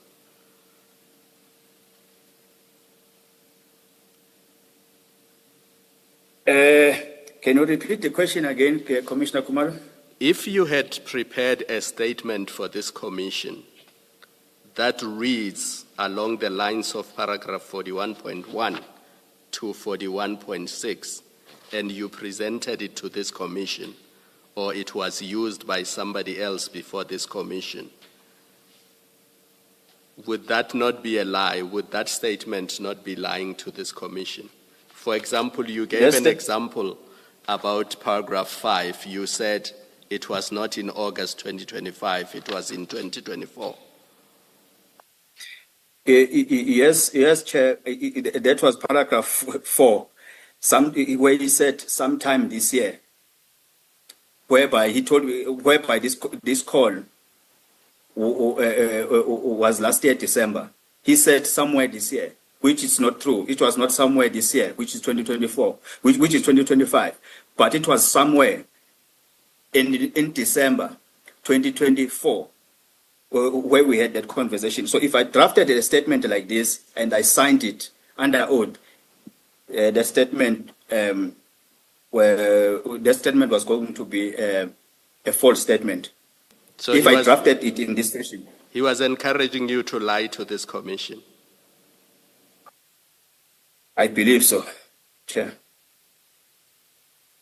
If I may follow up on those questions, Witness E, was it your belief that the minister, if he indeed so suggested, knew that what he wanted you to testify to, in the terms as set out in paragraph 41, constituted falsity?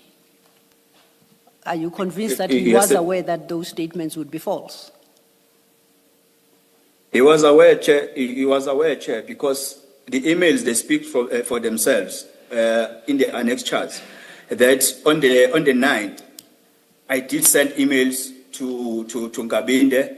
I did, and the minister and Nkabinde did receive those emails, and the conversation started in December, not in 2025. So it was going to be a false statement. Okay, thank you. Can I just check this, Witness E? Paragraph 41.2, is that accurate, what you were supposed to write? Does that reflect what happened?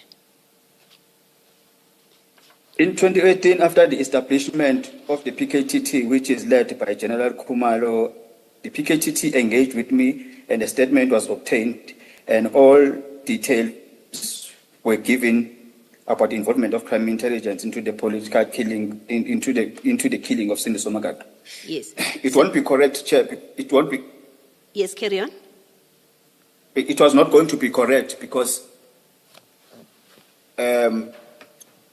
no one can produce a single statement that I made to the PKTT in 2018. The statement was made in January 2019, but the engagement started in 2018. But still, even that engagement was not a direct engagement.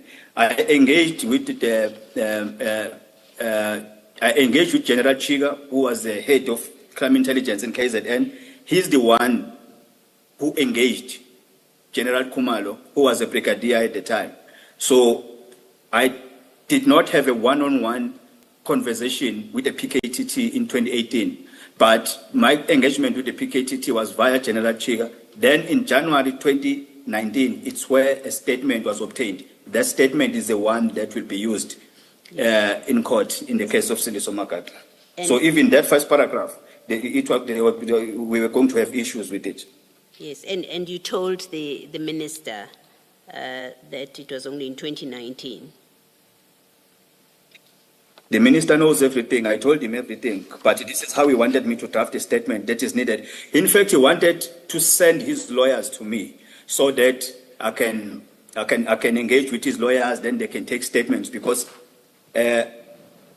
now I know that he did provide, even with this Mr. Nhlanhla, he did provide him with the lawyers to take statement from him. Now I know that it was confirmed by Mr. Nhlanhla himself that the minister provided him with the lawyers. So he wanted to provide me with the lawyer so that I can draft this version of his, of which this version, if I had to sign this version, I was going to be signing a false statement under oath. Yes, thank you. Thank you, Commissioner Baloyi. Just to locate us in the statement, witness E, we are at page 17, paragraph 42. Still on the same day, on Wednesday, the 10th of December, 2025, at about 22:10 at night, but it was 21:39, Minister Mkhwanazi called me again through a WhatsApp call with his cell phone number now. And he asked me if I have finished with the statement. Furthermore, the Minister Mkhwanazi indicated that the due date or the deadline for the statement is now Thursday, 11 December 2025, which is the following day now. And he said it's no longer Friday, the 12th. And he even gave me the time that it must be submitted before 12. On this call, the minister indicated that should I finish writing the statement, I will be very free for the rest of my life. But he said it in Zulu. He said, one daughter, moke wanginika le statement uzoba happy impilo yakho yonke uzojabula kakhulu impilo yakho yonke. That's how he said it. My response to the minister was that I have not yet finished this, with the statement.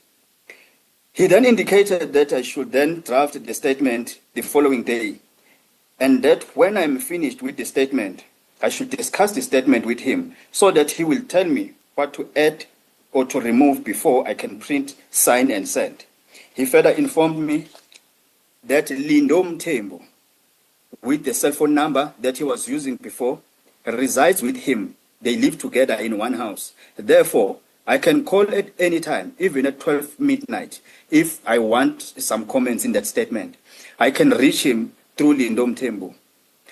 Further to that, the minister indicated that the statement should be finalized before 12 midday on Thursday, 11 December 2025.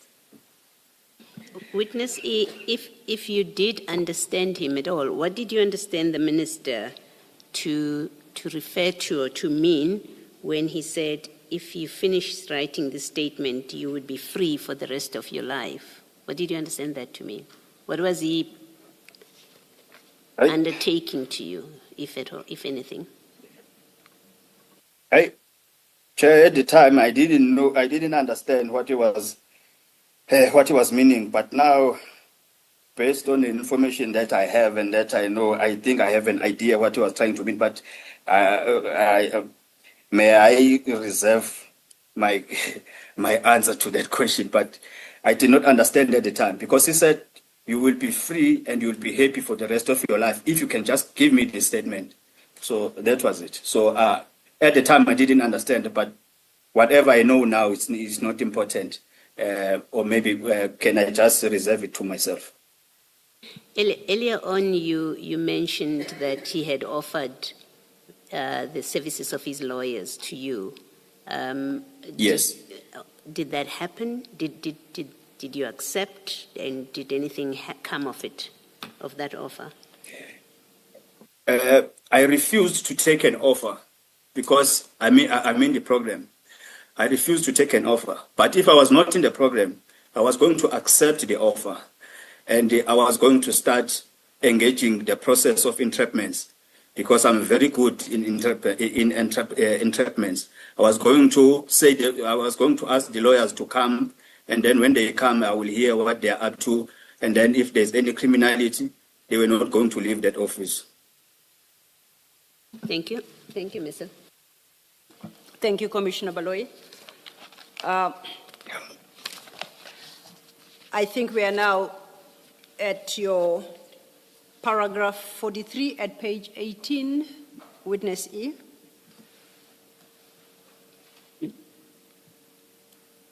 Are you there? On Thursday, the 11th of December, now it's the following day, at about 8 a.m., 10 past 8 a.m., I received a WhatsApp call from cell phone number of Lindom Tembu, who resides with the minister. In that call, Minister Mkhwanazi asked if I was finished writing the statement. And when I said I was still busy writing the statement, he then said that he wanted to supply the statement to his lawyers before 12 midday. At about 13:15, I missed 3 WhatsApp calls from the cell phone number of Lindom Tembu. I attached the screen grab of the call log. It is attached as WE5. I wish to state that I deliberately missed those calls because I had not drafted any statement for the minister, and I had no intention to draft of any statement because I had no intention to draft any statement. But now I didn't know what to say to the minister at the time when he was calling me, because now there was no statement, the statement that I drafted, and he was busy calling, asking for a statement. So because it was after the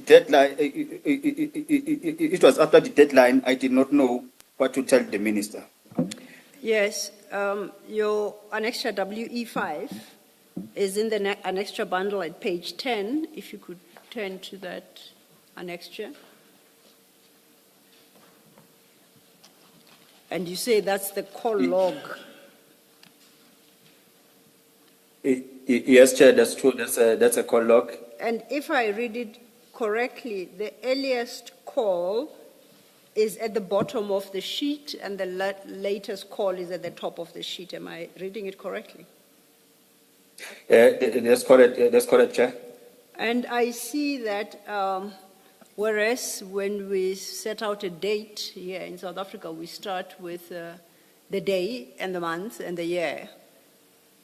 This appears to be different because the first figure in all those calls is 12, then it goes /10/25. And what changes is the middle number.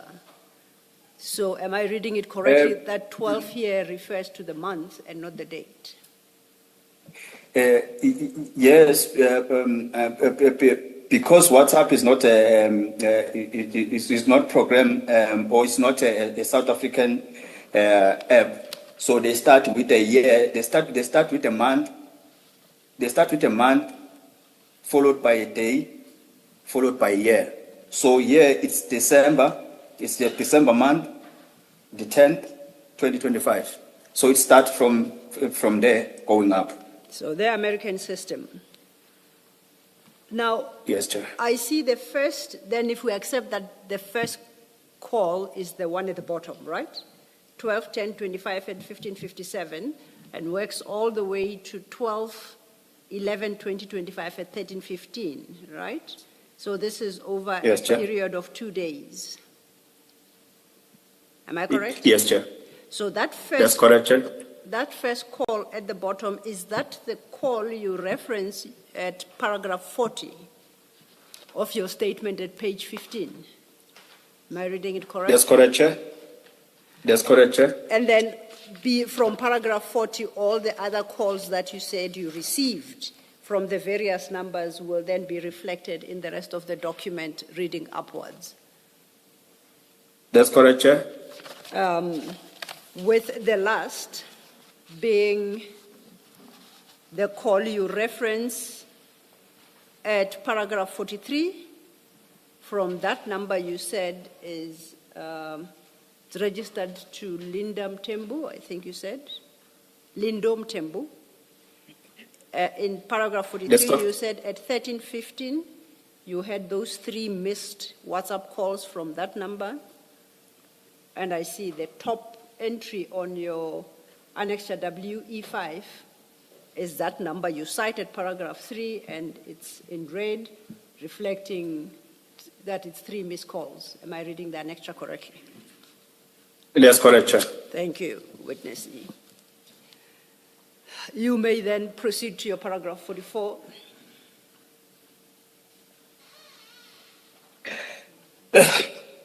The minister called me with a direct, because I was not answering now that WhatsApp call because I didn't know what to say to the minister.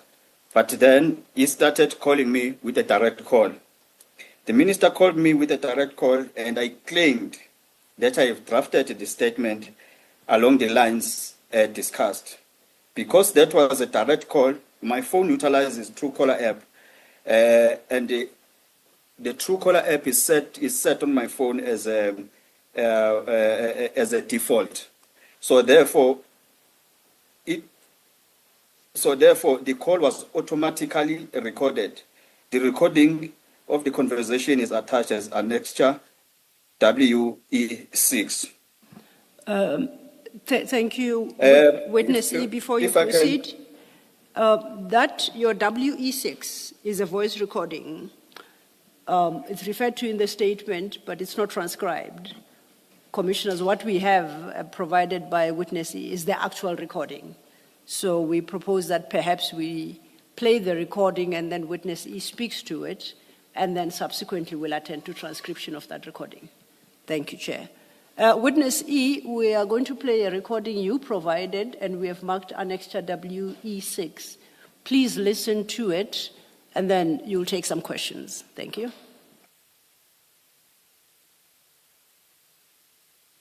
Uzala ngiyabhala ngisefethi angikhe lokhu zenendlini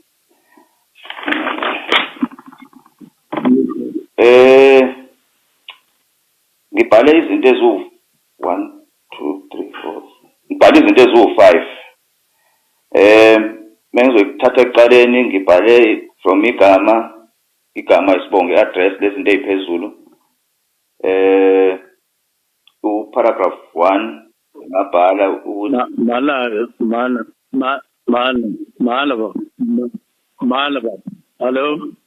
Hello. Yes. Mala. Ubhalile uqedile manje noma kwaqeda? Angakaqedi, ngithi bengifuna ukusilungisa, sengibhalile kodwa ngicabanga ukuthi ngiqedile, kodwa manje kufanele ngistype. Ngoba manje bengifuna ukuthi kodwa aqale uzwe ukuthi ngibhale kanjani. Hayi WhatsApp la kule ndoda la. Lo suqedile singalo sikhuluma. Oh, okay. Okay.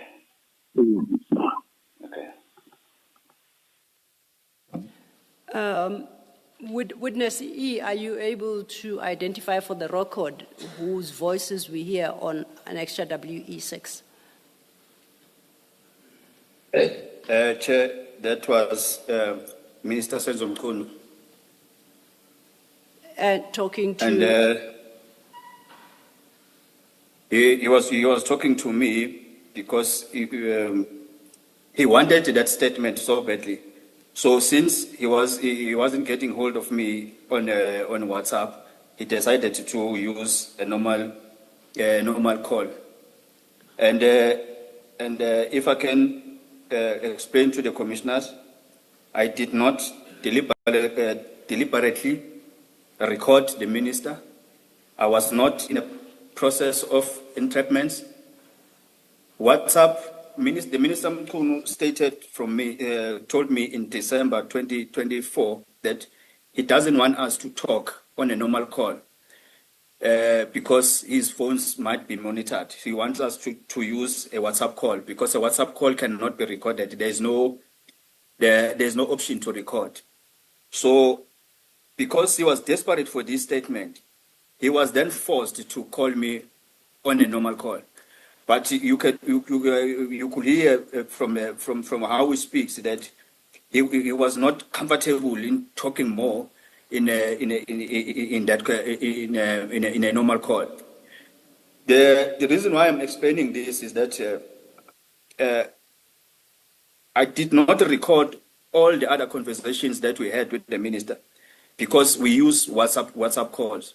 And if ever, according to my old Smolanyana knowledge, if ever I have to record someone and I use another device, I will be embarking in entrapments.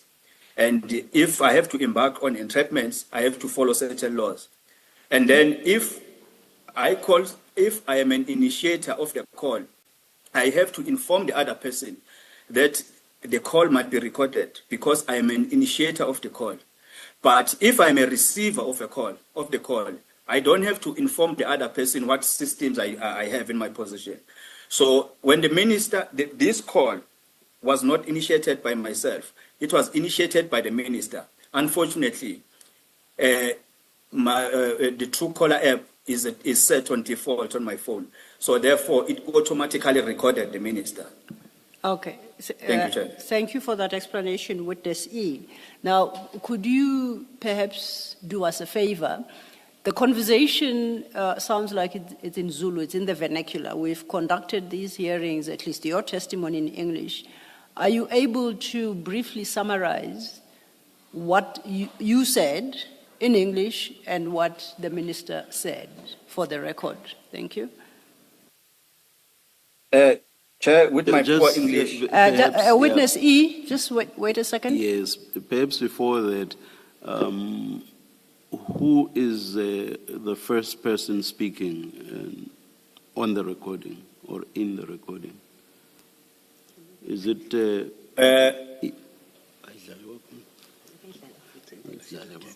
Just perhaps please replay. I will replay it, Chair. Yes. Witness E, please, we are going to replay the clip. Please listen to it and then take some questions from the commissioners. Thank you.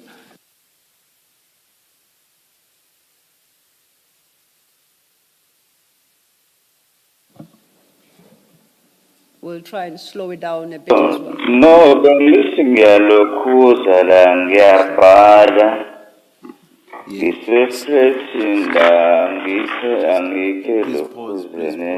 Please pause.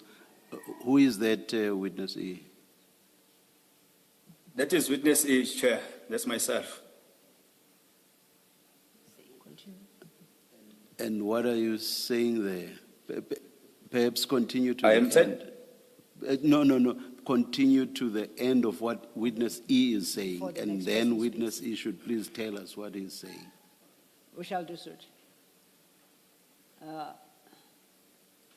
We're going to try, and we will run the part that Witness E says he's the speaker.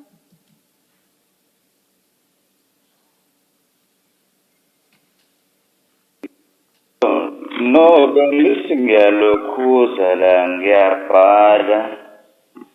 Ngisefreshini la angikhe lokhuze nendlini.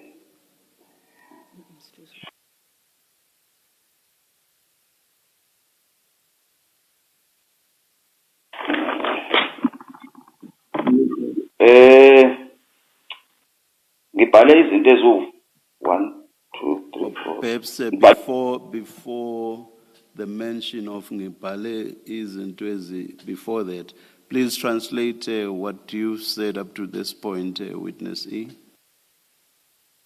After I saw the minister calling me on a normal call, I just took the call. I did not say hello because we've been engaging the whole day discussing the statement. So I just took the call and I pretended to be writing a statement. In fact, I was lying to the minister saying I'm No, drafting a statement. No, just tell us, sorry, witness E, please tell us what you are saying. Don't give us any background, just tell us what you are saying. I said I was trying to write. I was trying to write a statement.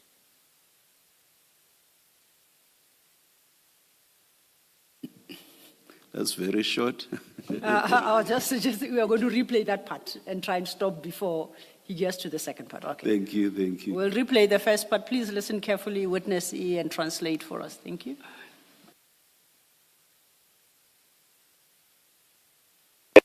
No, bengithi ngiyalokhuza la ngiyabhala. Ngisefreshini la angikhe lokhuze nendlini. Okay, please translate that portion. I was trying to write a statement, but I'm not in the house. I'm at the flat. Okay, we go to the next part. Ngibhale izinto eziwu 1 2 3 4. Ngibhale izinto eziwu 5. Okay, can you translate that bit for us? I wrote five things. 1 2 3 4 5. Thank you. Thatha ekuqaleni ngibhale from igama isibongo address lezinto eziphezulu. Paragraph 1 ngabhala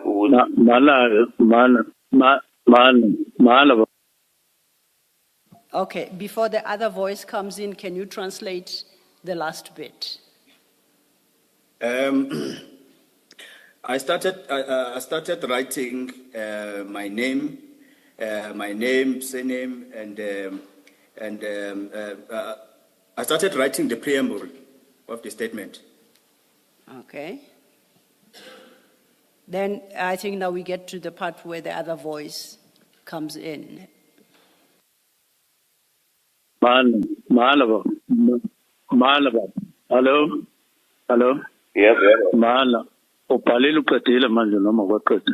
Angakaqedi ngithi bengifuna. Now can you translate what is said by the other voice? The other person is the minister. Witness E, wait. Please identify the other voice and then translate. Thank you, Chair.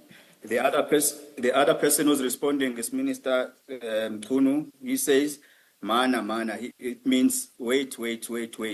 Have you finished writing? He says, Mana. Usubhalile uqedile. Wait. Have you finished writing? Okay, we're going to play the next portion.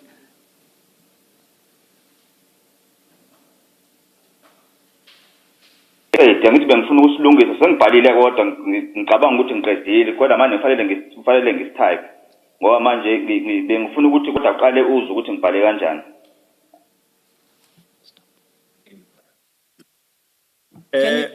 Witness E, can you identify firstly who's talking and then you translate for us? Thank you. The second person who responded is myself. I said, I think I finished writing or drafting the statement, but I think I'm not yet done. I just wanted to confirm it with you so that you can see, so that you know what has been written or what I've written in the statement. Okay, thank you. We proceed. Ukuthi ngibhale kanjani.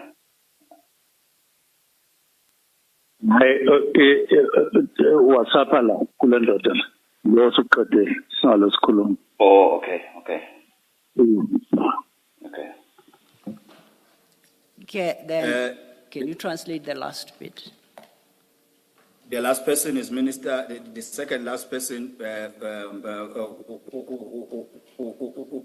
The second last person was the Minister Mkhwanazi. He said no. I must send it via WhatsApp kule ndoda, to this man. This man is Lindo Mthembu, the one who stays with him in the house, and he was using his number. He said, just WhatsApp it, just draft a statement and finish and send it on WhatsApp to this man, Lindo Mthembu. We must not keep on talking. And then I said, okay. Then that was the end of the call. Thank you.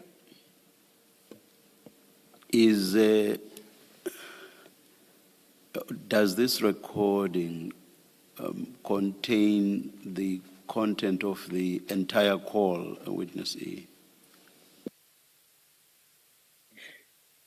It contains the entire call. In fact, it didn't want to even participate in the call, but it contains the entire call. I'm asking because the way it starts is rather strange if that's the entire call. If I'm not mistaken, but we can replay it if you say I'm mistaken. It starts with you speaking and you say, no, angithi ngiyabhala. That to me sounds a rather strange way of a call, or rather, it's a very strange start of a call that has not been initiated by you. No, angithi ngiyabhala, which you translated as you are writing, and of course you start with a no. No, angithi ngiyabhala. I don't know. No to what? No responding to what? I don't know, Chair, but when we speak just in different a minute. Can you just play that very first part, if indeed it does say no angithi ngiyabhala? Indeed, Chair.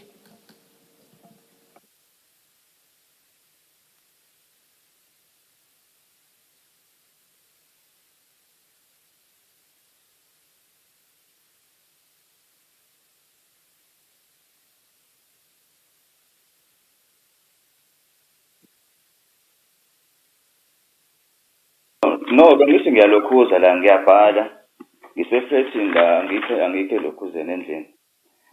It sounds to me, yeah, you say exactly that. The only thing I did not include is the bit that says ngiyalokhuza. No angithi ngiyabhala ngiyalokhuza. It sounds as if you are responding to something. No angithi ngiyalokhuza ngiyabhala. What were you responding? Sorry, Witness E. What were you responding to, Witness E? I think, Chair, I was answering a call. I think I said sure. I think I said sure, not no. Sure, or sure instead of no. I think I said sure because the call was coming from Lindo. We'll try again, it was Chair. not coming from a minister. If it was coming from a minister, I was not going to say sure. I was going to answer it in a decent manner. But since it was coming from this Lindo Mthembu, I said sure. Bengithi ngiyabhala la. Bengithi ngiyalokhuza. The reason why I was saying bengithi ngiyalokhuza is because I was lying. There's nothing I was drafting. So I said sure. I don't think I said no. I think I said sure. But that is the recording I found in my Truecaller. So there's nothing more I can say about it. Maybe it's a miss here on my part then, We'll but try again. let's just play it one last time. Yes, Chair. No, bengithi ngiyalokhuza la ngiyabhala. Ngisefreshini la angikho lokhuzeni endlini.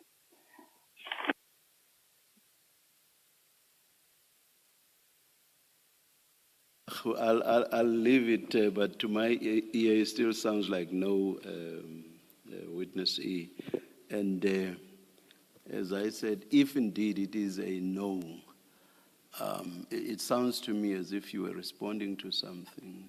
You couldn't just say, you're picking up a call and you just say, no, angithi ngiyabhala ngiyalokhuza. It sounds as if you are responding to something. If indeed in the end we say, or rather, we take the view that it's a no, would you accept that you would have been responding to something? And that ordinarily that's not how you would have spoken upon picking up the call? Chair, I cannot confirm that. That recording is what I found. I'm not as I said, I'm not the one who recorded the recording. The phone, the app itself is the one that recorded the phone. So I've got no answer on that question. Thank you, Chair. Thank you, witness. Yeah, I think you had confirmed that that is the totality of the conversation as we heard. Is that correct? That's correct, Chair. Okay. That would then take us to your paragraph 45, still on page 18. On the same day, I received a WhatsApp call from cell phone number of Lindom Tembo, but it was a WhatsApp call now, this one. This time, it was Lindom Tembo who spoke to me. It was no longer the minister. It was Lindom Tembo who said to me that the minister had indicated that I should not send a statement anymore because I have missed the deadline of 12 o'clock. After this call, I then contacted the IO and I informed him of the phone calls, and he advised me to depose a statement in that regard. This I actually did. I wish to state that I have never deposed any statement on behalf of Minister Mkhwanazi, and I have never given him any statements that I've made to the PKTT, either in respect of the matter of Siniso Makaka or any other, or any statement I depose in respect of the Madlanga Commission. Thank you, witness C. That brings us to the end of your statement, your written statement, as you have tendered to the Commission. Is there anything else you would like to bring to the Commissioner's attention before I declare your testimony complete? No, there's nothing, Chair. Okay. Commissioner Baloyi has got some questions for you then. Yes. Witness E, your first encounter in your statement, the first encounter is with the minister is the 7th of December 2024, and you say that in paragraph 5 of your statement. Now, and then we know, and you mentioned this in paragraph 25, that General Mkhwanazi held that press briefing on the 6th of July, and then subsequently the minister was placed on leave. Now, between the December 2024 engagement with the minister up to the date of his suspension, you, as I understand you, you had given him the names of your superiors, the officers that you say you had informed about the plot to assassinate Mr. Makaka. Am I correct? That's correct, Chair. Yes. And and these officers, are they, I know in your statement somewhere you say the one superior resigned when an investigation was instituted. Am I correct? In that recollection of your evidence? Yes. The other officers, do you know if they're still within the employ of the SEPs?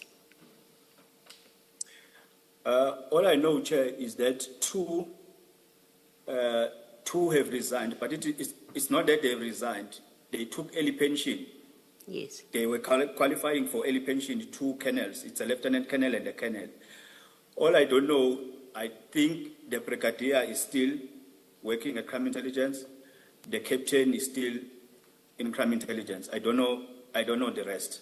But yes, I think two have taken early pension, but 2 are still serving. And the 2 that took early pension and the 2 that are still serving, do you know if any steps were taken against them, be it an investigation, a complaint to the which is investigated by IPID? Do you know if there's any action that was taken? In 2021, I reported the matter to the Office of Inspector General in May 2021. Yes. And at the same time, I also reported the matter of Magaga to the JCI of the previous administration. I know that investigations were done and the reports were made, but I don't know. Okay, I know that the reports were made. The investigation was concluded. But when it comes to the steps taken, whether departmentally or criminally, I don't know, Chair. I cannot confirm that, but I think the senior management will confirm about those steps if there are any steps taken. But in my knowledge, I don't know any. Yes, and coming really to my question, do you know if the minister did anything about this information that you gave him, that he took any steps to get them investigated, to report to the Inspector General or to the JCI? Do you know if he took any steps at all after you gave him all this information? When I gave them that information, it's like the minister already had information. He already had information when I gave him that information after the call of the 7th. But what I know now, but at that time I didn't know, but what I know now is that in September 2024, the special advisor to the minister, Advocate Vusi Pikoli, he requested the Inspector General to give him the report for the investigation that started in 2021 by Inspector General of Intelligence. He requested that report. Then the investigators in the Inspector General, they went to Advocate Pikoli and they gave him the report and they briefed him. So I do believe that the minister knew about this starting from September 2024. I think that was 2 months or 3 months after his appointment. Yes. So what steps he took after that, I don't know. All right. Thank you, Witness E. And then, Mr. This next one, I think it's probably more for you. Yes, Commissioner. The call logs that you have given us, at WE5, that's all that we have. And the statement is replete with references to telephone calls. Yes. It's also replete with references to WhatsApp exchanges. And you know it's been matters of controversy in this commission with other witnesses where the existence of these Yes. kind of this information. Is there a reason that we have only WE5? There is a reason, but I think it's best coming from Witness E. Okay, do you want Witness E, Commissioner Baloyi notes that the only call logs you have provided are for the 2 days in December 2025, your annexed WE5. Do you confirm that? Yes, I confirm, Chair, and I can explain that. And that your statement references other calls going as far back, I guess, as December 2024, as well as WhatsApp communication you say you had with various people. You reference all this in your statement. Do you confirm that? I confirm that, Chair. The question then to you is, why is it that the commission is furnished only with the call log for the period 10 to 11th of December 2025 and not in respect of all the other communications you received and or the WhatsApp messages that you say were exchanged? Could you please explain to the commission? Firstly, is that the current condition that I'm working under, it requires me to keep on changing gadgets. That is the first one. But the second one is that since I've been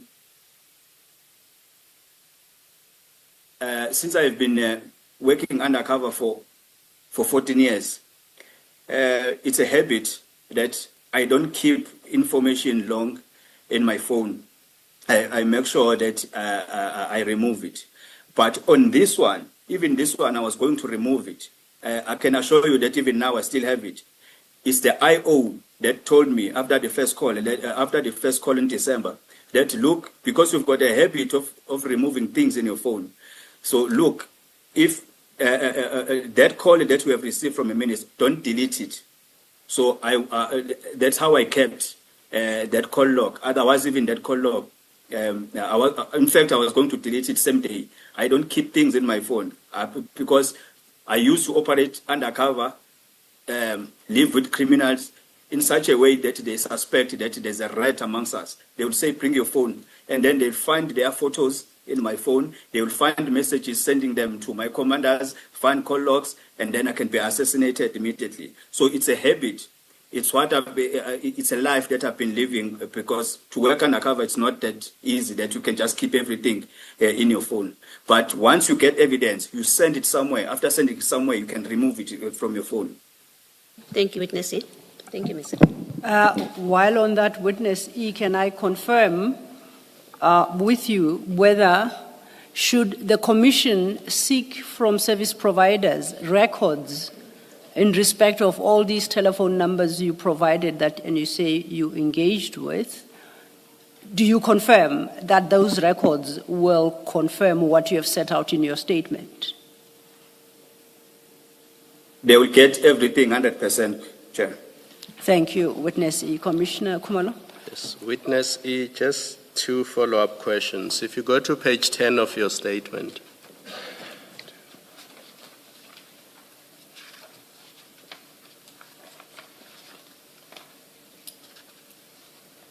are you there? Yes, I'm there, Chair.